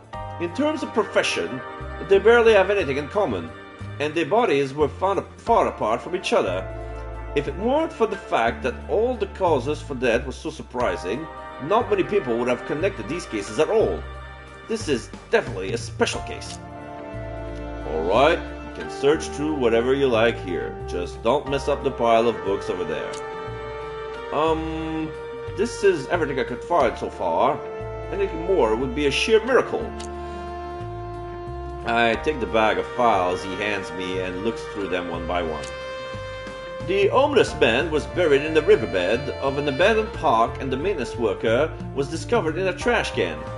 As for the business manager, it seems to have taken a lot of effort to piece her back together in between all the rubble of an abandoned building. Fortunately, the forensic pathologist who worked in this case is very experienced. There was only little tissue left intact to find out what happened. Unfortunately, he was soon transferred back to headquarters. I'm afraid I couldn't do anything about that.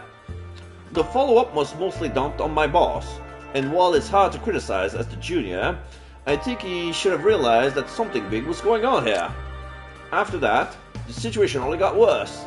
Normally there would be no need to ask for help in such a small matter, but since I'm doing all of this alone, of course, I could manage on my own, but, well, you know, I'm running out of time. He seems to be putting on a show, but he quickly restrained himself under my cold stare. To tell you the truth, all I can do right now is track the garbage collection points. I'm still trying to find out where exactly the maintenance worker body was collected.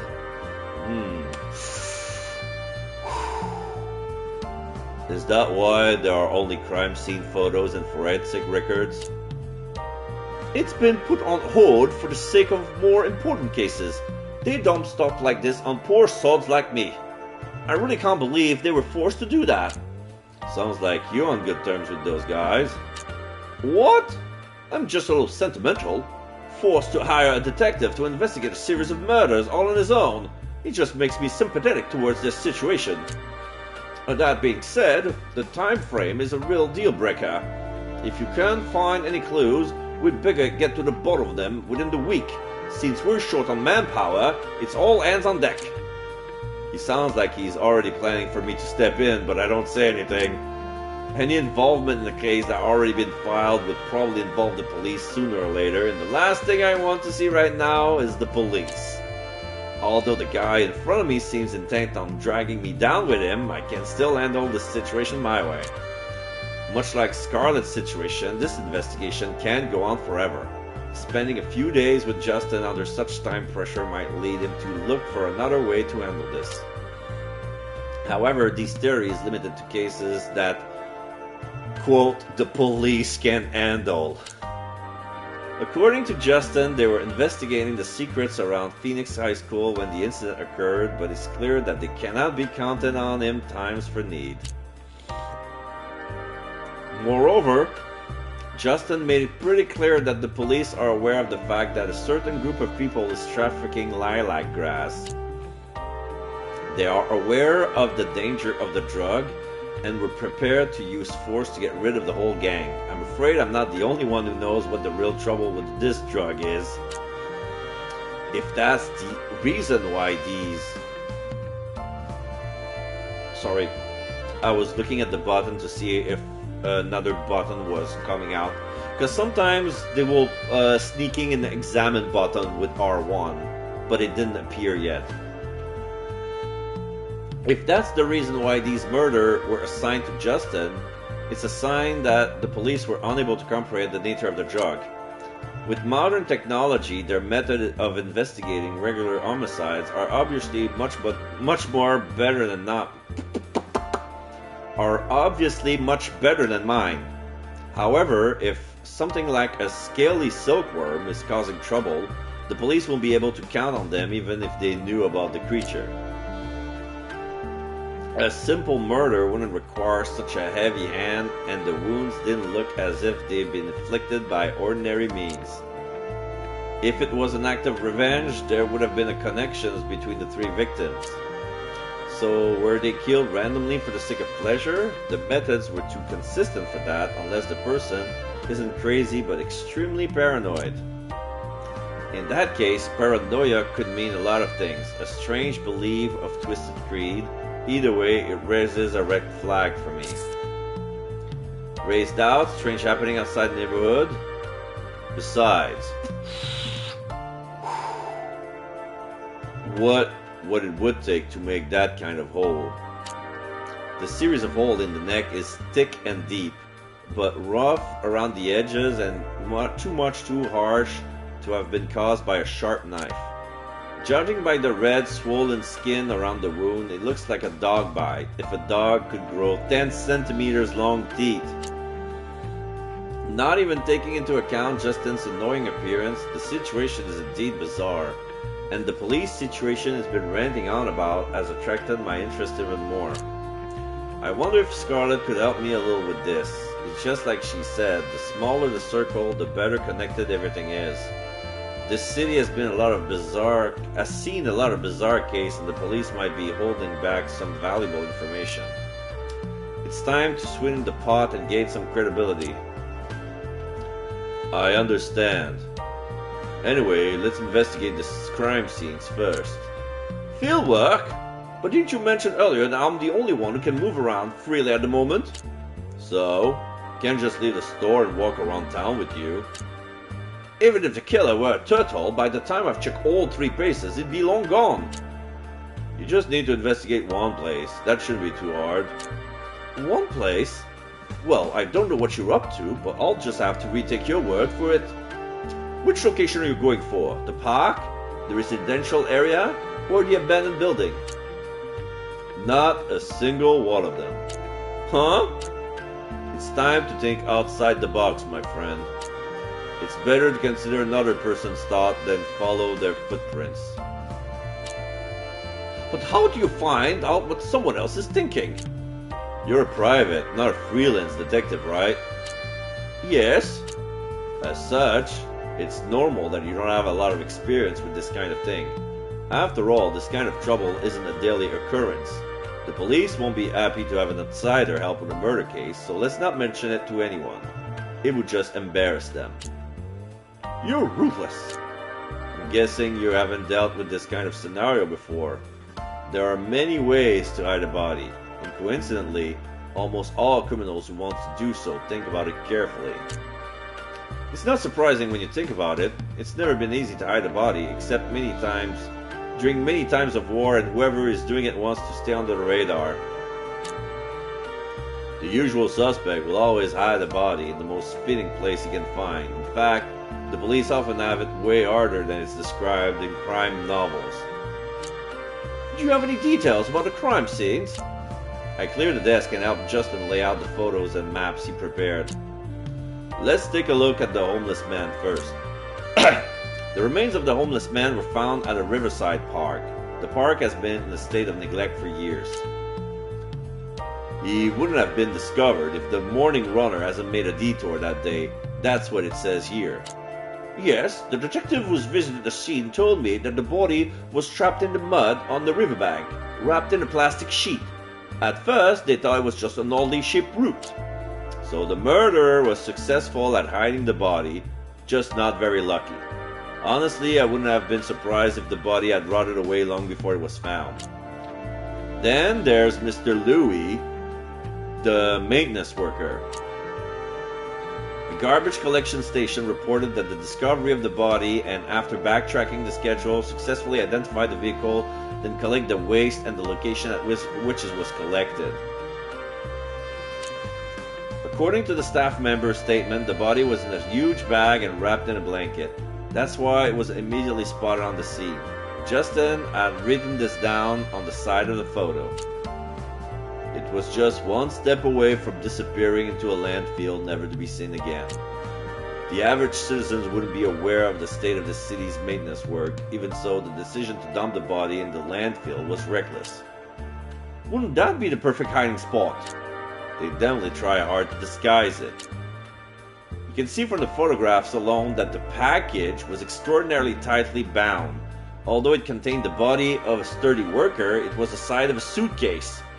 The outside of the bag is tightly wrapped with duct tape, and the blood is oozing through the cotton-filled inner layer. This really is extremely creepy. A person who abandoned in a body in a panic would not have made such exquisite preparation. They must have been thoroughly prepared. Last but not least, we have Mrs. Yang, who worked for Rising Sun Properties. The couple who discovered the body was scared out of their wits. For the sake of decency, let's not go into detail about why they went to that abandoned building in the middle of the night, but it's obviously didn't go the way they planned. The body was wrapped in a plastic bag and discarded in a pile of building materials. The blood trail didn't go very far due to street cleaning and road maintenance. The scene was quite gruesome, but the perpetrator managed to bypass the CCTV. The area is somewhat disconnected from the rest of the city. After all, nobody wants to clean up the mess of a financial dispute. Regardless, the criminal was intent on hiding the body, but their method of execution was much rougher this time around. Given the peculiar fatal injuries in this series of cases, it is highly unlikely that there were multiple perpetrators. In other words, the killer is growing impatient and isn't planning as carefully anymore. Even if they are psychologically sound, taking so many lives in a row would leave a mark on them. In that case, that would be our highest priority if you were disposing of multiple bodies. What would be your highest priority if you were disposing of multiple bodies? Take them as far away from me as possible. Bingo. At least you're somewhat smart. ... Choosing different direction to make them appear as different as possible. If you think about it like that. Okay, now we see a map. We see an A on the top side of the map, B on the right side, and C on the left. So this place suggests that there's like a square on the street where it's kind of we can narrow it down where the guy is from. So they want me probably to investigate the bottom part of the map or triangulate to see which is like the center point of all these things. But before I go into that, it feels like this is gonna be I'm gonna be saving. Where would I save? Number 1 here. I managed to I think I figured out that remember when I had it wrong, they were still playing some text. It wasn't a game over for me. There are ways to complete a chapter and get a bad ending. So basically a bad ending would be that the story stops there. I'll try to see if such a thing can happen. I'm not gonna be, so I guess for the sake of the investigation, I'm not gonna save here. I'm gonna save in the middle. Okay, so the first save, I'm gonna leave it like that and try to get a wrong thing and see what would happen story-wise if I choose wrong. And if it leads to a bad ending, I'll make 2 saves and still accept my failures and see where the story goes, and then go back to the moment before I fail and try to see what would be the correct answer for that. Okay, so now let's check the files. Question: strange happenings in the neighborhood. After conducting some field work, my absurd suspicions has been confirmed. Something strange is going on the canning districts. How can I find out more?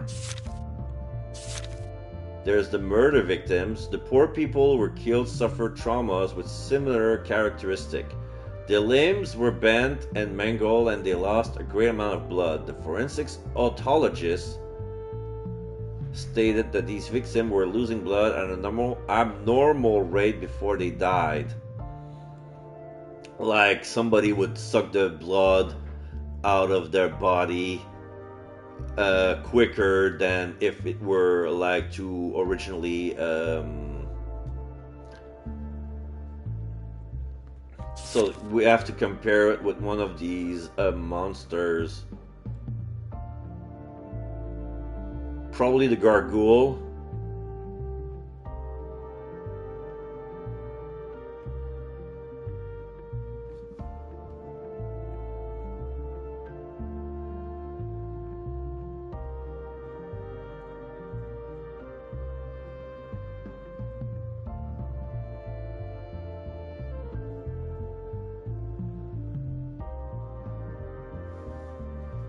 At looking at it really close, oh.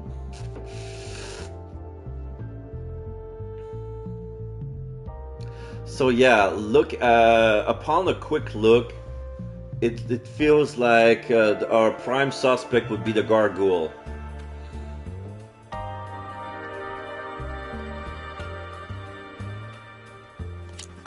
So that's your guess? Thinking outside the box was a success, so now we can move on to the next stage. I wouldn't hold it against you if you said that I'm out of my mind. After all, I don't have enough evidence, and there are plenty of possibilities to disprove my theory. Except in this case, I have good enough reason to take a chance. The three marked points form a triangle. Look at this enclosed area in the middle. That's the reason why I went to so much trouble. I'm talking about the Conning district. Taking a closer look, it's almost exactly in the center of the marked points. This place was mentioned in the news yesterday. A real estate company employee was murdered, and the construction going on in the building at the time immediately came to a halt. How could this not be related? Indeed. The New Fold Water Conservancy is also close to the Conning neighborhood. And I think Rising Sun Properties, where Mrs. Yang used to work, also had contract for building under reconstruction in that part of town. This seems pretty suspicious. The real scene of the crime? After all, the fatal wounds probably have nothing to do with where these people were found. Neither the river nor the garbage heap would be a place to carry out these processes. As for the homeless man, it's impossible to trace him, though I can't stop you from trying to find out more about him. Justin smiles bitterly. Even I can't do that. You do have a point, though. I'll go to that neighborhood right away and check it out. The detective plays the files on the desk, folds up the map and tucks it under its arms. Why are you in such a hurry? I'd rather collect some more information first. We don't know anything about the place yet. You know we don't have much time. I'll just go and have a quick look around. And let's be honest, although I was forced to come to you for help, the crime scene photos were the crucial element. His eyes are locked on the door and his words are filled with suppressed emotions. For a brief moment, Justin clenches his fist and his knuckles go white. I might just be a private investigator, but I can't let this murderer keep on doing whatever he wants. I see you're quite the professional. It has nothing to do with professionalism. The detective turns around with a stony smile on his face. This time his expression looks absolutely sincere. As a human being, I just think that some things can't be forgiven. Store manager ... And with that, Justin leaves. Without an umbrella. Without either of us noticing, the sun outside the door has been blocked out by dark clouds.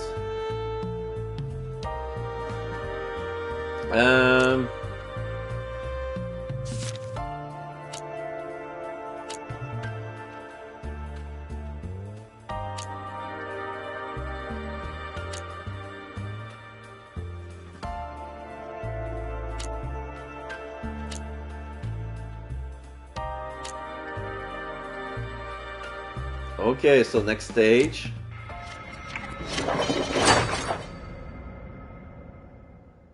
Late morning. Since Justin left, an all-encompassing silence has fallen over the store. Almost as if it were happy to have a moment of quiet all to himself. Even the birds outside have gone quiet, not causing a commotion while fighting over seats for once. Usually there are a few stray cats that wander around the place, but I haven't seen any since last weekend. Maybe animals are somehow sensitive to the silkworm lingering scent. Avoiding such dangerous predator is only natural as far as animal hierarchy is concerned. I put down the delivered books and rub my eyes. It's pretty heavy stuff and hard to focus on. The text is wordy to an almost pretentious degree, and it makes my head hurt. This is going to be a pain. An old colleague of mine who studied Eastern European parochial region shared an unsettling story with me. A priest who accidentally came to contact with an unidentified dark book could no longer sleep at night after he gazed at its page for too long. Ultimately, he begged one of his brothers to blind him so he would never have to lay eyes on that cursed piece of literature ever again.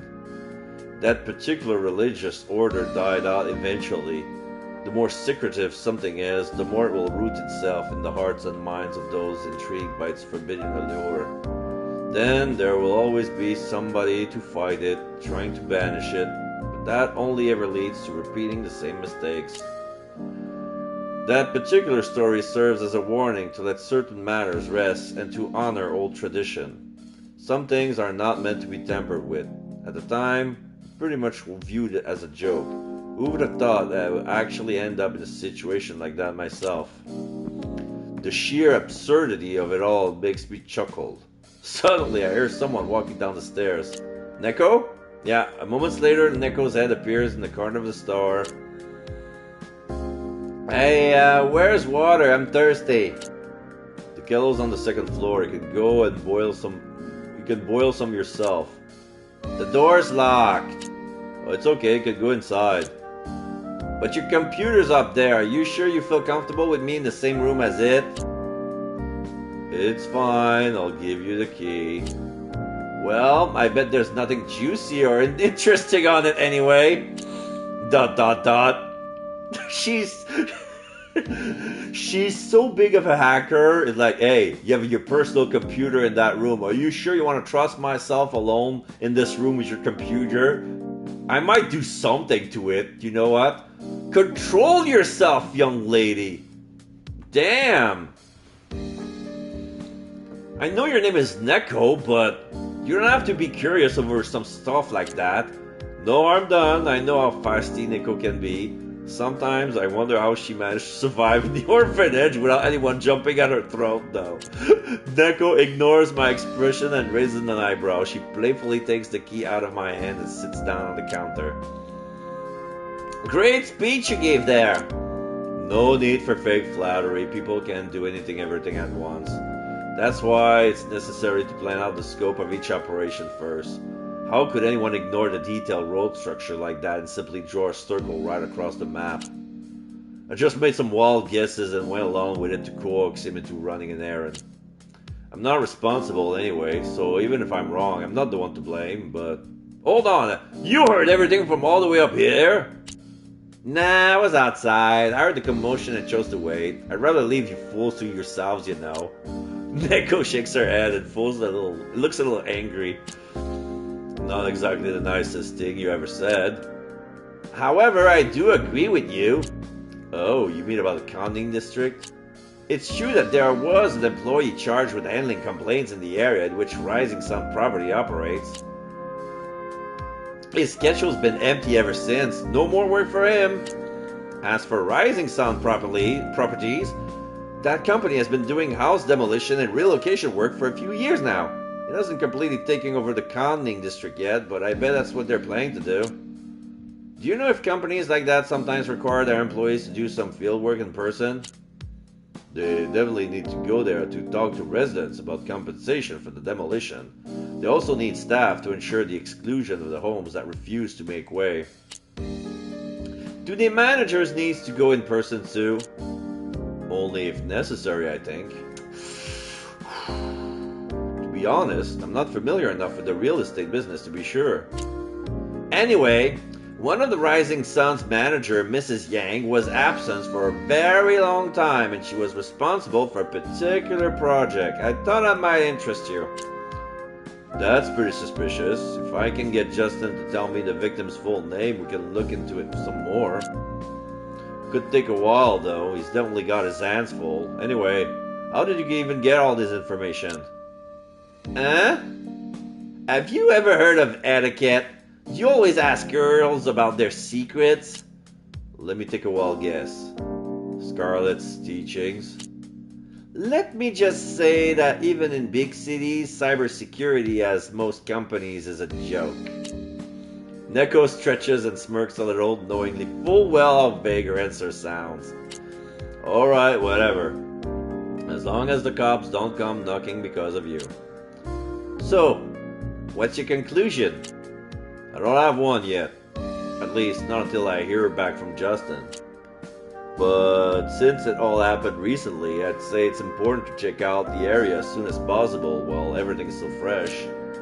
Woohoo! Now that sounds exciting. Interesting.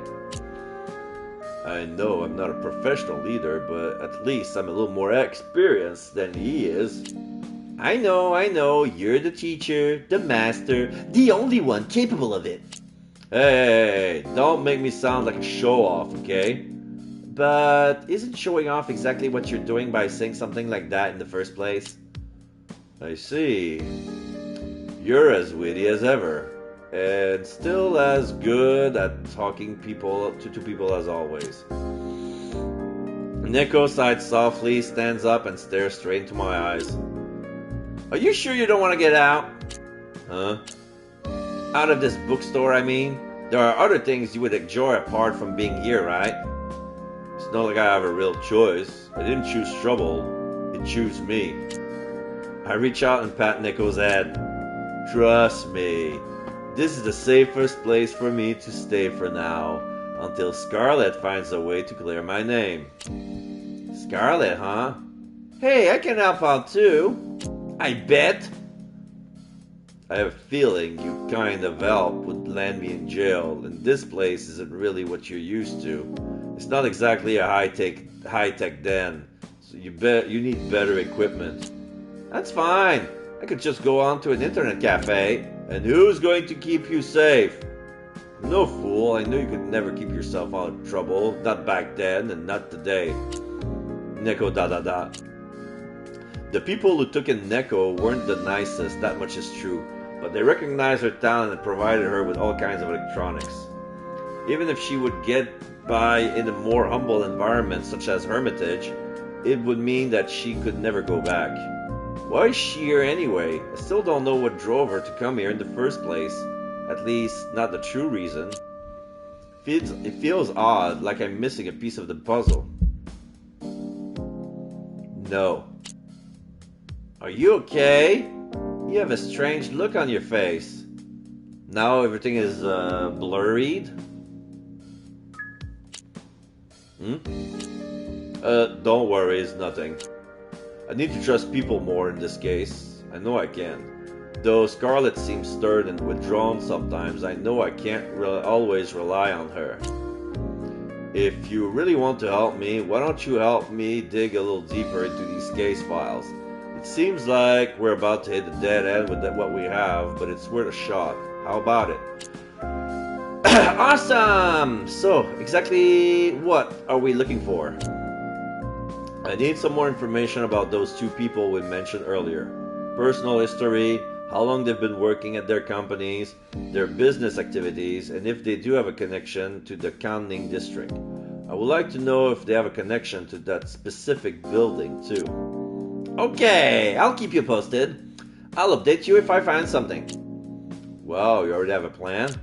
Just sit down, lean back, relax, and watch me do my magic. Neko pounds her chest like a gorilla or semi-drunk factory worker right before a brawl, then steps outside, obviously highly motivated. Let the pros do what they do best, a valid principle that applies to every job in existence. She has shown what she's capable of more than once, so I'm more than confident in her abilities. Well, nothing to do now but wait. Let's see what comes up. Don't get yourself into too much trouble, Neko. Okay, no new books?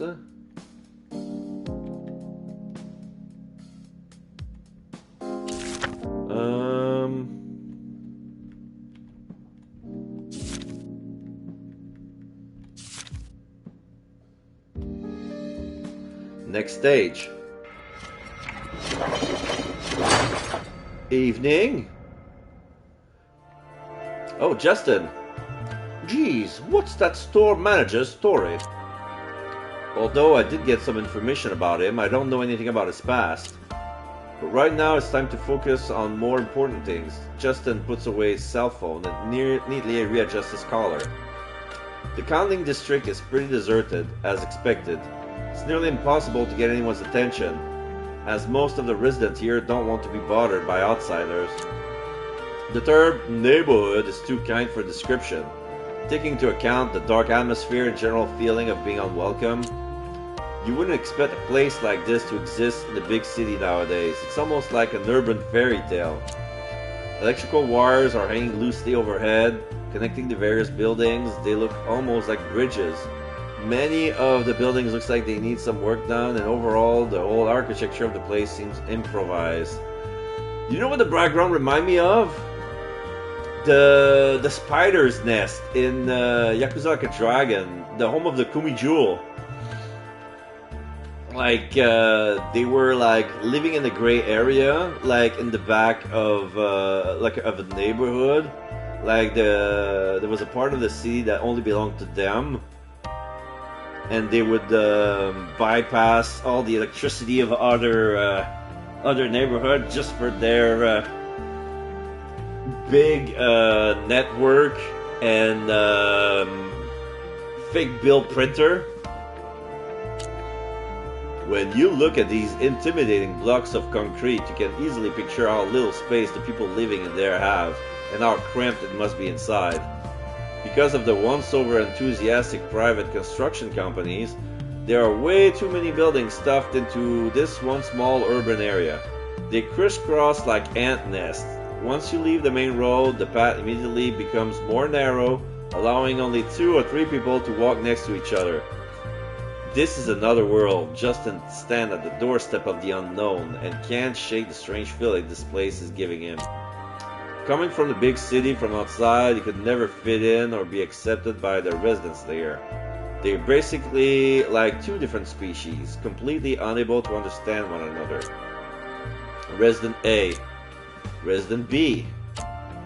As he enters the neighborhood, Justin sees several people walking by, dressed in very plain, everyday clothes. By the way they move around and act, you can tell that they are used to how things are around here, as if they are never known any other place but this narrow and chaotic concrete maze. A vague sound is coming from somewhere above, probably a television or somebody on their phone. All in all, living it with so many people, the place seems lonely. Many voices and a lot of chatter can be heard, but they all seem to be phone calls. There's very little social interaction and everyone's minding their own business. There seems to be a lot of elderly people around and some young people who look like immigrant workers. The detective makes a quick mental note of every resident passing by him, remembering their appearances. He has seen a similar situation in another city before. The villagers' land was transformed into an urban construction zone. Cheap, affordable housing was built, and the elderly from around the area moved in while the younger generation moved somewhere else. No matter where, these places were always the same, bustling, dilapidated, and they attract people with a low income. And slowly but surely they turn into hives. Resident A ... Resident B ... Compared to the almost decadent and peaceful atmosphere elsewhere, this place is dark and gloomy. The detective silently soaks in the atmosphere around him, trying to find out why. It's almost too quiet. Living in a big city can be tough, but still people make do with it. And most importantly, they still talk to each other. You will hear those who struggle financially or otherwise loudly complain about their current situation trying to be heard. But here it's dead silent. Nobody's talking to each other. Even after basically rubbing shoulder with their neighbors while walking up the stairs, it's unsettling. Even if you're on edge because of big city troubles and all kinds of problems that comes with trying to survive in an urban environment of your own, you still shouldn't be so out of touch with your surroundings. As a highly sociable person, Justin feels very uncomfortable around here. Resident B. Justin tries to stop a person passing by in order to make some inquiries, but he's completely ignored. Feeling more and more uneasy, Justin decides to change his approach. Time to give up on trying to make contact, he opens the map on his phone again. He needs more information and the neighborhood console seems like a good source for that. It's odd, but residence councils still need to make announcements for the people living in the area and pass on important information given out by the government. That's the law, and it applies even in an isolated place like this. It doesn't really take much effort. Making his way through the urban desolation with the help of his phone GPS, Justin quickly arrives at the courtyard, his eyes gazing upon the building he was looking for. This may very well be the only building in the neighborhood that is still being maintained, at least somewhat. The three-story administrative building is surrounded by some free space in the courtyard. The building would never attracted attention anywhere else, but in this place, it sticks out like a sore thumb. The door is open, maybe because it's during office hours. There's no one in the foyer or in the central courtyard, so Justin takes a look around. Long glass cabinets stand on the one side of the corridor, filled with various announcements and official documents. No matter how chaotic and dilapidated everything here seems, his hunch was right. And at least this part of the institution is still working. Quite neat. There are 4 notification boards for the residents of the area. It seems like the notes are put up in order of their importance. Justin approaches the least recent notes and starts looking for information. An anti-drug notice, a fire inspection notice, a food safety inspection notice. These notes even make mentions of plans to implement ID checks during these inspections. Curiously enough, none of these notes have any times or dates on them. Are they even being followed through? It's like a school teacher announcing a big trip in the spring, but without mentioning the exact date. Things like that only confuse people and cause uncertainty. There are only 2 possible reasons for issuing notification like this. Whoever published these notices never really intended for the news to get out, or they didn't expect anyone to check it out in the first place. Justin has investigated in this shady low-rent housing district before. In such a place, doing identity checks and questioning people isn't exactly easy, and the residents are far from talkative and welcoming. People here want to remain anonymous, so even if they got nothing to hide, they don't want to be bothered by anyone. It's quite possible that the landlords and property manager just collect their rent and then look the other way, postponing important inspection, having them done only on paper. Only on paper.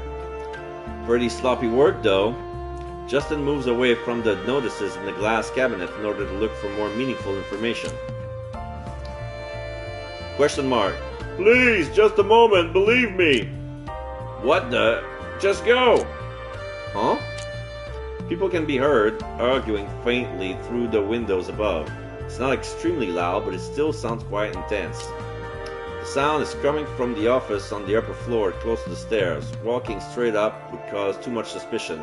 So Justin quietly positioned himself down by the stairs right beneath the commotions. Now he can hear the quarrel more clearly. Please reconsider, this could be a good thing for everyone. The compensation we are offering for each square meter is way above average. Think about it. In a couple of years, you'll be able to get a brand new house for that price. Are you serious right now? Hey, don't act as if we're taking advantage of you. Years. Look at how old we are. Do you really think we still have those couple of years you're talking about? Please, calm down. If you have the choice of living in a better place, your family would want that for you, wouldn't they? What the? Are you implying that my family would toss aside their parents for a few square meters of living space? Well, of course not. That's not what I'm saying, but I'm sorry, That's it. I knew I wouldn't get through to people like you who are only ever out for the money. Let's go. Ah! The conversation is abruptly cut off and angry footsteps are coming closer. Justin positioned himself in an inconspicuous way that makes him seem like he just entered the building. A group of angry old men appears on the stairs. There are a total of 6 people, most likely in their mid-50s, dressed like retirees from the big city. The group leaves angrily, venting their frustration quite audibly as they leave the building. An office door opens and closes again upstairs. Huh? No way! Justin hears a younger voice sighing behind his back. The man had walked down the stairs just as the elderly people left. His shirt looks messy and he seems like a newly employed salesman who is way in over his head. Doesn't seem like an easy job. Tough clientele, huh? I was prepared for it being a little difficult, but they're just too stubborn. And you are? Judging by that commotion, you've got your work cut out for you. I assume you work in real estate. I feel like your pain. The salesman smiled a little happily to finally be talking to a reasonable and understanding person once again. His eyes light up a tiny bit. It can really be tough here. People scold you for just trying to do your job. Say, does your company do business with the people around here too? Oh, we just sell surveillance and security equipment. Cameras and motion sensors, stuff like that. Not whole houses like you. That's a whole other league right here. The boss sent me here to get some potential clients and make some deals, but it doesn't look like it's gonna go all too well. Buddy, I really don't mean to scare you off, okay? But between you and me, I think there's something wrong with the people here.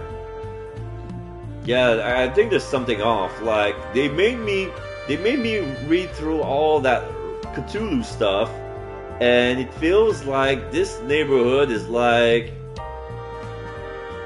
you know, a little xenophobic village, but instead of being remote, it's abandoned.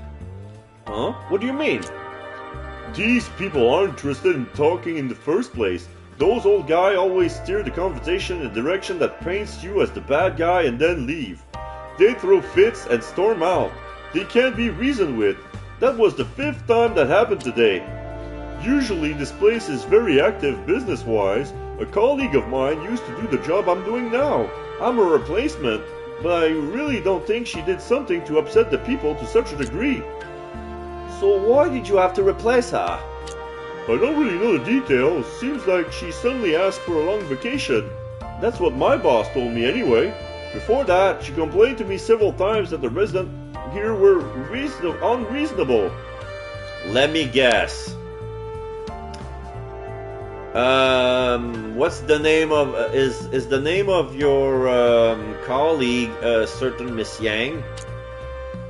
At first, I was happy, thinking I would just have to organize the desk a little, and that business would run on autopilot.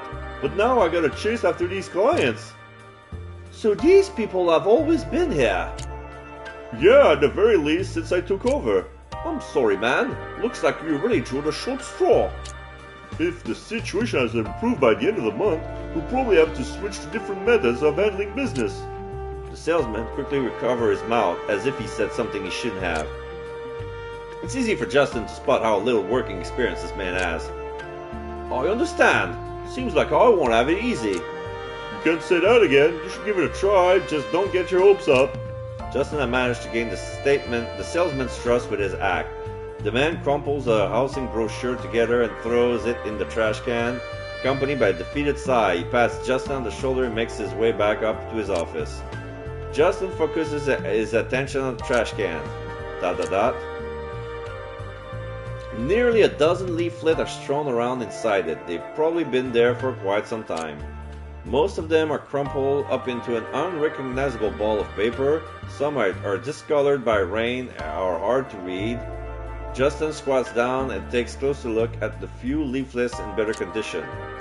While the leaflets are always about different offers, the logo on top is always the same. A simplified image of tall buildings and the company name, Rising Sun Properties. So, Mrs. Yang's probably had some business here. The leads are slowly taking shape. It's unwise to linger around and attract attention.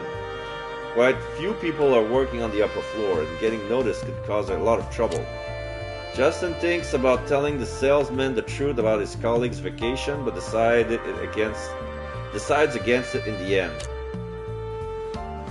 He quickly picks up a leaflet and stuffs it into his pocket before he leaves. Evening. Okay, so we have another text message from Neko. I stumbled across something interesting. You should compare it with the information from that forum you're always on. That'll take forever.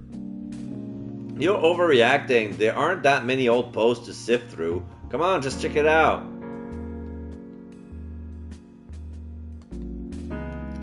Okay, before I go to the internet again, I'll go check the relationship 3.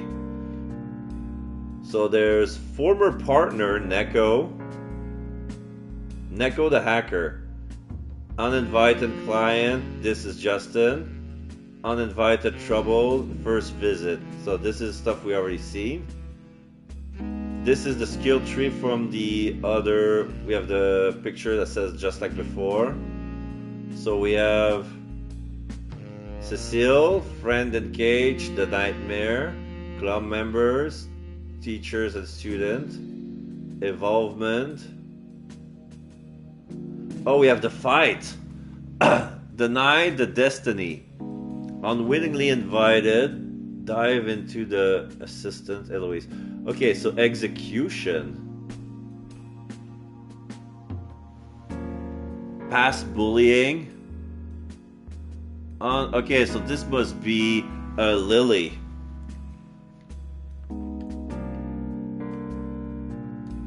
Yeah, she doesn't have a face. The uncured wound, resistance.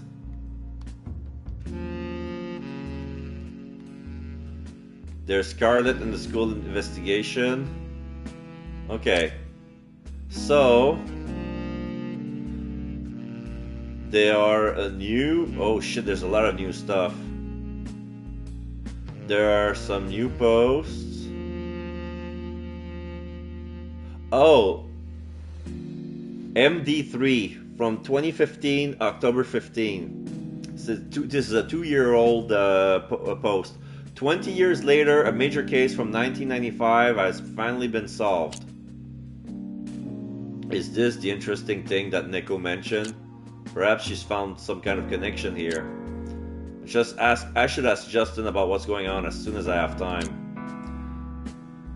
So MD3 wrote, a 1995 felony case solved after 20 years. 6 p.m. October 12, Liu Xianchun, a member of the Mato Municipal Crime Investigation Team in the Eastern District of Mato, is left with mixed feelings. He has finally met the person he has been looking for the last 5 years. That person was also wanted for a multitude of crimes, and police have been searching for him for over a decade. The man's expression is grim, his face gaunt, and not really one that draws attention, but it is without a doubt the face of a man who committed a murder 20 years ago. Back then, on November 26, 1995, Mrs. Wang, a 56-year-old resident in Mato, was found severely injured in her house and died after being rushed to the nearest hospital. After receiving the report, members of the Yongkang Public Security Bureau came to investigate the crime scene. They found bloodstains, signs of a struggle, and several grievous injuries on the woman's body. The police later confirmed that it was murder.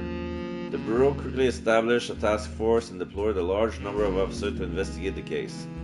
In 2012, Liu Shangsheng entered the Yongkang Public Security Bureau by means of a social recruitment test and was assigned to a special branch focused on the most difficult cases. It was then that Liu Shangsheng was involved of the murder that occurred years ago. The murderers, a cruel method, and him still haven't been caught inspired Liu Shangsheng to pick up the trail and catch the culprit. 5 years passed, and Liu Shangsheng, now a member of the special investigation team, never once forgot about the case of stop looking for clues. On the afternoon of October 12, he received words that the suspect has been involved in a crime in southern Mato. Accompanied by a member of the task force, it was hard for him to hide his excitement as the thought of finally closing the case after all these years. The suspect, who had remained hidden and eluded police for 22 years, is now in custody. Guo Hulong, who is currently working as an instructor within the criminal investigation team, was one of the first to actively participate in this case's investigation. He recalls, it was a bleak time, we were looking day and night, trying our very best to find clues. We were able to conclude that the suspect is male, but every single time we got close, the trail just vanished. It was highly frustrating and took a lot out of us.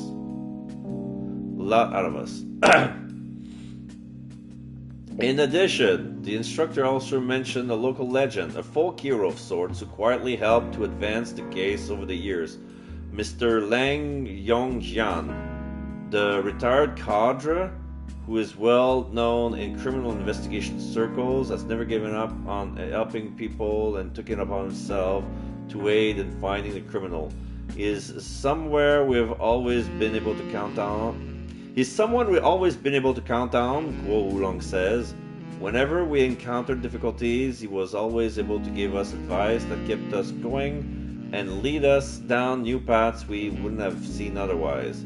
After a while, it was discovered that Lang Yongxiang and Liu Shangshong had conducted a secret investigation of their own to find out more details about potential targets. As it turns out, their work was a full-on success. The Provincial Public Security Bureau sent out a special message congratulating everyone involved on solving the case after such a long time. It has been reported that in the past 12 months, Mr. Lang Yongxiang has cracked another 4 unsolved cases in Mato, while still actively working on others. This marks the 13th year in which all citywide homicide case has been solved, which is proof of how hard our law enforcement works to guarantee our safety. That's it. And now we have the TRPG rulebook, The Trail of Cthulhu, crowdfunding chipped. Our crowdfunding campaign has ended with 290k of funding and a total of 619 backers. Far more than I expected. Thank you for your support. Seven Sun says, I totally forgot about this. I was kind of confused at first when I received the big package. A nice surprise. Kyoko, I forgot about it too. I was at work and my mom called to tell me about some random package that arrived. I had no idea what it was. I let her open it and she acted like somebody has sent us a bomb. Takako said, I received the package the day before yesterday, so I decided to write everything down. It's a hardcover book with 252 pages.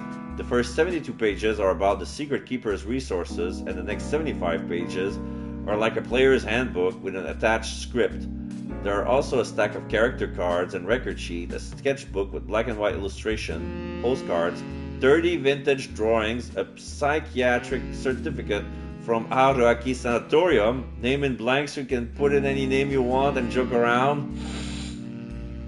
And lastly, a dark custom binder with a research manual for the Secret Keeper. You can see everything listed on the preview picture of the crowdfunding page. The print is so pretty and the folders and sketchbook are stunning. Oh, and the digital version is available for download from the link on the page, or you can just order it on the website. Looking forward to be able to order some miniatures and other things. WWYZ12345 says, copy that, the whole thing is unspeakably awesome. At first glance, it looks really high quality and seems to be perfect for fans. Gaffer says, I got my hands on the crowdfunding list and found that there are more people in Tidu than in Magic City. I thought the number of people on S1 was at least twice as high as in Tidu. So, since there are so many players, is there anyone who organized TOC games? Jihei says, will someone organize a group to visit the convention in May? KKNDS says, I'm in, it's gonna be awesome. Kogimi says, can you still buy the 468? Kogimi says, I asked the store and they only have the books left. After trying it, I felt like TOC is a bit demanding when it comes to KP, especially with storytelling and adding the right amount of clues to get the pacing right. Okay, so new edition of the Cthulhu Myth. I've seen this novel in store before. There's an old first edition magazine by that particular author in the store. Now that it's become so popular, I should buy the next print edition immediately and sell it for a nice profit.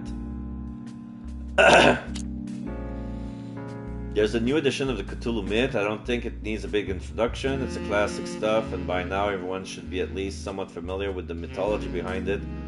I won't get into spoiler territory. Newcomers should approach this without having any background info beforehand. After all, it's the mystery and uncertainty that attracts people to these works. This is all the original stuff. Other authors whose work are based on it messed up by introducing clear concept of good and evil that completely go against Lovecraft's intention. Alright, rant over, let's talk about something else. I don't know what it is, but if the Lovecraft stories are just too much ahead of their time, or if society is too slow to evolve. Some things in there are product of their time, but other than that, you wouldn't realize it's from the 1920s. It's still as fresh as ever. At its core, it's obviously remained a horror story. It's usually a cliche-laden genre. There's always some scary monster that clearly shown and named, and some arbitrary reason for its existence is shoved in, and then the main character kills it, or the other way around. Yay, creative. Also, the baddie shows up way too frequently. This takes away so much of the suspense. Many authors deem that necessarily in long novels it's gotta be dangled in front of their reader every now and then to maintain interest and suspense. At least they tell themselves that. But Cthulhu fiction is brilliant because it doesn't follow the rules. The stories are usually very short, which actually increases the suspense. The real evil often lurks in the shadows, while the protagonists are faced with its henchmen. Many things remain obscured, allowing your imagination to run wild. Characters are disposable, they can all die, just like that. And that, my friends, is the true essence of horror fiction to me. Yes, it's true.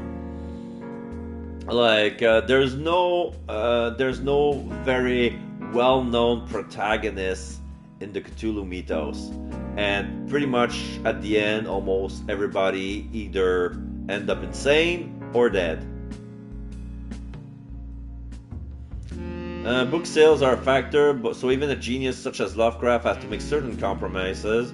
Can't blame him though, can we? I mean, if the main character dies in every story, then things just become predictable. Also, it is said that the odds of drawing SSR by posting about the book are pretty high. Spread the words, with a little fate we can pull this off. Hopchong says, so which stories does it include? E1X says, after the SAN value reaches a certain value, you'll be able to draw SSR 10 times. Chivalry, dude, $32 makes me feel like an idiot for pre-ordering it for $48.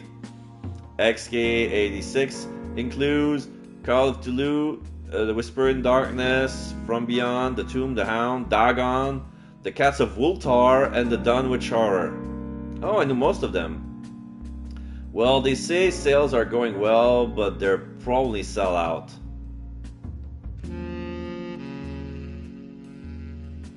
Cloudskate is possible to buy by invoice. I'd love to get my hands on it for research purposes. QB, that whole cover style is unfitting right down to the font choice. I don't think it's going to be that popular with the hardcore fans. Looks like it was made to join the casuals. Angelo, it's just a sleeve cover, bro. Take it off if it bothers you so much. Cold River, I checked out an event's copy. The artwork's pretty cool, actually. I'll give it a 7 out of 10 if you ask me. The translation's another story. It's pretty bad in some places. Moin, that's putting it kindly. The translation sucks. Multiple errors on the first page already. Chivalry, the translation's done. Quite a few fantasy novels before. I read them all and always liked them. Metal Wheel, I just received it. Gotta say the cover really isn't great. I took the sleeve ASAP. There's a cool metal emblem on it. Looks nice, but I wouldn't carry it around in the bag. Seems as if it could break off easily. The paper could be thicker in my own opinion, but otherwise it's fine. It's pretty cool that they made the pages look like old parchment. I'm sure the material's the reason for the F-tier price. I don't know what the translation's like since I haven't read it yet. I hope it's better than the old version. Okay, so who is the better detective, Kobayashi Mayasuki or Faye Duanmu? I don't know any of them.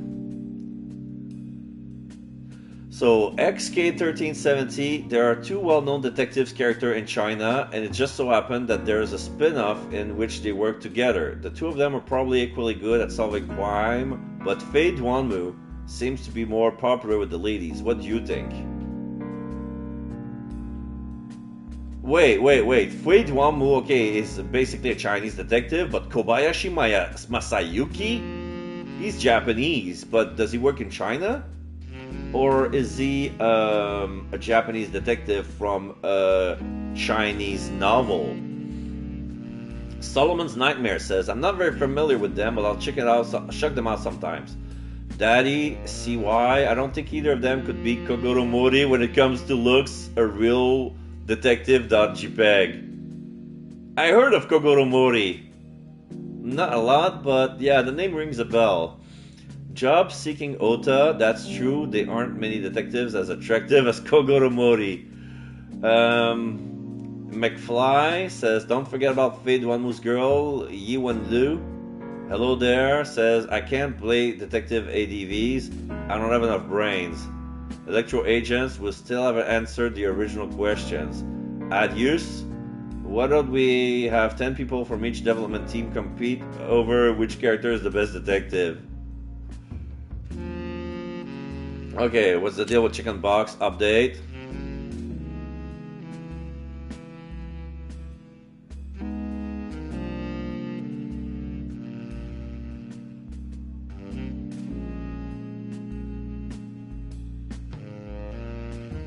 Okay, so I think this is the new article. Yeah. Hu Tao. I think Chicken Box really needs to work on its articles, at least on the headlines. Nostalgia. What do I talk about when I'm on the phone? Lou's second wife. What do we talk about when we talk about paintings? Nothing more to say. What exactly do we talk about when we talk about film critics? Talking industry. When we talk about indie games, what are we talking about? Oh my god. I get it. I get it. Movie talk. What do I see when I watch a zombie movie? It's the same with all these why headlines. Lou's second wife. Why do I love Sons of Monsters? Why do I love everything about Prey? Why should I go see a licensed anime? Why I love Cyberpunk so much? What to do when you're not playing games? I'd be ashamed to look back on these books. Gaming Emperor, why do I love Hatsune Miku so much? Is there anyone else gets triggered by these what we talk about when we talk about X headlines? Always the same shitty synopsis title. It's almost like they have a rule for their lousy titles. Polymos. The American writer Raymond Carver first introduced the phrase, what we talk about when we talk about love, so it's probably based on that. Sunfall, that author admitted to be depressed, you know. Final Battle says, there are only two kinds of headlines that people actually read. The first is a shocking headline, something is about death, sex, crisis, and so on, so it's very colorful. The second is a fancy headline that Chicken Box is clearly going for. Loads of people click on articles if they're fancy intellectual titles. Yeah. Like those are clickbait titles. What do we talk about when we talk about X? Would this technique be so popular if the sword animation didn't look as good? Super Rant says, the best way to beat an enemy is to throw your sword. It's pretty silly. Would this technique be so popular if the sword animation didn't look as good? Oh yeah, like in the Yakuza, no, like a Dragon Ishin. Like, we run into the guy and we press the heat action and it would just throw the sword at the guy. Like the best way to beat an enemy is just throw your sword. But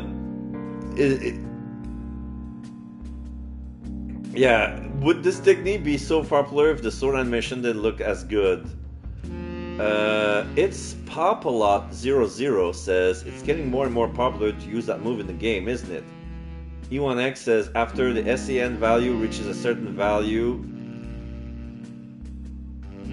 Oh shit. E1X wrote something that was meant to another, another thread. Fire truck. That move is great. What are you complaining about? There's no way to play the game exactly like the fight scenes in the anime.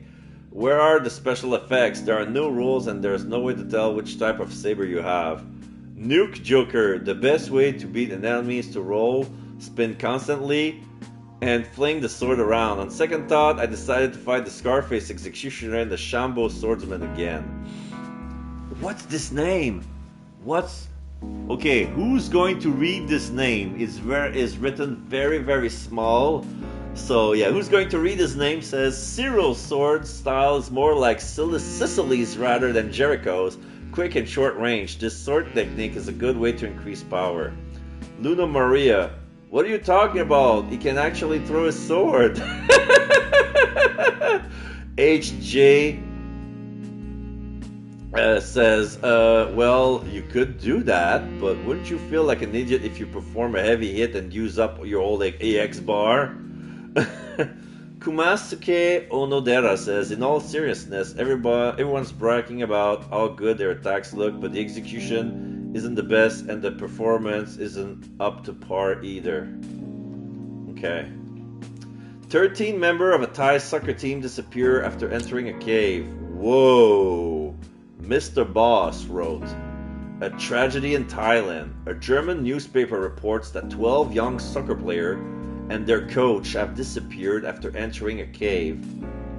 Their whereabouts are still unknown, and the police are using drones and underwater robots to search for them. However, nobody knows why the team entered the cave in the first place. According to some reports, the coach apparently led the players into a hole where they got trapped and lost contact with the outside world due to the flooding caused by sudden heavy rainfall. They are reportedly between the ages of 13 and 16, and the coach is 25 years old. Searchers found their shoes and bicycles at the entrance of the cave and also found their backpacks inside the cave passages. The water level has reportedly risen to 7 meters since the sudden rainfall of Tuesday morning. The search and rescue team said it contacted the National Disaster Prevention and Mitigation Agency, police, the Army, and further departments to conduct a joint rescue mission with hundreds of people participating in it. As of now, the search has expanded to a 6-kilometer radius, while the entire length of the cave is around 10 kilometers. As for the condition of the missing person's life, doctors says they still have a chance of surviving. People can go long periods of time without food, and there is enough water in the cave for him to drink. The doctors say the biggest concern is the humidity in the cave, which could trigger pneumonia. Officials has expressed their deep concern and promise to do everything in their power to aid in the rescue.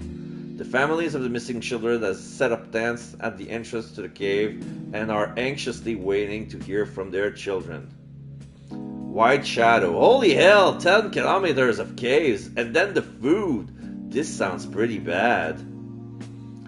Donkey says, there's a movie called The Cave. It's about an expedition that goes wrong and the cave is flooded by heavy rain. KWKCH, which movie is the one with those ghouls in the cave again? Bourbon Soda, The Descent? Chief 16, update. The young soccer player trapped in the cave were recovered by search and rescue personnel, and all of them survived. They are still weak because they haven't eaten for several days. Medical personnel are at the scene and also accompanied the divers to give initial treatment. Surprisingly, they were found and all of them were all still alive. Great news. Okay, nice.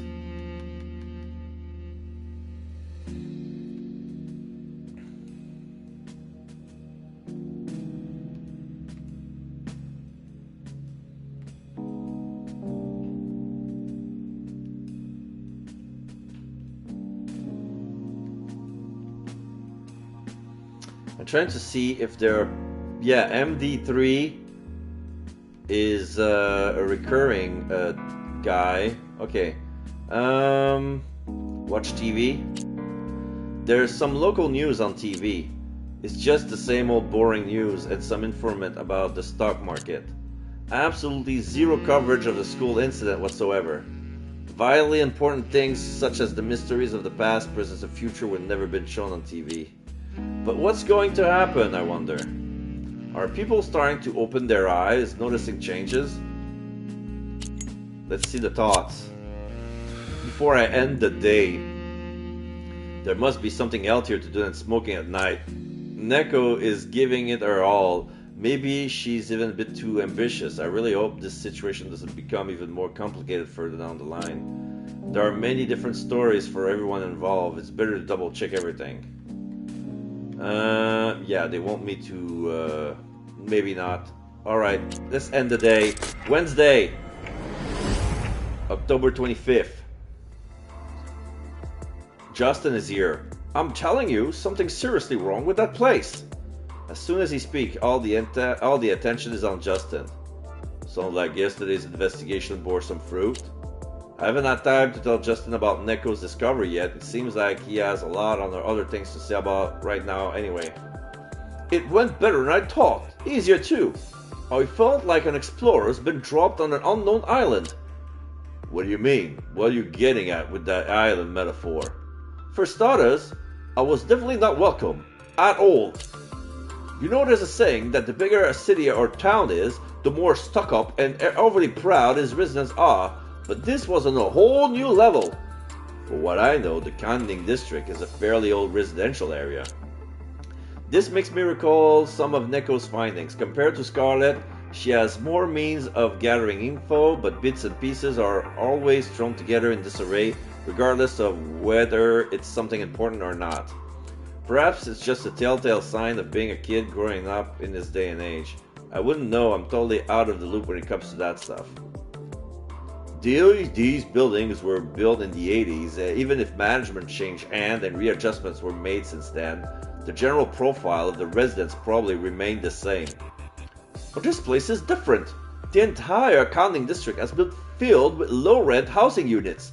It's just a tad more fancy than other places like that. Are there security guards in the area? No! It's extremely crowded and I get the feeling the residents themselves are quite observant. I don't think there's any real need for additional security. ... The residents were extremely cold and not talkative at all. Most of them live in severe poverty. One of the first things I noticed was an absence of street vendors, but I quickly understood why. It's not the kind of place where people approach each other and communicate. It's urban isolation at its peak. This information matches what Neko was saying. One of the victims, Mrs. Yang, worked for the real estate company responsible for the demolition and renovation of the housing area. Rising Sun Properties. Do you think there could be a connection? There's definitely a connection, but it's still unclear. The residents are obviously quite wary of Rising Sun Properties employees, but what can I say? With the current amount of demolition work happening here, that could be the reason for it. Money makes the world go round. Even though the potential profit they could make from the counting district isn't anything special, they can't just abandon the place or a rival company will snatch everything up in a heartbeat. I witnessed one of these business talks myself by coincidence. These old people simply don't want to negotiate. They don't intend to listen to any terms or offers. There's no chance in hell they ever budge. So you say the demolition plans aren't the main reason for the tense and strange situation there? It's definitely a sort of conflict, but it's nothing more than a back and forth of offers and rejection between two stressed parties. Justin throws a bundle of dirty leaflet on the desk. Rising Sun Properties doesn't seem to be making much progress in the Canning district. The current state of the neighborhood has to be taken into account as well. I can't hear in your voice that you're implying something. Do you think there's more to look into? It's not that big of a discovery, but... Neko. But we found further proof that connects two of the victims of the Canning district. Neko sneakily peeks through the door and takes a look around and then casually joins in on the conversation. Huh? Do you have a daughter? I really don't know whether to laugh or cry at that. Just shut up, you only makes it worse. Alright. Fine by me, but you really think it's okay to get a kid involved in all of this? Call me a kid again, I will post about you, the private detective Justin, in 5 different forums and make sure people think of you as the lamest wannabe in town. 5 different forums, you hear? What? You'd be better off listening to her. To mess with that kid is the equivalent of social suicide, believe me. I can't help but let out a deep sigh as I massage my head with my knuckles. You know, might as well be dead and fossilized by now. People still use Internet Explorers as their browser. Hey, it's some iMac. It's an iMac from 1997. Just trying to download an actually useful browser makes me want to pour acid over my hands. Yuck! How can anyone work with that thing? I can't even fathom how you can use it to browse that forum. Anyway, let me introduce you to, this is Justin. He's been helping out with the investigation. And this is Neko. Barely any hair on their head yet, but blessed with X-ray vision and other detective-related superpowers. Hey, are you making fun of me? What an introduction. Seems to me like you get a kick out of all of watching us fight. Hard to resist. When you spend as much time as I do sitting around at home, it's the little things that make you smile. So, back to business. While you were out investigating the conning district, Neko managed to find some additional info on the victims. I have records of all complaints filed in the conning district. Every single household. Neko sits down and tears a piece of paper from her notebook. Finding the exact location of Block 214, Building 8, Apartment 412, Conning, without a detailed map is pretty difficult, but matching it against some of the bigger shops, going by rough estimate, it should be somewhere in the northeastern part. The maintenance worker was dispatched shortly after the complaint was issued. That's everything the record says, but you already know the rest of the story. She throws the scribbled down address to Justin and tilts her head towards me, signaling me to continue. Justin, you just saw firsthand how the real estate companies and residents are at odds with each other. Right, in this case, it was definitely a Rising Sun Properties employee at the scene, no doubt about it. I found their business card along with some brochures scattered around in the bushes on the side of the road like garbage. This seems to be quite unpopular around here. In a situation like this, it's not unusual for the person in charge to intervene. In other words, it was indeed possible for Mrs. Yang to have been on site at the time of the incident. This is starting to start more and more suspicious. I agree. It could have happened anywhere, but the connection to the conning district is more apparent than ever. The two of them fold their arms. They look for prey that seems out of place, and then... You say that as if it's an eagle catching a rabbit. Truth be told, that comparison is quite accurate. Building 8, Block 214, Apartment 412. Should I go straight to the family for further inquiries? An address, that detail might very well be a false lead or a trap. A simple phone call is probably a better idea. You can easily tell if you're on the right track that way. I'm not too sure the residents will be willing to talk if we did that. Well, we'll try to find a way to get them to talk. It's also important to find out if they were in contact with the maintenance worker. Try not to arouse too much suspicions. Oh, don't worry about that. Already have a few ideas. Alright then, I expect good news from you. Neko, can we trace the residential records on the conning district? Wouldn't Scarlett be the right person to ask for that kind of stuff? Neko tilts her head and brushes her head behind her ears. I've already asked her for a favor twice in a row. Plus, she's still working on another case. I don't want to interrupt her all the time. She's got enough on her plate as it is.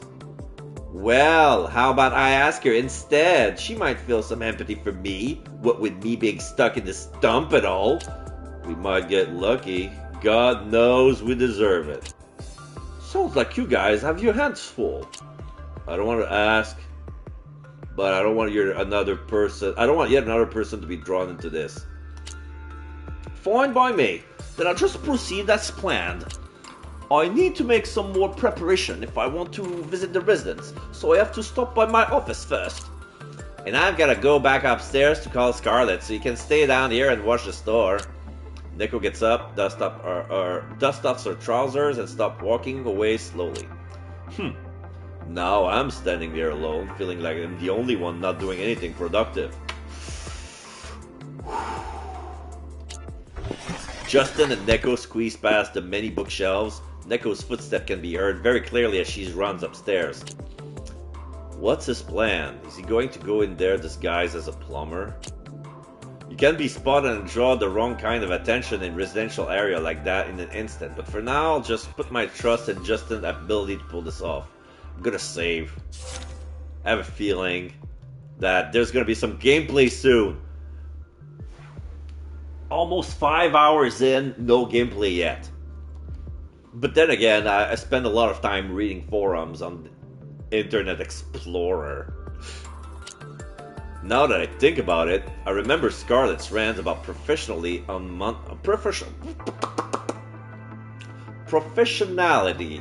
on Monday. And now here I am, putting my trust in a lone wolf, loose cannon private detective. Touché, Scarlett, I guess that's karma. I'm not sure how Scarlett will react when she hears from Neko. I pick up the leaflets Justin brought and try to envision Scarlett's perplexed expressions. Do I need to look at the case files?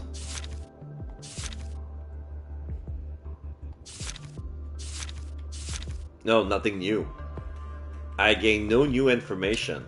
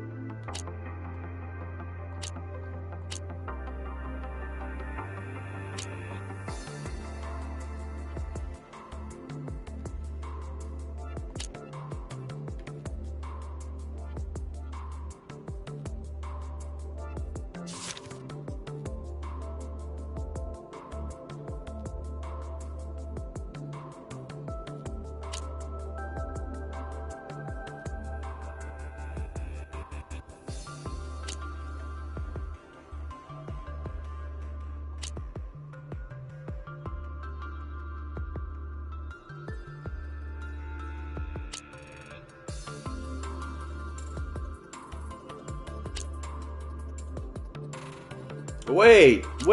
This is, I just realized this is a new book. Cthulhu Mythos Volume 1, a Chinese edition of the Cthulhu Mythos. I wonder if the publisher realized that the cover contained a dangerous Necronomicon logo. The first thing you see upon opening the book is a vintage poster with eerie photos, unsettling news articles, and mysterious maps. This book contains some of Lovecraft's most famous novels, The Call of Cthulhu, The Temple, and From Beyond among them.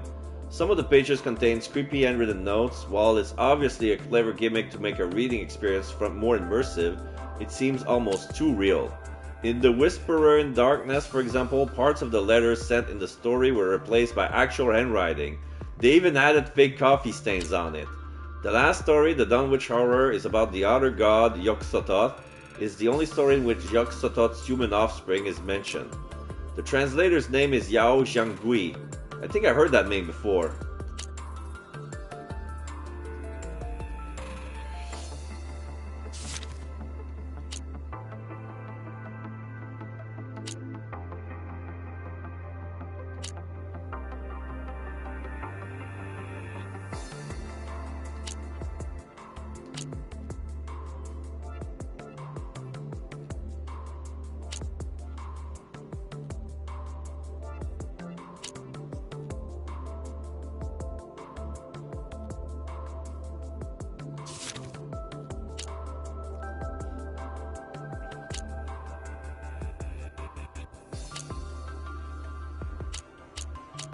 Okay, no.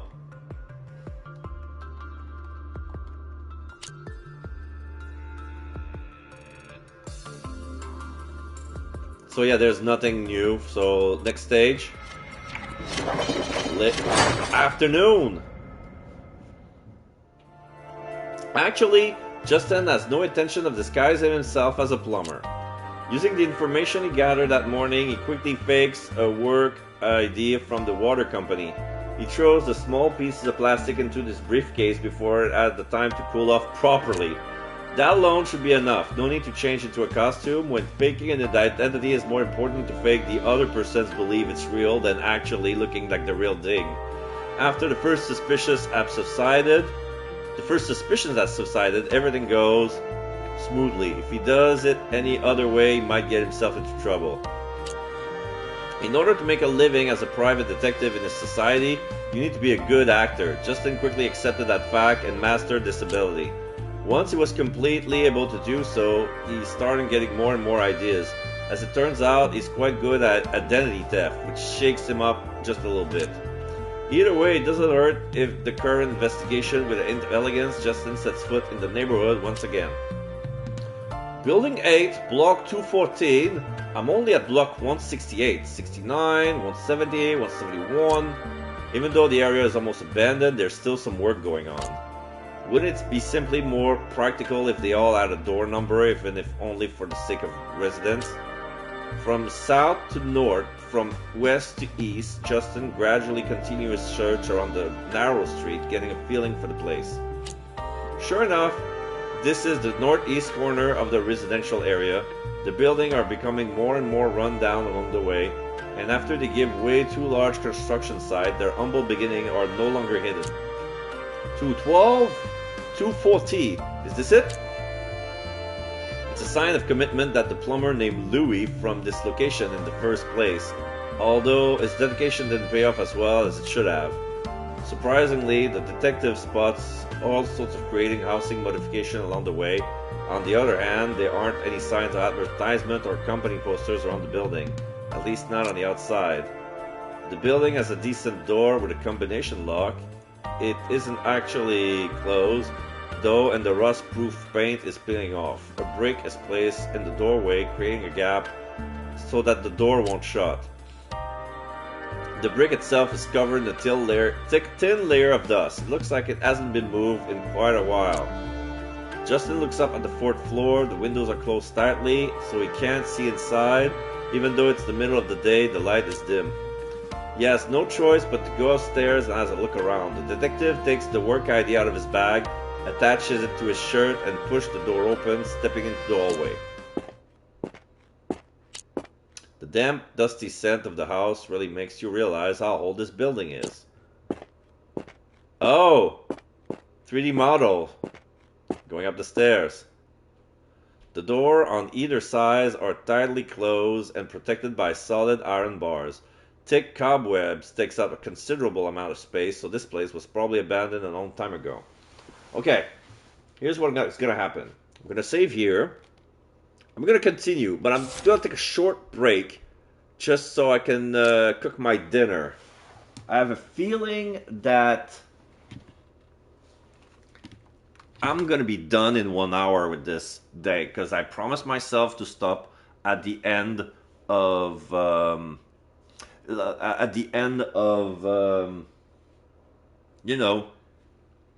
October 25th, at the beginning of 26th. So basically I'll finish the day, but I won't press the next day button to transition into the 26th.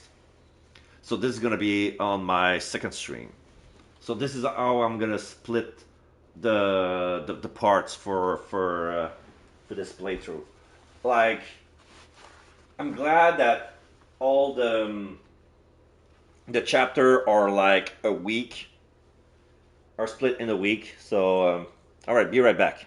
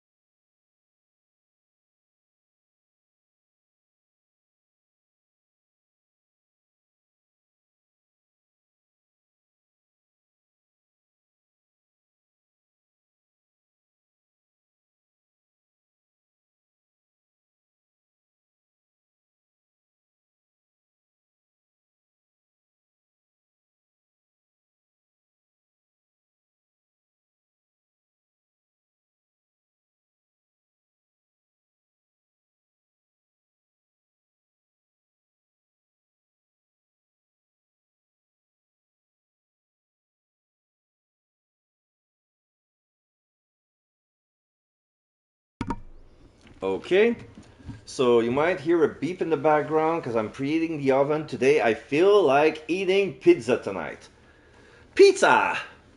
Chicken barbecue pizza from the store, but you know, like it's not from, it's not delivery, it's Delicio, but it's like, it's the same thing. The fourth floor looks more decent, at least a little cleaner. It takes Justin some time to figure out which side apartment 412 is on the barely visible pencil marks on the wall. A knock on the door goes unanswered. Doesn't seem like anybody's home. He tries to peer through the hallway window into the apartment, but the angle is so narrow he can't see much, except that there might be a kitchen on the other side of the window. The detective is a little disappointed and lets out a long sigh as he leans against the wall. I should go. In such an old place, the paint on the wall can be a little flaky, but it isn't until his back is pressed right up against it that Justin remembers this. Even though he reacts quickly, he's already too late. He jumps away from the wall and takes off his jacket to observe the back of it. The warm brown fabric is completely covered in white, dusty paint. It doesn't look like it'll come out anytime soon. After days of running around and the only result being a messed up jacket, the detective feel rage flaring up in his chest. Shit! Huh? That can't be right. Even if he'd leaned into the wall really hard, these marks would have been too fresh. If the wall were covered in dust, that would have been fallen into the jacket first, instead of the pure white layer that went straight down the fabric instead. This wall is freshly painted! It's too late to care about the clothes, so Justin crouches down and inspects the wall. Oh, there's unsurprisingly, scratches appeared every few steps along the wall, but along they don't seem brand new. They didn't happen too long ago. Someone was carrying something heavy which scrapes against the wall while it was dragged across the stairs. Justin follows the track carefully, discovering that they continue all the way up and down the stairs. Interesting. Drag marks in the hallway. Let's see. Clearly, only few people live in this residential building, but the hallways are covered in fresh drag marks. They continue all the way along the hallway, and judging by the size, the object that caused them must be rather large. The marks leading downstairs would most likely lead out of the building eventually, so it makes more sense to follow those that leads upstairs. Let's see. The trail continues all the way to the top floor. It seems a bit odd for such a cheap building to have 7 floors. Since the marks lead all the way from the ground floor to the top of the building, it's unlikely that the object was being carried came from inside one of the apartments. Quite a discovery, and yet it's locked. The door leading to the rooftop is locked by steel chains blocking the way. The drag marks on the wall comes to an abrupt end here. So what should I do just now? Lockpick? Check the door lock. Check the door, observe the door, or nothing. Check the door lock. Justin crouches down and checks the door handle. The chain, as thick as his little finger, is wrapped tightly around the handle, secured by a steel lock. The chain is rusty, but the metal links are still shiny. Someone has been using this lock, and not infrequently. Justin examined the keyhole. The horizontal hole in the shape of the number 1 indicates that it's rather old. Oh, okay, the keyhole is shaped like a horizontal number 1. I've seen those. Those are very old locks indeed. The detective pulls a wire out of his pocket and begins to fiddle with the lock. After stepping into business, he somehow learned the basic of lock picking. However, the lock is pretty old and rusty. Opening it with nothing more than a tiny piece of metal proves more difficult than he thought. He won't budge. The fine instrument in his hand can't take much force. He would have to use another tool to get the door open. If he's happened to bring lubricant with him, there might have been a chance, but Justin isn't that much of a professional, of course.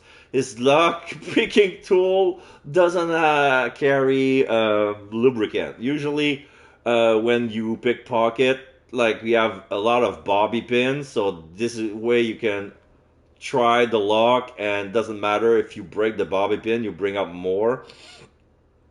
But yeah, it doesn't work like that.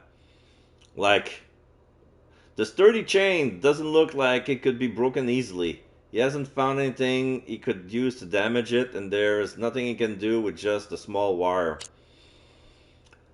Justin finally comes to the conclusion that there's no way he could open that lock right now. Okay, so check the door. Justin pushes against the door lightly with one hand to check its state. The door looks very worn, but what he feels isn't wood beneath the flaky paint. The door is made of rusty metal panels. You often find this kind of construction in bike sheds and the like, but rarely in apartment buildings. After all, the metal fence is lighter and solves the security issue just as well. 3 hinges are screwed into the wall, and the door probably leads to the roof. A glimmer of light falls through the gaps at the door and bottom of at the top and bottom of the door. The detective continues to push against it, and the door makes a creaking sound, advancing outwards a little. The chain begins to tense, preventing him from opening it any further. Even then, there is no significant gap. A small metal plate sticks out along the right side, blocking the view. This design is often used in closet, but this is clearly the wrong place to have implemented it. Justin tries to squeeze open the door a little further and catches a glimpse of the bright, warped view outside. His field of vision is limited, but there seems to be a simple shed on the rooftop. Other than that, all he can see is a water tower somewhat further away. It looks like a pigeon shed, popular with some of the more organized communities. One of Justin's childhood memories include a flock of birds flying overhead. However, if it were just a pigeon coop, would it be necessary to lock everything up so tightly? Observe the door. Since there are traces on the wall, maybe there's something by the door as well. Justin takes 2 steps back, lowering his gaze and looking around. The floor is cleaner than expected, but the corners of the wall are still covered in dust. It really does seem as if only 2 residents live here, otherwise the dust would probably be laced with some hair or household waste. Justin wipes a finger across the wall. It comes away gray. It's the same thing that all the way down the stairs, only the bottom of the door is cleaner, but that proves nothing. Naturally, there is little possibility of dust accumulating where the wind passes through along the cracks. There is no point in checking any further, so Justin claps his hands together and stands up again. Question mark. Who are you? What are you doing? Question mark, exclamation mark. While Justin is still contemplating his discovery, a voice issues from behind him. He tried to resist the urge to turn around immediately, taking in a big gulp of air and trying to control his expression. Are you a resident here? I'm with the water company and wanted to see if anything is wrong with the water tower in this building, but... The old woman's skeptical look interrupts his impulse to continue his story. She doesn't say anything more, but stares at the work badge of the detective's chest. Time has left quite a mark on her body. She is tall and thin and must be around 60. Her hair is streaked with white. After a long moment, she turns around and begins to walk away. That lock won't open, so come down from there! ...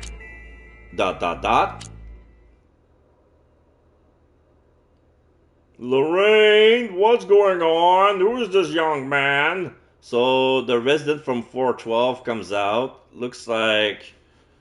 I don't know if it's a... I don't know if it's a girl or a woman or a man. But yeah, he looks like kind of old. So I'm going to give it this voice until... No, I'm going to keep this voice even if they refer to this person as a woman as well. Alright. Back on the 4th floor, another smaller... Yeah, it's another smaller elderly lady turns up. She seems to be the same age as the woman called Lorraine, perhaps a little younger.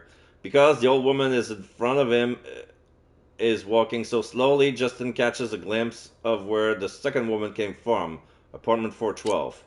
It's now or never. He has to act this part. Justin swallows nervously and clears his throat. I'm so sorry to interrupt, but do either of you know who lives in apartment 412? She does! What can she do for you? The tall, thin woman glances at their neighbor, obviously not intending to step out of the way.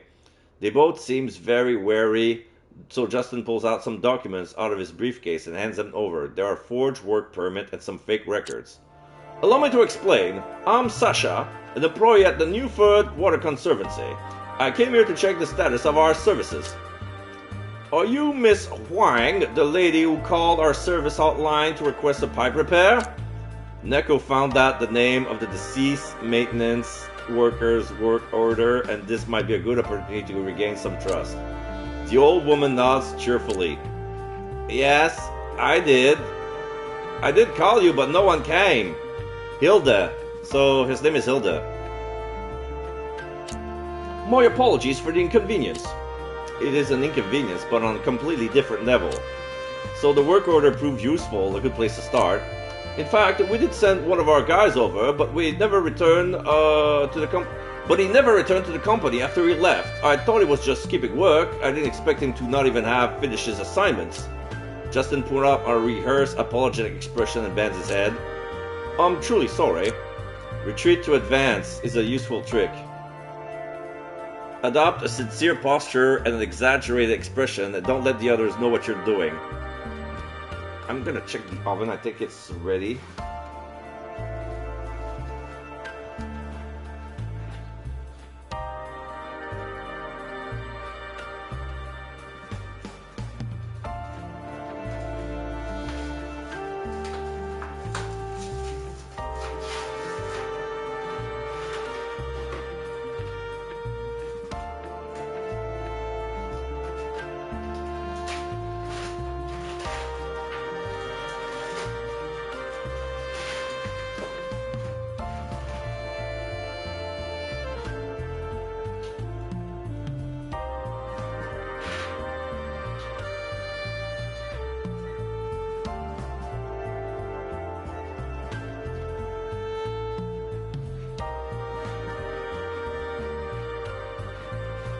Yeah, it looks hot enough, so as it beep, I have to turn it off immediately if I don't want it to burn.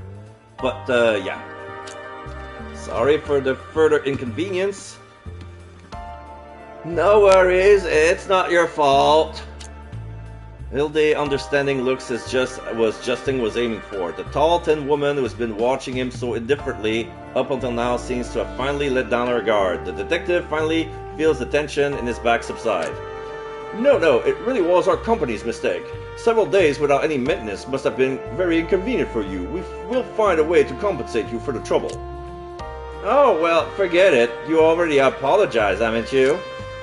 The old woman ushers the detective forwards. Justin quickly decides to strike while the iron's still hot. I'm very sorry. Would it be alright if I took a look at the place where the repairs are needed? I need to fill out some paperwork for the company and confirm the situation before I can set you up with a new maintenance worker. As far as I can recall, the pipes in the kitchens were clogged, correct? That's right, but my kitchen is a bit of a mess at the moment, so why don't you just take some notes? I'm sorry, miss, but I can only arrange the most suitable service for you if I can have a closer look at what's going on. Alright, I'll show you the kitchens then. The old woman smiles somewhat helplessly inside, taking out a key from her breast pocket and unlocking the door. Hilda, it's not safe to let strangers into your apartment! It's okay. Why don't you come in too, Lorraine? That's not what I meant! It'll only take a minute. Come on, young man, this way. ... The thin woman doesn't follow them into the apartment. She just watches from the outside door as Justin follows Hilda into their home. Don't worry about it. Lorraine has a little bit of a temper. Okay, so this is a really small kitchen. So, okay, so, yeah. When we open the door, it leads to the dining room. The kitchen is on the right. In the back right, it's the toilet. On to the left, it's the whole master bedroom. And it feels like there's a balcony outside. I'm not sure. No worries. She seems to be quite concerned about you, which certainly isn't a bad thing. The room is enlarged and the walls are yellow. The old woman door creaks on its hinges. Okay, now I can observe. Examine her face, examine her posture, examine her clothing, or examining her hands. Well, she's hiding her hands, that's for sure. Why would I examine her clothing and the posture? Okay, I'm gonna save here. Because when I did some experiments, like, not all options will give you an answer. So if I feel like the choice that I pick leads to nothing, I'll come back to this moment. So I'll save here.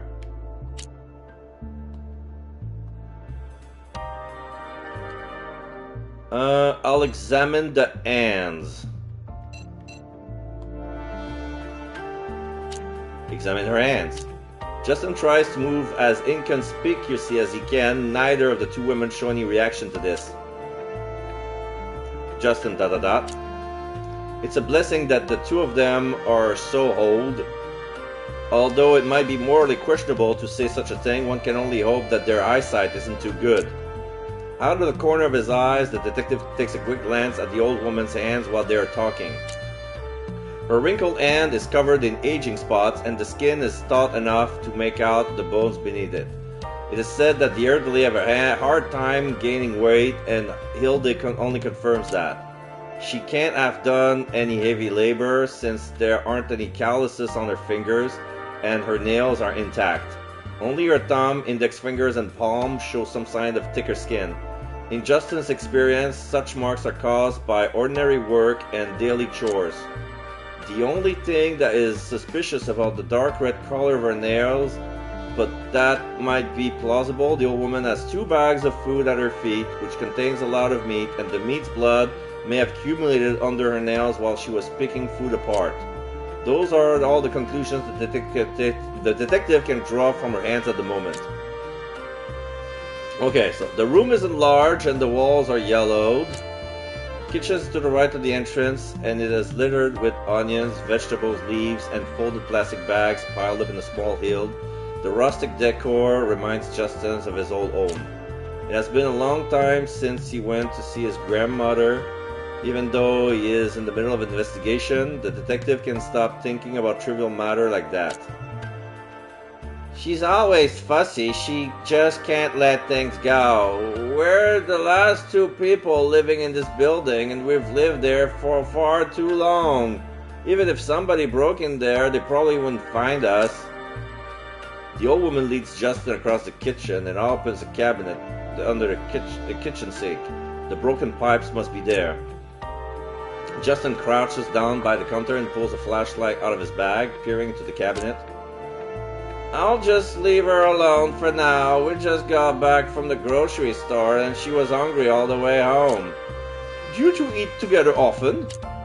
It's not a lot of trouble to cook for one person. It's a lot of trouble to cook for one person every day, so we decided to share our meals. Lauren's son used to bring some meat and vegetables, but she just put everything in the pot and stewed it until it was unrecognizable. Quite a waste if you ask me. But she can't eat that much on her own in the first place, so we share it. Sounds like the 2 of you have a good relationship. In any case, she's the only neighbor I have left, and David hasn't come back yet. Whether that's a good relationship or just a hard life, you tell me. Oh, yes. Justin grunts as he reaches out with one hand to fiddle with the pipes. It's completely dried around the pipes.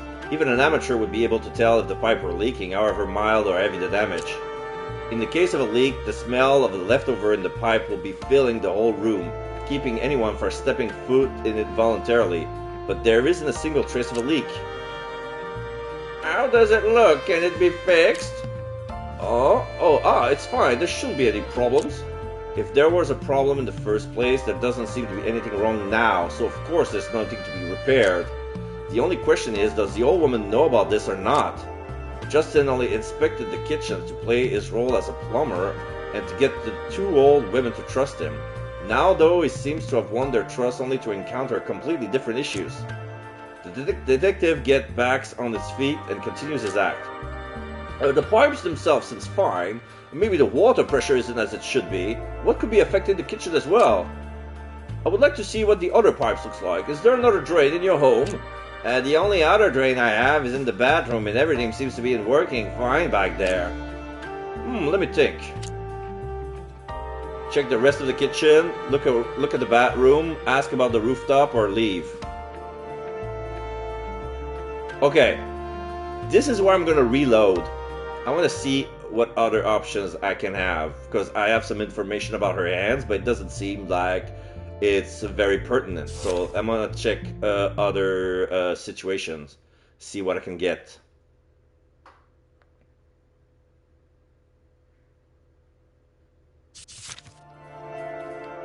Okay, examine her face.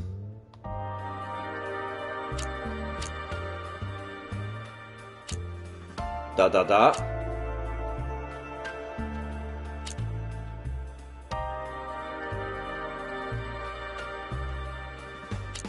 The old woman is squinting, her hair is white and slightly messy, and it doesn't seem like she's been paying much attention to it lately. Despite her old age, Ilda's face looks pretty nondescript. She's wearing a slight smile, her eyesight might not be the best, but she seems to be in good health. Judging by her conversation with the other woman, her hearing seems to be fine. In that case, she probably has a little trouble living on her own. The room isn't large and the walls are... okay. So that's all they give us. So what about the posture?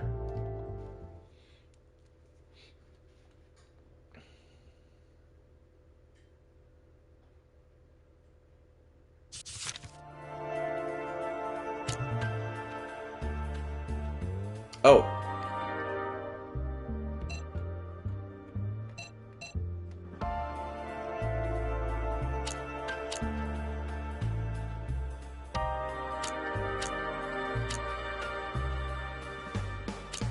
The old woman is clearly hunched over and her shoulders are somewhat flimsy.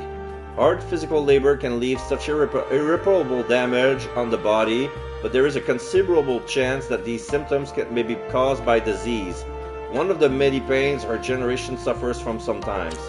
However, this condition is also very common in the elderly and it isn't of much significance. Okay, so this was a bust. So let's reload. So let's look at the clothes. So I guess only the face or the hands give big clues, but it feels like if I don't get a lot of information regarding her clothing, I guess I hit the jackpot in the first.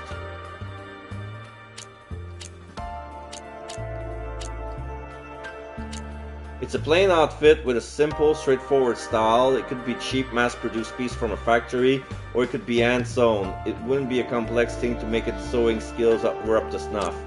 The color of the garment has faded a little and it looks pretty worn. The good news is it's only faded, not actually damaged. There are only a few patches there which has been stitched from the inside, so that at first glance the dress seems flawless. The only thing that seems a little odd is the left corner of the garment where an unusual plain color pattern has been stitched on. It makes no sense, almost as if it were trying to cover something up. Okay, this is sus. I think I'm gonna stick with the clothing.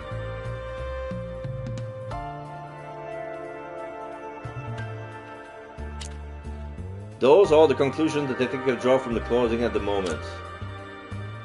Okay.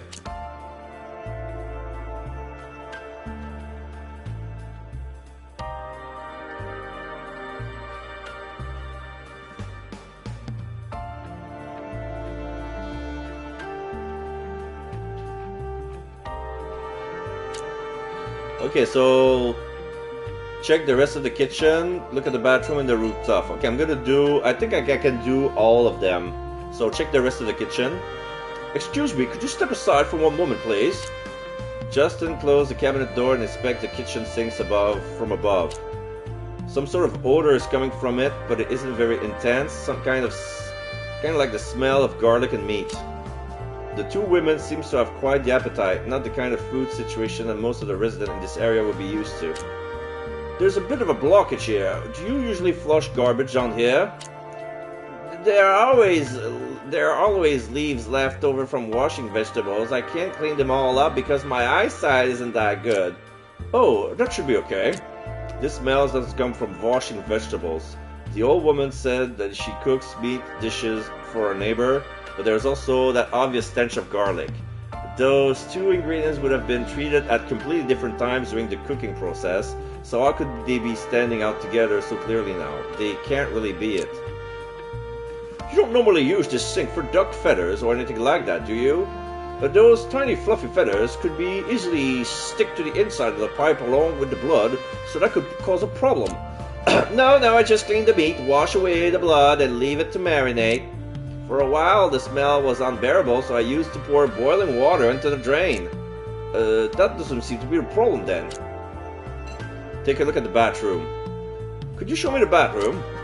Even if the kitchen pipes itself is fine, there could still be problem elsewhere. The dirty water might be bottled up from somewhere, so it might be rising upwards instead. It would be wise to check whether the drain in the bathroom is affected. That way, it will be easier to find out which part of the pipe is causing the problem and we can send someone along to repair it. Of course, it's just by the living room. The old woman sets the bag in her hand aside and turns towards the doorway. The apartment itself is quite humble, and so is the bathroom. The green and white floor tiles are exactly the same as the one at Justin's grandparents' place. The bathroom has no shower, only a simple floor drain and a plastic bucket next to it, and can be the custom in some more traditional Asian household. The style of the toilet is also quite old, although the cover was obviously been replaced at some point since it looks different from the base. Apart from that typical bathroom smell, something doesn't seem quite right. For a moment, the only thing Justin can make out is the smell of detergent. The detective takes a deep breath, turns on his flashlight, and crouches down to inspect the bathroom floor. Small clumps of hair tangle up around the drain. Not uncommon for a bathroom, but generally speaking, the hair would gather because it becomes tangled up. In this case, it seems to be stuck together in bunches. There doesn't seem to be a blockage here either. He pretends to be inspecting the drain on the floor, moving a little to the side to block the old man's view. Then he secretly picks up a bundle of hair. But it's always better to be safe than sorry. Not caring about the fact that it's dirty and wet, the detective sneaks the hair into his sleeves and turns around toward the old woman again. We'll have to bring the right tools next time to dig up anything that's in the pipe. The old woman crosses her arm behind her back thoughtfully, while Justin claps his hands together and leaves the bathroom. Just use some stronger cleaning products next time. You can simply ask for them at the store. They're selling them everywhere now. After exchanging some casual advice, the detective re-enters the kitchen with the old woman. Ask about the rooftop. Do you know if anyone has a key to the rooftop? I would like to see if something is affecting the water tower. The sewer and water supply system works independently from each other. It certainly wouldn't have anything to do with the water tower, but Justin decides to take a risk in the hopes that Hilda doesn't know that. The water tower? We don't know who put that lock on the door either. I don't know what that chain was fastened there.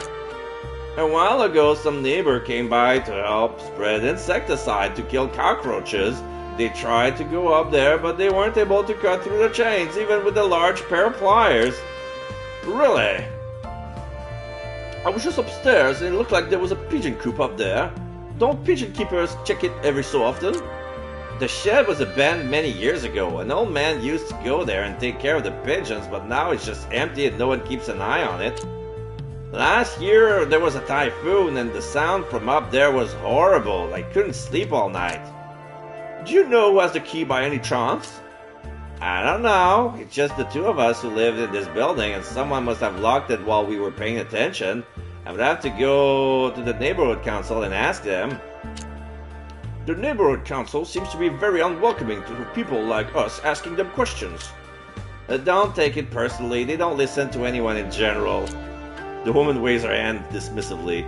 Okay, let's leave. It doesn't look like there's anything more worth investigating. Staying too long might arouse suspicion, so Justin decides to leave the kitchen. Well, I'll just have to ask a specialist to check the condition of the sink. I'll ask the company to send someone over, so please be a little patient. Don't worry, worst case scenario is I'll simply go cook at Lorraine's. The old woman shuffles towards the door as if she's intending to call out to her friend. Justin follows the woman and prepares to leave the apartment. Perhaps it's because of the different perspectives he has when entering the apartment, but it's only now that he noticed the photograph in the hallway. The photo sits in a white frame and the glass is spotless, but the photo paper inside is yellowed with age. In the photo, a young family of 3 is facing the camera, smiling happily, even though their expressions are a little forced. The only woman in the picture looks like a younger version of Hilda. The picture was probably taken out about 30 years ago. There are some strange scratches on the faces of the 2 adults, as if somebody erased the ink with a hard object. What's the matter? Do you know my David? Sorry. I just happened to see it and thought it looked familiar. That's okay, if only my David was as polite as you. Is David your son? As if, in the blink of an eye, he turned from a little boy into a man who doesn't even want to come and visit. You don't want to be like him. I'm sure that's not true, you're just exaggerating. Are you done? He checked everything and said there was a way to fix it. The tall, skinny woman seems to not have left her spot since they entered the apartment. Staying true to the role he's playing, Justin decides to speak to her. May I ask you your name? Lorraine! Lorraine Pearl! Miss Pearl, would it be okay with you if I take a look at your kitchen as well? I'm worried that this is affecting the whole pipe system. My kitchen is fine! You check out Hilda's kitchen so you can leave now! That... Lorraine is actually very kind. You're the one who called their company! It has nothing to do with me! Watch your temper! It seems to be pretty difficult to get past her stubbornness. There's no need to push forward right away, better do this step by step. Don't worry about it, we'll have this sorted out in no time. I'm sorry to have taken so much of your time. I'll head back to the company and arrange for someone to take care of this. And my pizza smells delicious.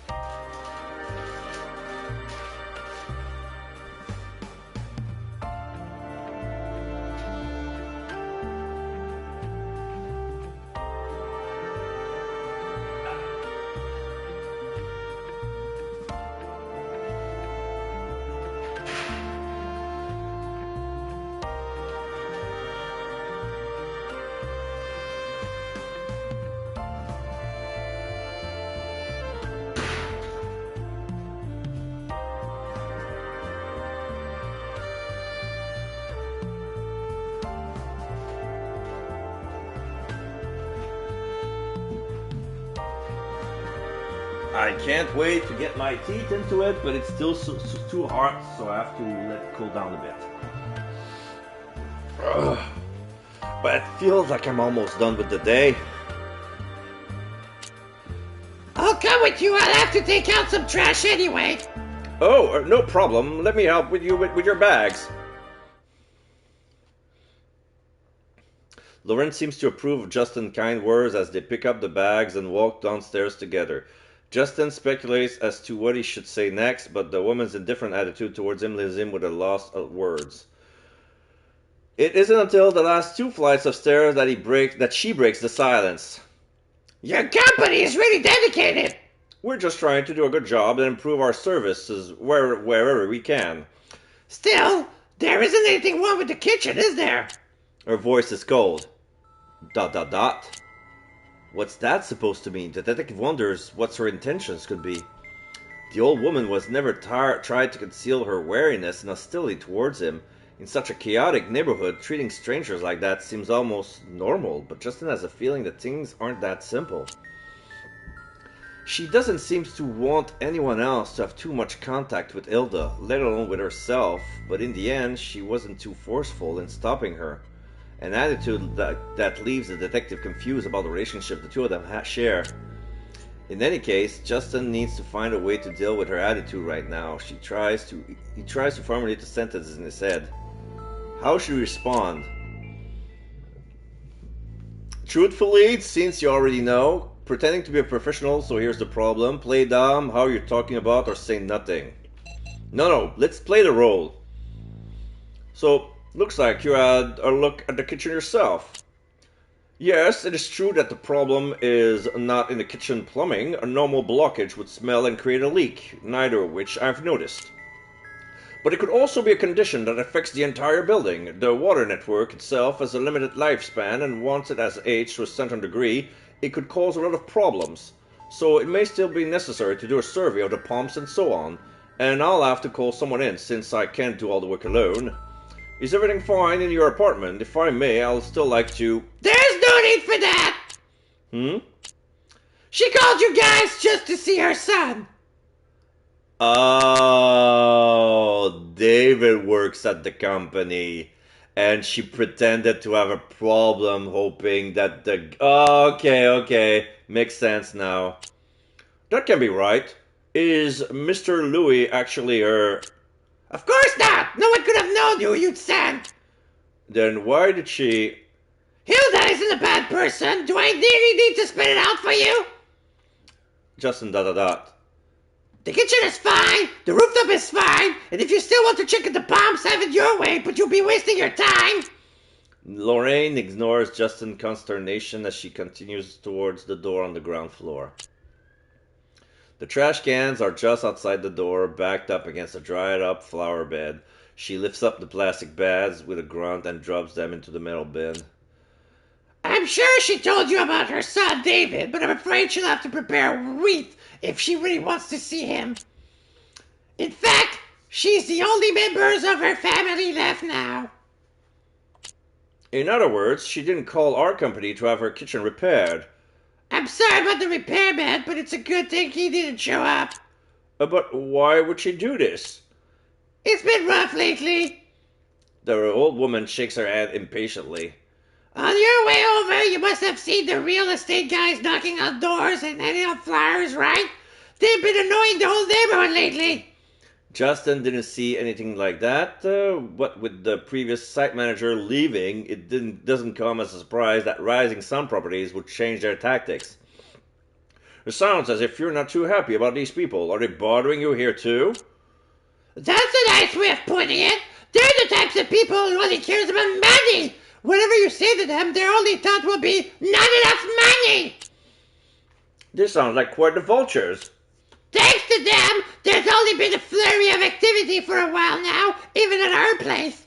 People come knocking on our doors every now and then, at all hours of the day and night. They shouldn't be doing that, especially to elderly residents. The place was already a mess.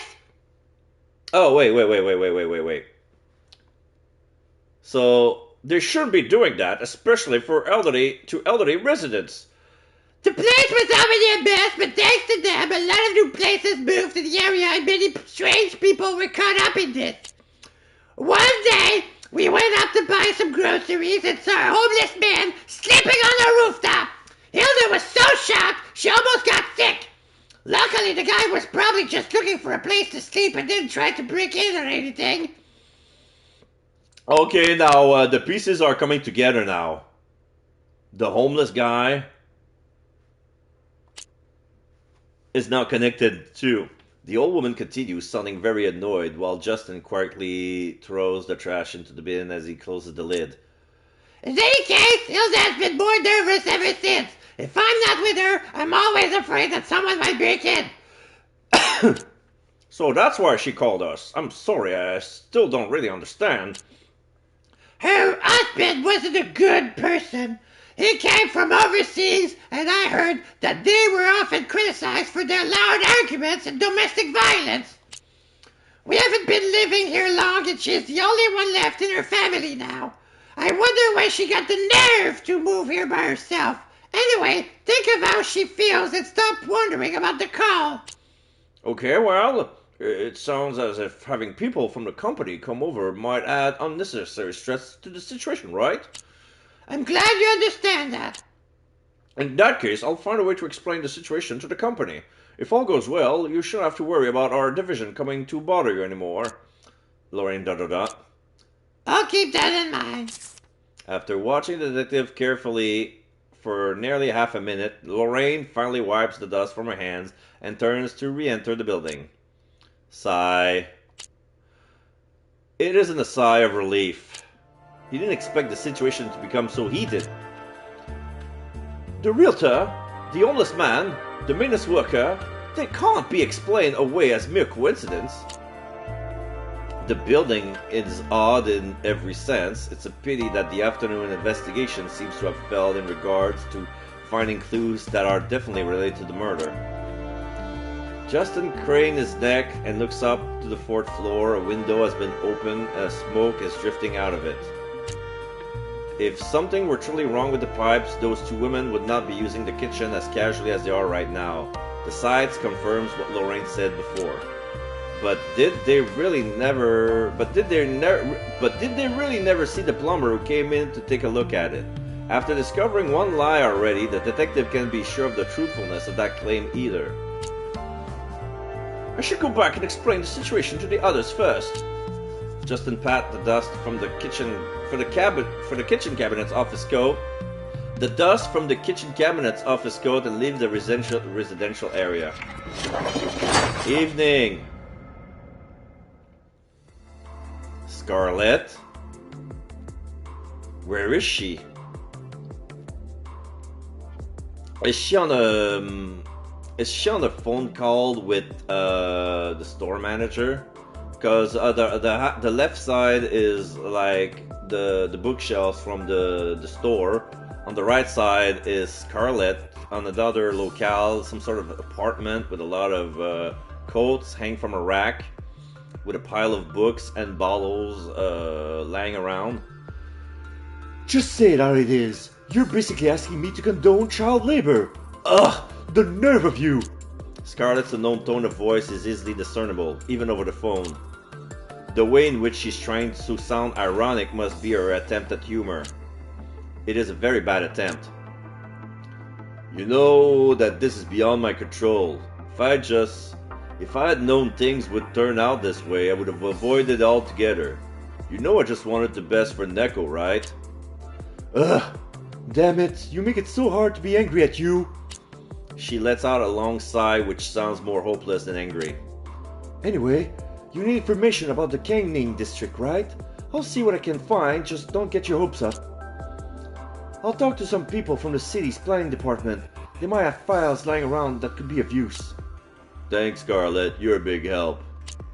Just remember, you owe me one.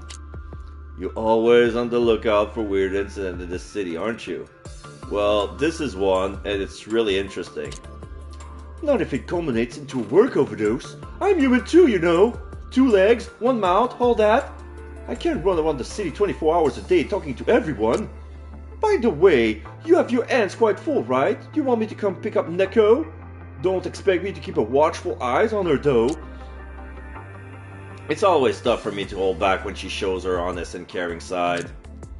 Thanks for the offer, but I can manage for now. We should talk about the case some more. If this case is really as dangerous as we think, that danger will come knocking at our door sooner rather than later. That means we need to make the most of the time we have left before that happens and find out as much as possible. That's why Neko's help is invaluable. As for Justin, well, he's still quite young, but he's very capable, and I think it's possible for him to... What's that about me? Did you miss me that much? Right in the middle of the phone call, Justin stepped into Hermitage. Speak of the devil, I'll talk to you later, okay? I hang up and look at Justin. He looks weary and exhausted. I was wondering when you'd return. So, what news do you bring? Why are you covered in dust? He looks a bit flustered. A layer of dirt and residue cover his clothes. It looks like he's hugged one wall too many at a construction site. I'll tell you later. Where's Deco? Isn't she around? She's upstairs, probably still working and tinkering around with something. You know her. She's bound to go rabid if we interrupt her now. So let's just wait until she comes down on her own. So what's up? You seem like you're in a hurry. I found a number of clues at the scene, and I need help gathering info. If you two were lying when you hacked her per skill, it would be the perfect moment to put them to good use. If it's computer related, I don't know a single thing about that. It's up to Neko to decide if she's on board. What is it you think she can find for you? It's a little more than scouring the internet, to be honest. I would like to install microcams in a few spots in the canning district. Do you think she could handle that? Hey now, that sounds pretty damn sketchy to me. What would the state of the district's in? There's no security surveillance around there, but it would really help me confirm something, so I figured, with no surveillance system in place, why not just create our own? So what do you think? Does that sound like something we could pull off? Even if you ask me, it's up to Nate. Real-time monitoring, just wishful thinking, isn't it? CCTV has a very demanding signal. There aren't many public places around that we could draw power from. The whole power grid in that area must be a gazillion years old. It's already a miracle that there are electricity over there. Expecting quality video is something else entirely. Oh, I hadn't even thought that far ahead yet. We have to hack into the grid and make sure the video quality is good enough. Once we're done, we can just pull out of the system. It'll be as if we were never been there. That's fine by me, just as long as we get footage from the places I want to monitor. So how do we do it? Simple. First, you go out there and buy me a bunch of cheap phones. Excuse me? The sudden, unexpected request surprises the detective, but Neko ignores him and keeps on talking. Chinese ones are the best. Big enough batteries in those. And nowadays, you don't really need to worry about the camera quality. It's going to take some time to set everything up, but if you can get me the phones before dinner, I can have it all ready by tomorrow. Okay. I still don't quite get your plan, but sure, leave it to me. Oh. I'll get you those phones. You two are planning a crime right now. You're aware of that, right? Neko, at least ask him what his plan is before you let him drag you into this. I'm used to handling trouble, you know that. That's not what I wanted to hear. No need to be so nervous. To be clear, the target of our observation is an old residential building. Lots of new and unfamiliar faces has been popping up there lately. Alright. What about the household that called about the pipes? Was there an actual problem? There is a problem, but it's much more complicated. It was a false alarm. The old woman living there felt threatened by the real estate company and was uneasy. Well, I sure hope all of that turns out to be a false alarm.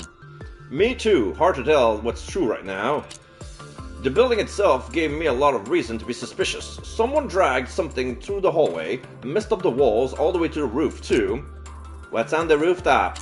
I don't know. The door on the rooftop is sealed off with a chain. Damn thing's probably as thick as your arm. Wow, that's very suspicious indeed.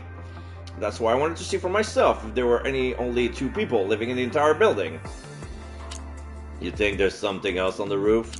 Or there's a pigeon shed on it. Call it intuition, but if that's the only thing up there, the owner would have sealed the door with a gigantic chain. Very true. The building has 7 floors. That's a lot of space to hide all kinds of things. None of the surrounding buildings are that high. That means you could do whatever you wanted on the roof without attracting any attention, as long as you keep the noise down. It's too cold and windy up there for anyone to actually live there. Also, if you find a way to avoid the 2 old women at the time, sneaking around surveillance camera would be next to impossible. You seem very certain about the killer's location. If the plumber really did die there, that makes everyone in the entire neighborhood a suspect. Locking something up isn't an unusual thing in that area. The two old women don't know anything about it. They once saw a little homeless guy sleeping up there, and that's all. There's been nothing to report since then. The first victim? That's a possibility. Definitely worth looking into. And you're sure about the two old women? Even if the place is run down, there's got to be a reason why they're the only ones living there. Calling someone just because you want to feel safe sounds pretty far-fetched to me. I can't see any viable reason they would have a murder. I can't see any viable reason they would have to murder a plumber. The whole thing took effort and planning. You still remember where the 3 bodies were found, don't you? It's quite the physical feat to drag them to where they were found, not to mention wrapping them up like that. And those strange wounds, what would have been the point in that? From what you told us, something was dragged all the way to the rooftop, or down from the rooftop. Either way, it would be pretty difficult to do that all by yourself. Even for 2 people?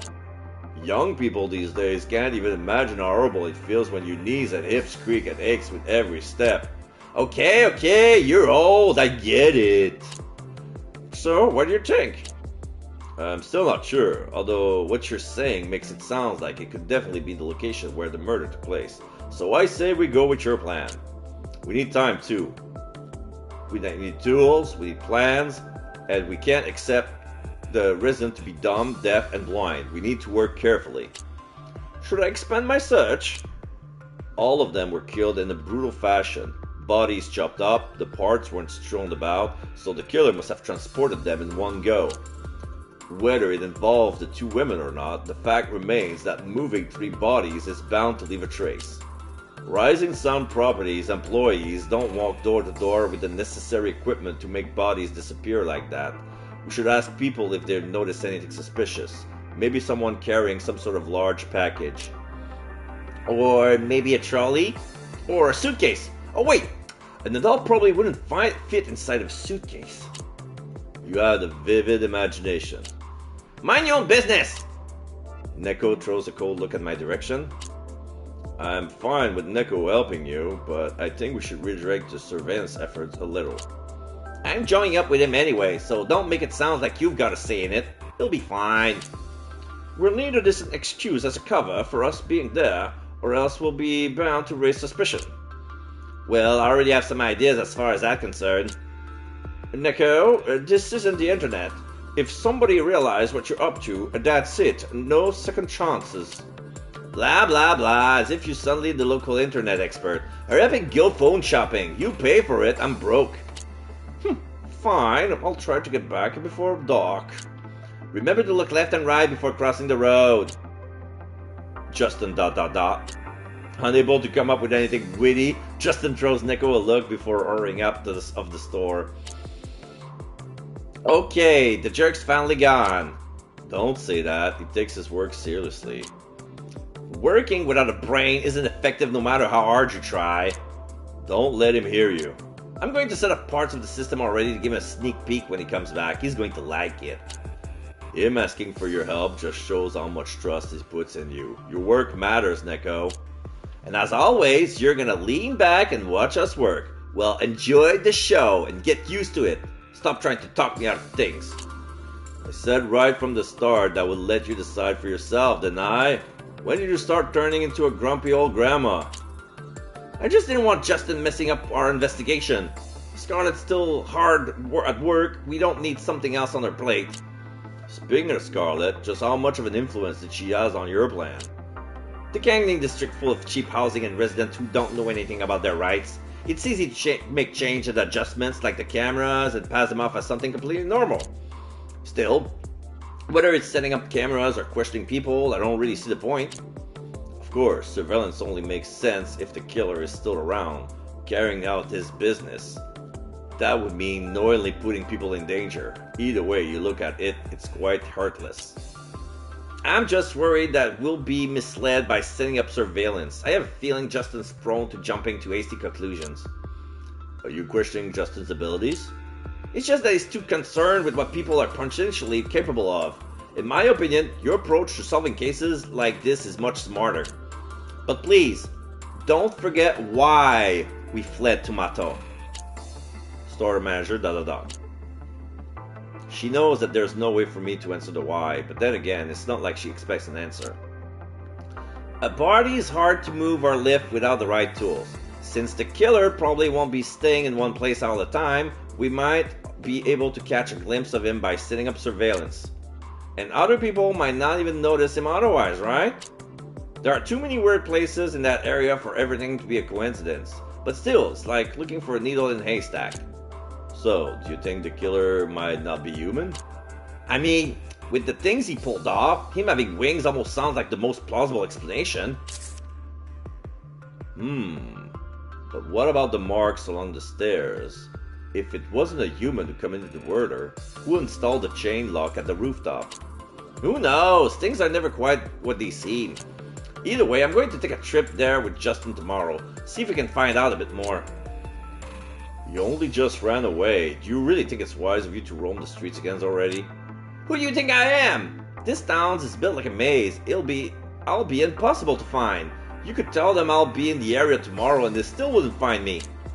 Come on, do you really think I'll pull a stunt like that? That was a metaphor, dummy! I have work to do upstairs now. If Justin comes back, bring me the phones, will you? Don't rummage through my computer. Yeah, I know. How many times are you going to tell me that? As Nico leaves the store, I can't hear her mumbling to herself, quietly complaining about pretty much everything and everyone. She has a lot of complicated work to do tonight, and it will be very unwise to interrupt her. She's probably just going to use some tools, tinker around here and there. A little handiwork with a blowtorch and a soldering iron won't blow up half the building again. Right? Okay, so autosave. I'm gonna check the new clues.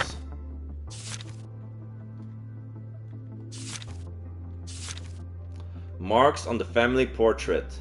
Justin found a family portrait in Hilda's home which shows Hilda and the family from when she was young. Both of the parents' faces in the photo have strange scratches on them.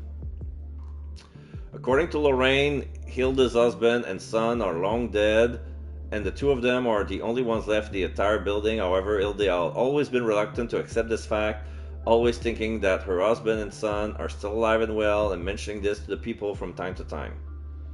Okay. Next stage. Evening. Alright. Almost done.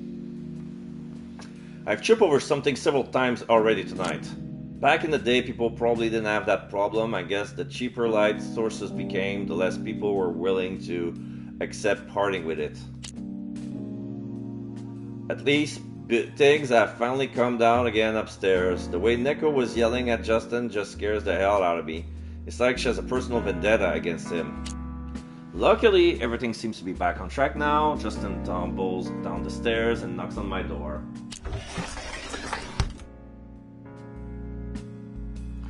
I'll pick Neko up in the morning, okay? Better ask her yourself. I don't want to speak to her. It's not me who's going out after all.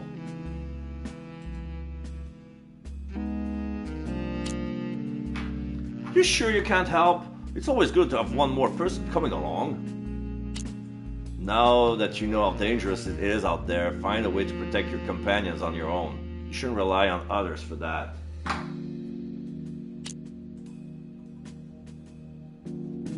Besides, you are fully aware of my situation. It's fine for me to stay at Hermitage, but if I come with you, that's just begging for the police to stop us. Well, if that's dangerous for you, I'll think of someone else. Giving up that easily? Actually, my sources are very limited and I still don't quite understand the details. All the more reason for me not to get involved, wouldn't you say? Good point, yeah, I'm sorry. Never mind, I'm not sure where you heard about this whole thing, but I'm just as curious about it as you are. Really? I thought you weren't the type to ask for help from anyone. Why would you think that? Because you're stubborn? Store manager ... Fine, I was wrong. What exactly do you want to know? I could help snoop around. That won't be necessary, just tell me one thing. Huh? Who is Mr. Lang to you? Justin ... Who could have thought the legendary detective has taken an apprentice? To be honest, I only found out about it by coincidence. What do you want from my master? Nothing, I'm just curious. With a guy like that on your side, why did you ask me for help instead of him? I'm not as experienced as he is. I can't even leave the store. I might be talented, but what good does this do me if I never step outside into the real world and actually put that talent to use? There has to be a reason, right? Just like my master, I have problems of my own. That doesn't really explain anything. Do we really have to talk about this? Neko has found a way to handle this, and I don't want to stop her, but you have better alternatives than us to ask for help, and I need to know why you choose us instead. You're really stubborn. Sorry, that's just the way I am. I can't afford acting irresponsibly when people depend on me. ... Truth is, there never was an alternative in the first place. The old man is just a name to me now. He's done a lot of bad things, and in my opinion, he doesn't deserve to be called a detective. I got to know that side of him when I was still working alongside him. That's why I came to you for help. But why? He's been to the canning district. What? He went there years ago. It was a miserable case. The victim's family camped in front of his house for almost 3 days and nights, begging him to solve the case that the higher-ups had all but abandoned already. He didn't succeed. He ran away after weeks of investigating behind my back. ... I don't know exactly what he found out, but you can't just turn your back on clients like that. You owe them an explanation. I tried my best to talk him out of it, but he decided to pack up and move out of the house overnight. He's always been strict with me, teaching me what a detective should do and shouldn't do, but in the end it was he himself who didn't have the courage to face a problem head-on, choosing to avoid it instead. We're detectives, it's our job to find answers. He doesn't deserve his good reputation, if he can't even do that. I decided to part ways with him that day, been on my own ever since. Is that why you're still a private investigator to this day? He thinks he's everything people makes him out to be, but he's living a lie, that's it. Even if I'm not happy with the work I'm doing right now, it's still a lot better than working for him. ... Now, you should be able to understand why I came to you. See you tomorrow. Justin picks up his briefcase, turns around and leaves. The atmosphere has turned rather cold and I scratch my neck absent-mindedly, not knowing what to say anymore. Well, I guess it's true what they say. Everyone has their own burden to carry. I wish... I like Justin characters, I like Neko characters. I wish they were there since the first case. I wish they won't leave after chapter 2 because I like them so much. They put so much life in the story. So let's see the update on the relationships.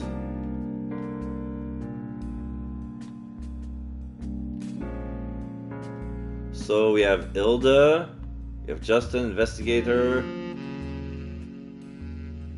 the Soul Den,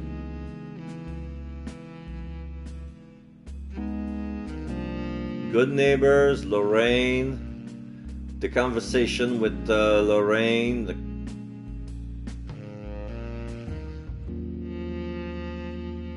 this is the old case. Okay. Internet. Oh shit. There's a lot of 2018 National License Pharmacist Exam questions and right answers 15.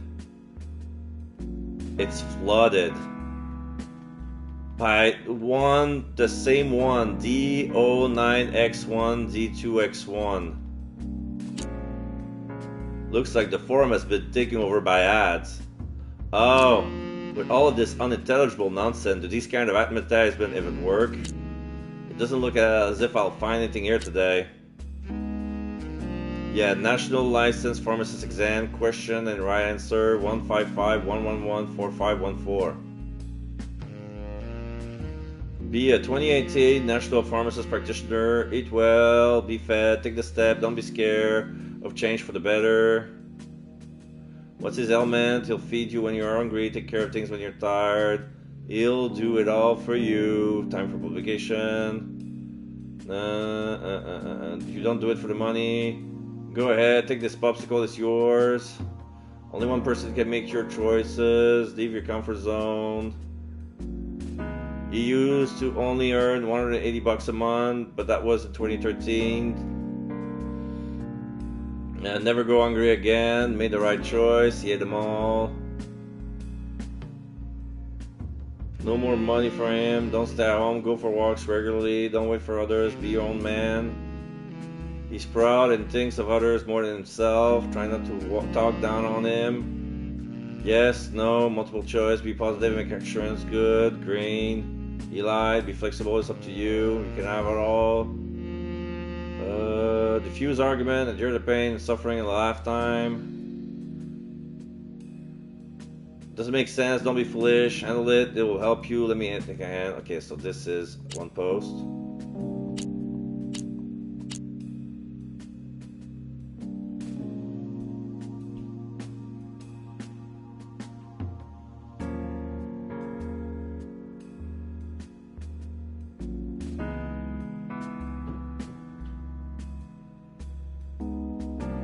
Yeah.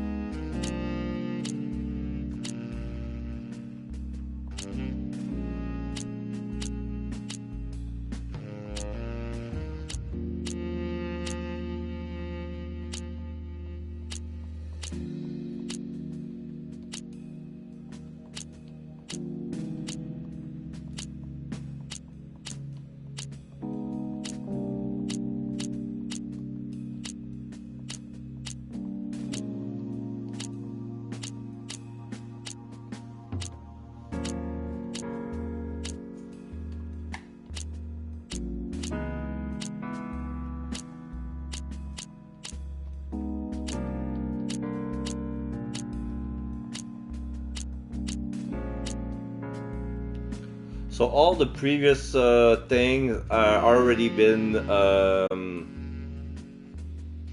obliterated from the